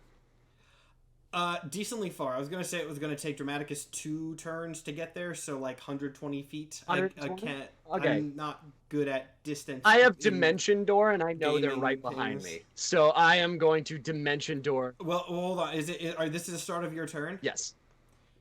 Actually, something else got higher initiative than you did upon entering the fight. As out of the corner of your eye, notably out of the corner of your eye, in a similar vein to the time that he first appeared to you before you knew who he was. Got it. You see Emmy there. Got it. And again, you can't really pick out any details, actively appearing in like the form of the absence. Yeah. Emmy gets somewhere safe. I'm trying to think what they would even say in this case. Just actually wait. This has to be in the absence voice, doesn't it? What was it? It's a whisper. No. If we go back, you don't have to be like this. I can fix it. We can fix it, but I need you to get somewhere safe. He shouts no again, louder. I'm actually going to need you to make a save. I'm going to need you to make, what save did I have this being? I'll just say Constitution save. I think that's fair for this kind of thing. Con save? Yeah, con save. Right. 16. 16, that is actually not going to pass it. He got leveled up in the time. Score. He's Ugh. much higher level. So, Proud father. you see him jump towards you, and much like in his original appearance, you kind of just get like grabbed and taken into this sort of black void where you stay there for a bit. And I'm disappeared to everybody else, just all of a sudden. Disappeared to everybody else. This is not going to be a super long-term thing, but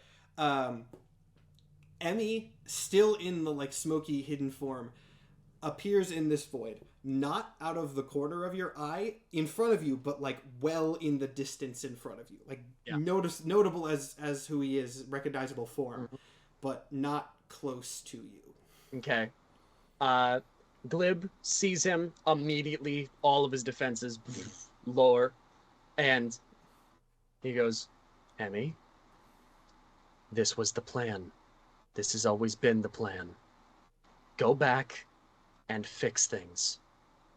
Everyone else is trying to stop the plan.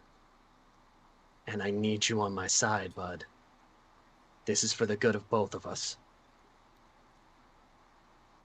Killing Bello was the plan. Killing Styx was the plan. I asked them if they were going to come with us, and they said no. And when they said no, That wasn't an answer. killing them was not part of the plan.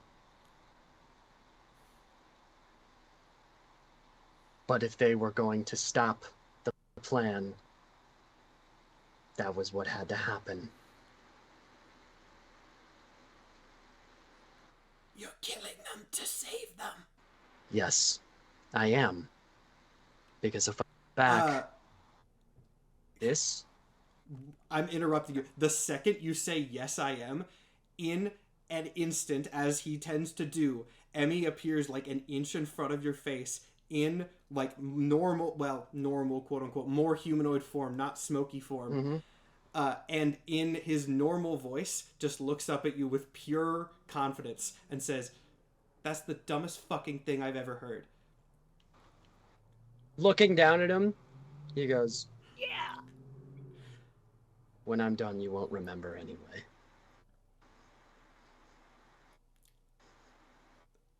Chat's gonna be so mad at you in about 10 seconds.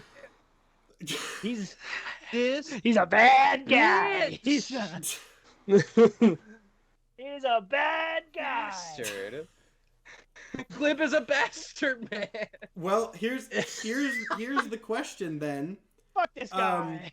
Are you gonna attack him? No. 'Cause he's No. not letting you out. Glib was never planning on attacking Emmy. His entire thing is trying to be like, dude, I need to get back out there because if we're stuck back here, we're not going to be able to get out. He's never going to attack Emmy. He's put hands up. He just goes, when I'm done, you won't remember anyway.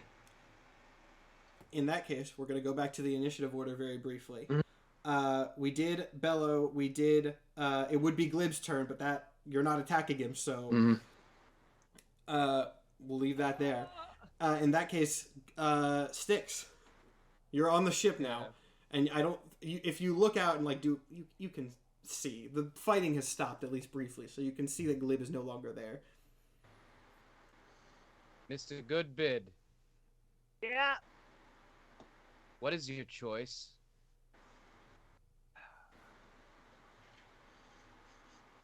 I'm with you. I'm with you. Okay. And Styx is gonna go below deck to where everyone else is. All right, they're all Mercury has communicated things, so they are all frantically trying to make sure that the ship is still in working order to get somewhere far away. It seems like it is, but they're just doing checks because time travel without that would be dangerous. If you want to say anything or do anything, you can.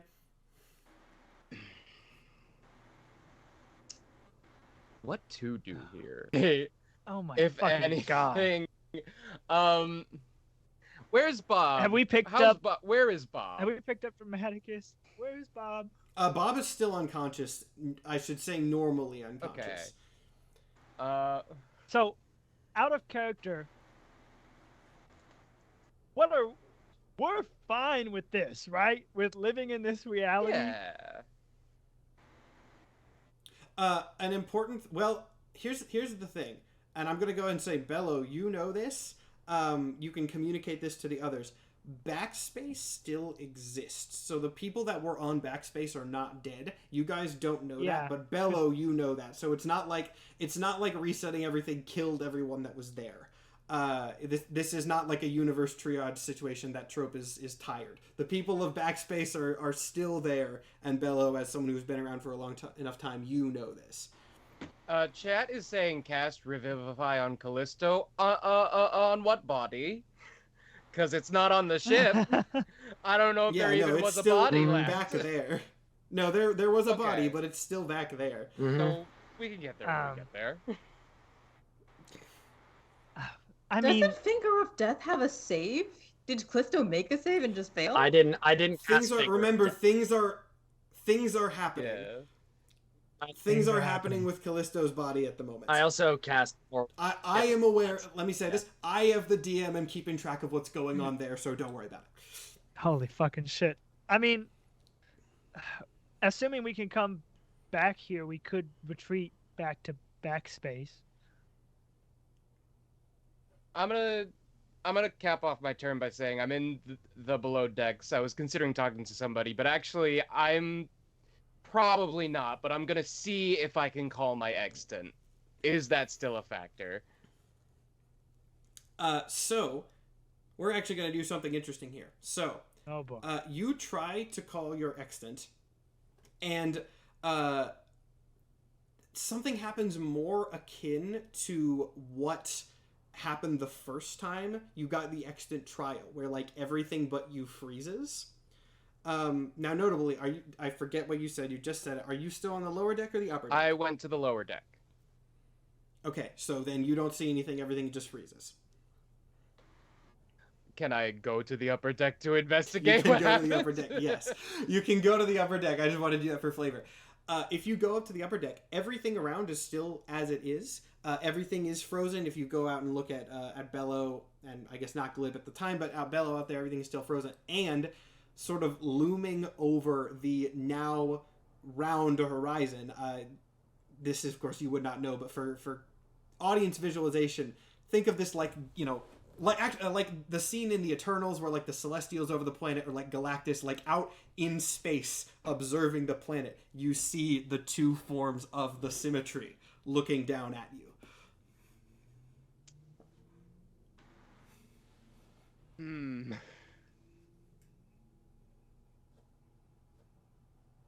What do we do now?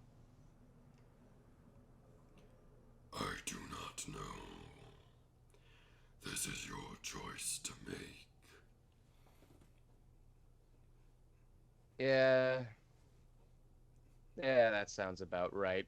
And Styx Before you do anything else, it speaks again and says, If it is any consolation, we believe in you.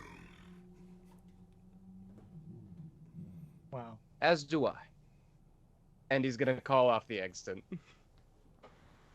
at which point things actually you like snap back to where you were in the lower deck, but yes, things start moving back again. I gotta say, you snap back to the lower deck so people don't try to use that as a free teleport. Yes.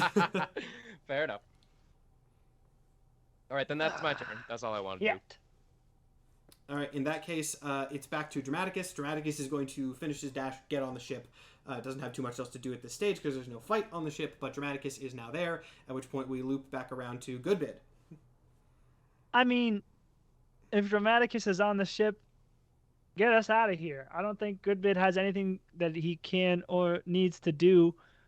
If he's within reach of a health potion, he'll drink one. Yeah, you can get health potions at this point. A superior, preferably. You can get you can get the stock that is. Remember when I said you had a certain stock and I left you with the certain stock? I knew this was going to happen. You have the stock of health potions. In that case, Bello.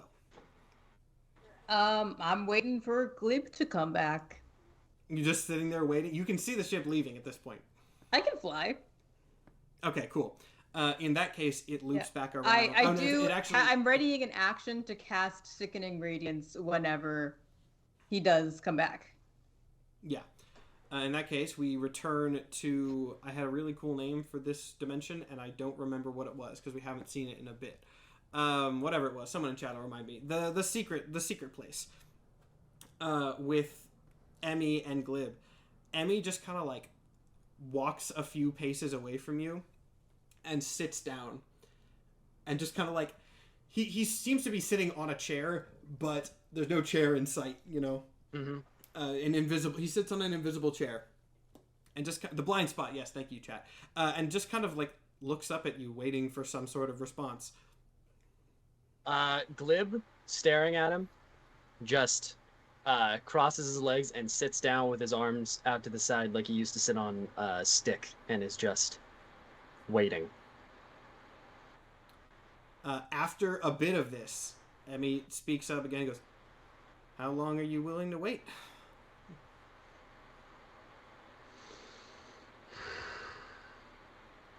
I am the relentless and objective truth. Time does not exist. I'll come visit. And he vanishes. Bello, you see him, Emmy, that is, appear in front of you, looking not great. So I don't see Glib. No. No, Glib does not show back up. Emmy, did you leave him in there?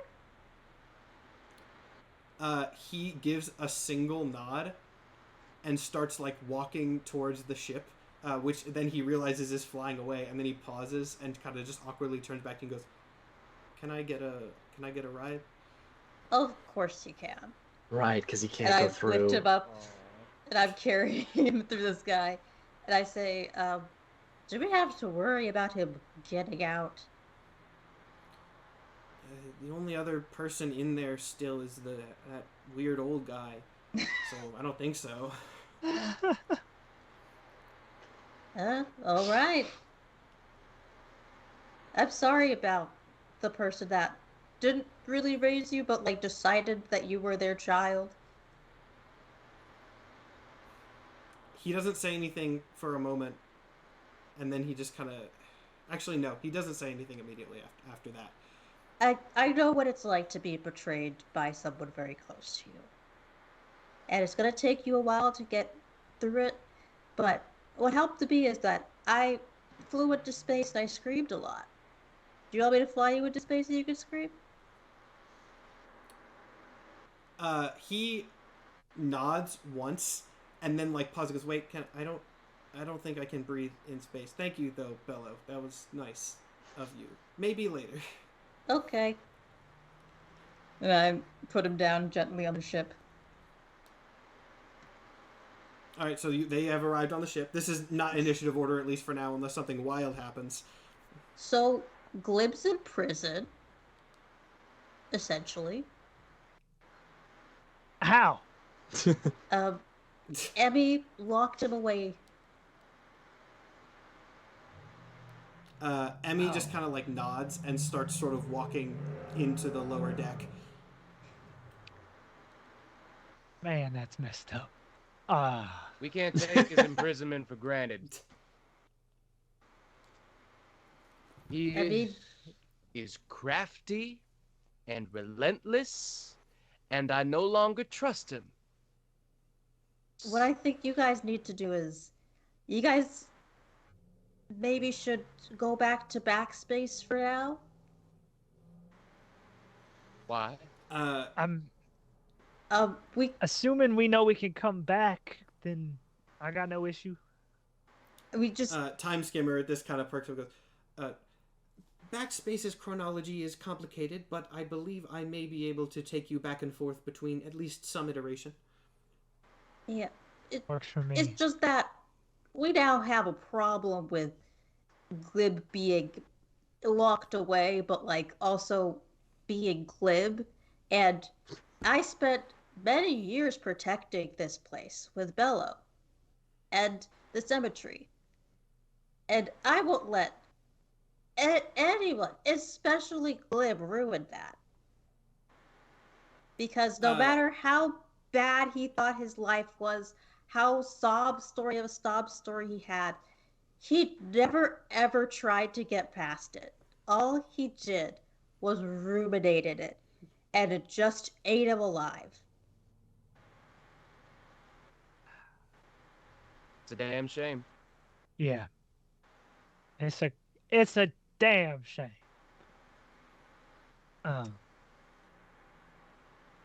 Yeah.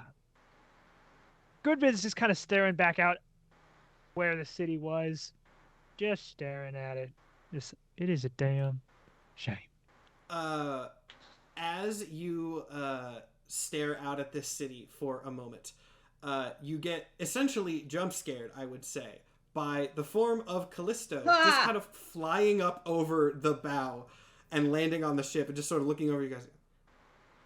Were you just going to leave my corpse there? You know, I thought I smelled a death ward. I thought I did.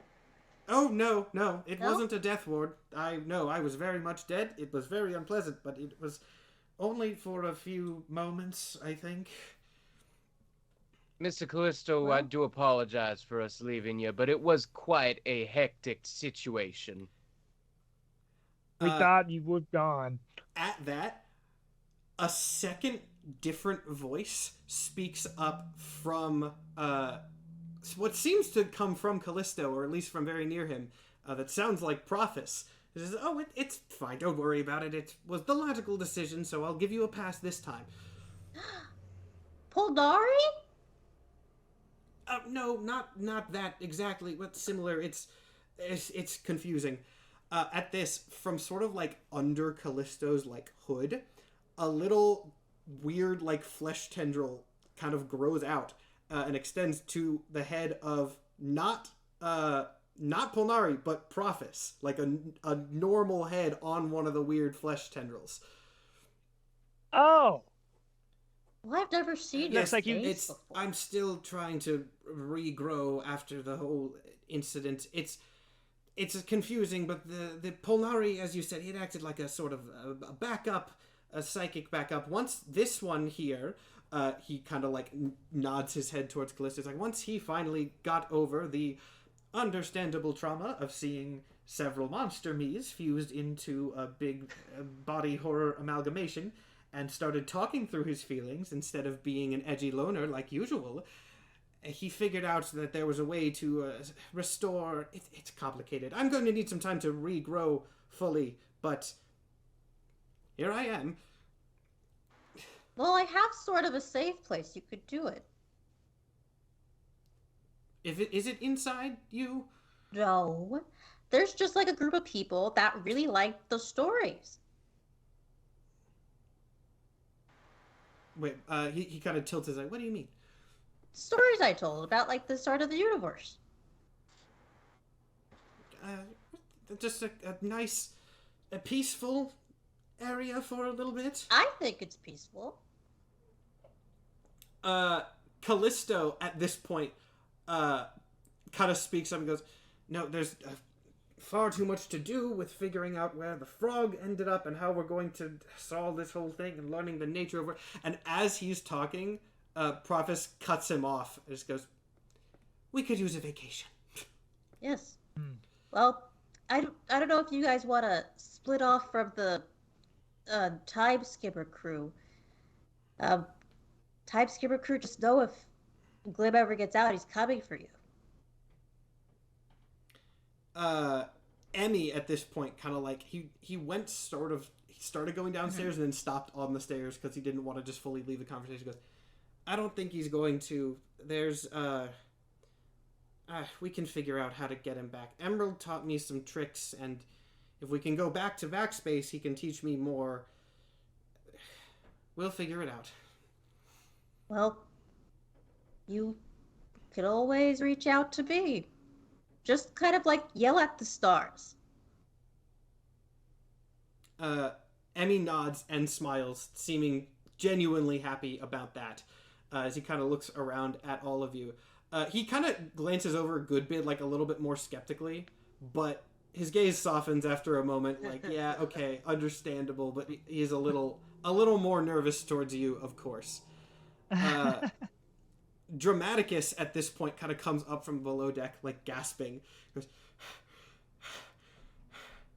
Did you not have a spare ride on that teleport? Good bit. So you kind of ran off before we got the idea. It's fine.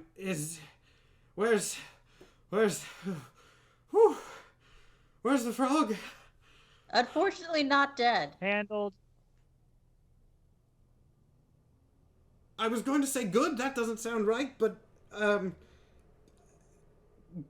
okay. So is that then? Where do we go from here?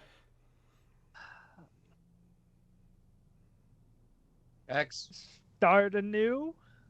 We can go back to Backspace if we want. We can come back here. We have a time god and a space god on our side. And you also could have thriving careers as impersonators.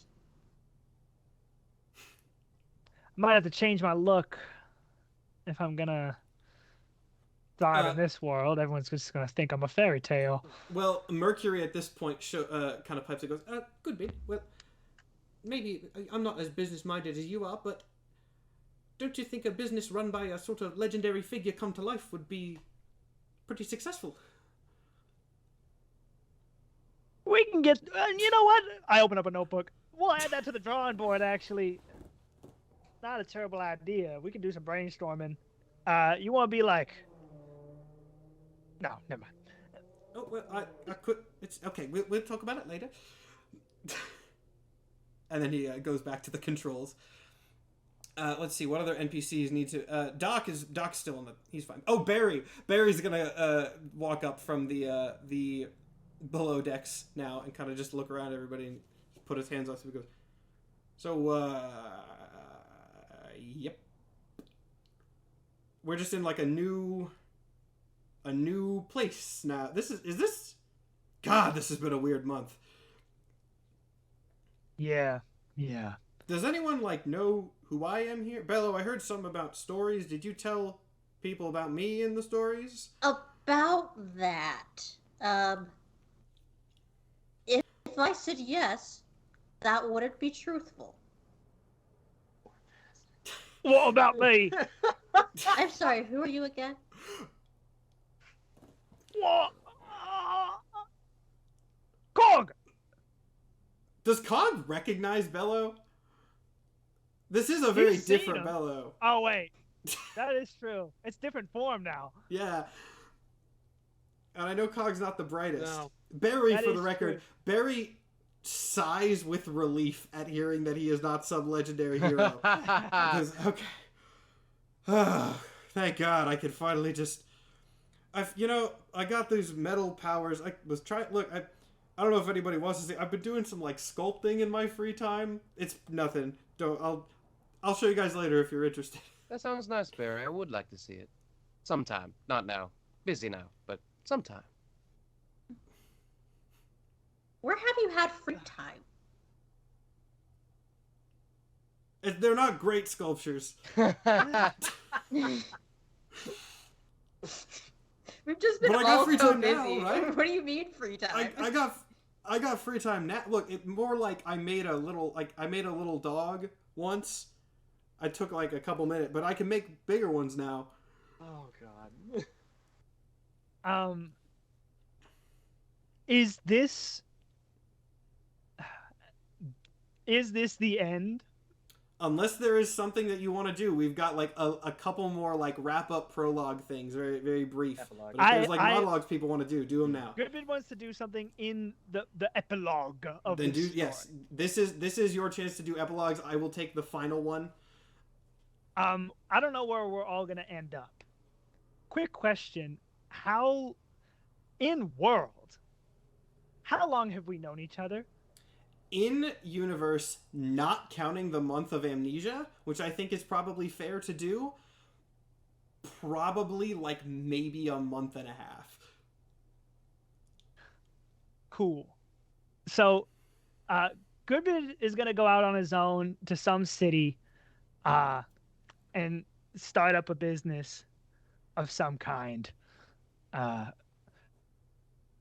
And one by one, he is going to visit all the NPCs and Styx and cast an 8th level modify memory on them to make them forget who Mr. Goodbid is. Can we play out the scene where you do that to me really quick?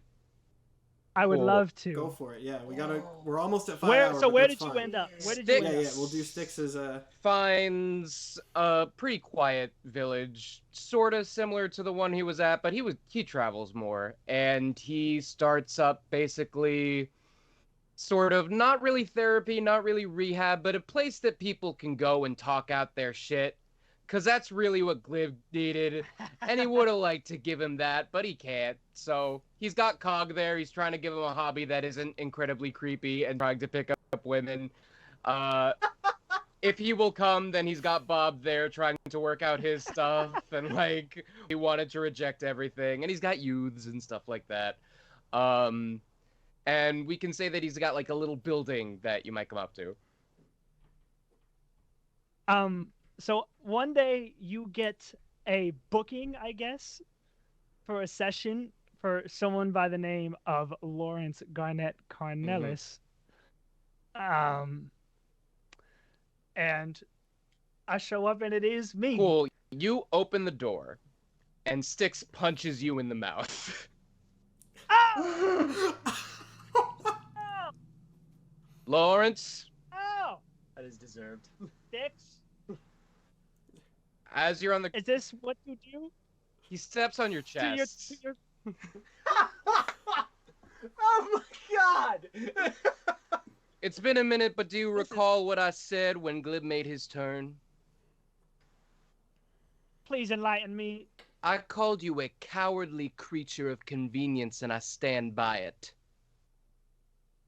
You've been visiting the others. Yes. You're not gonna do a damn thing to me. I don't want to see you. Whatever peace you're seeking, get it yourself. Leave.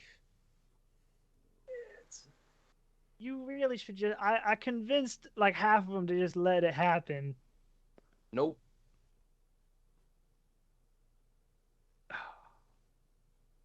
Do I do it against Styx well? Fuck, man!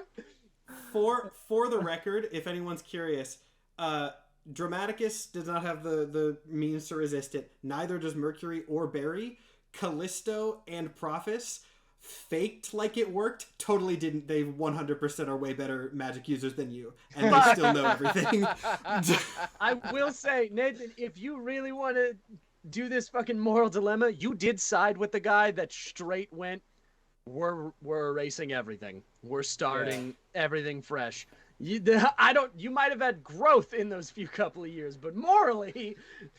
No, I know. Styx Like, no longer believes that Goodbid is able to be a good person. Like, straight up. And Goodbid realized that as soon as he saved Styx's life, he paid off his life debt. As soon as Glib tried to kill him, he no longer that cancels out that life debt. Yeah. And he'll just have to spend the rest of his time toiling with the fact that he couldn't save SG. So now he's just covering his bases. Yeah, fuck it. Roll a wisdom All save, right. bitch.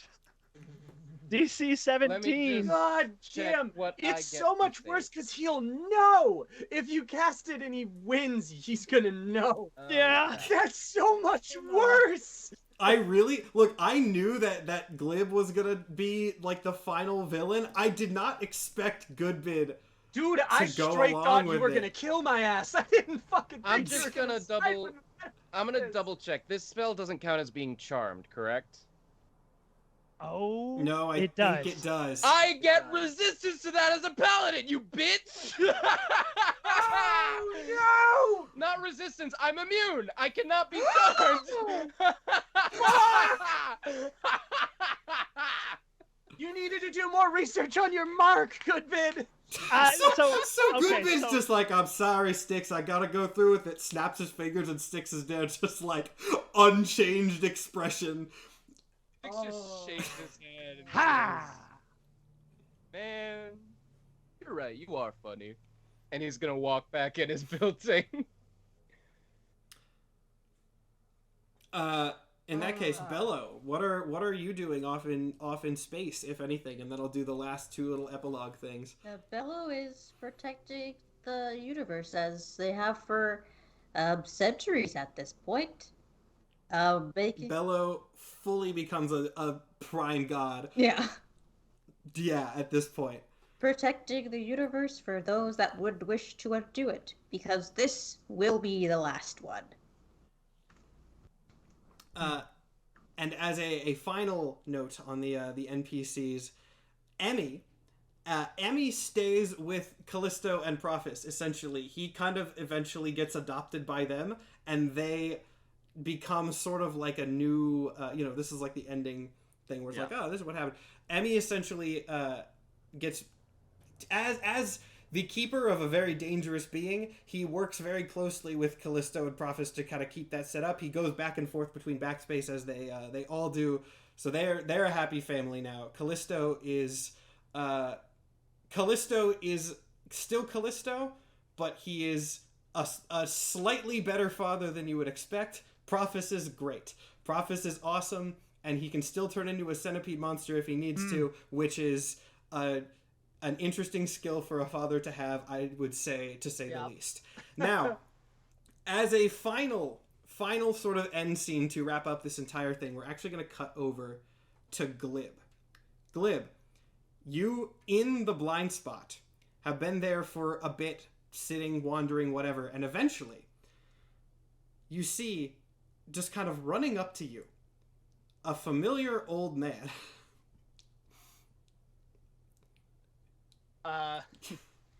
Glib sees this and he goes, I prefer to be alone, and charges up an Eldritch Blast as he runs at him. As he's being run at. Yeah. You fire the Eldritch Blast at Skeezville, and it just bounces off. Because you're not a frog anymore. No, I'm not. You can't fulfill the prophecy to kill him. And Skeezville just kind of sits there and goes, well, guess we're going to be spending a lot of time together, huh? And that is where the entire It's just over a year-long saga ends, with Glib trapped in the blind spot with Skeezville for a very Forever. long time as Yep. the post-credits scene. Yeah. Let's go through all the characters we've played so far. Yes, so we're at 5 hours. This was a lot. It's 5 hours and like 1 minute. I'm so happy with how we got that That directly. was incredible. But we need to do after show quick because that was so Yes. long. so long. Anyway, we'll do anything else on the after show. I know I promised this was going to be a long one, so not apologizing for it. But unless anyone has anything really specific to say, I'm going to run through our announcements really fast. Go for it. No, first one. Next week, there actually is an episode, probably. We are going to do the early preview Marvel Multiverse RPG one-shot. Same time, same place. Again, Probably. I don't have the book yet. They said they were going to send it to me mid-July. I don't have it in hand. The book does not release till the 4th, so we cannot get the rules online. I'm hoping that we'll do it, and I'm going to try my best, but that's not 100% locked down because the book is just taking forever to ship. Presumably Nikhil is going to be there for that, so that is going to be fun. We'll get to tell him what happened to Skeezville. Yeah. So come back next week for that. The week after that, which would be August 4th, that is our mid-season break week. We were going to take 2 weeks, but then this Marvel opportunity came up. So the 4th is going to be our break week. No streams that day. And then August 11th, Panda's campaign starts. The campaign DM'd by him, earned Outlaws all of of the my Seven. goodwill. Yeah, I'm sure everybody is either really excited or really terrified, because let me remind you, Evil Glib was Panda's idea. So if you want to see surely more of that sort of vibe in Outlaws of the Seven, that is an 8-episode limited series that's going to start, again, same time, same place, same YouTube and Patreon upload schedule, everything on August 11th, and it is unconnected to Symmetry in any form. Will we ever return to this world? I'm not against doing like a one-shot or something, but that is not in the cards right now, so don't think we've planned anything. I promise you we have not. But on that note, I really hope everybody enjoyed this episode. Since this was such a long one, we're going to cut it quick. Thank you so much, very genuinely, from me as the DM for watching the show. I am honored that we have such a huge audience. This finale stayed at 200 plus viewers the entire time, which is That's wild. crazy. Insane! So thank you so much to each and every one of you. I really appreciate you all. I think I speak on behalf of the whole cast when I say we really appreciate you all. We will see you next week for the one-shot, in 3 weeks for Outlaws of the Seven. Thank you again one more time so much for watching Symmetry and D&Dorks as a whole. Have a great rest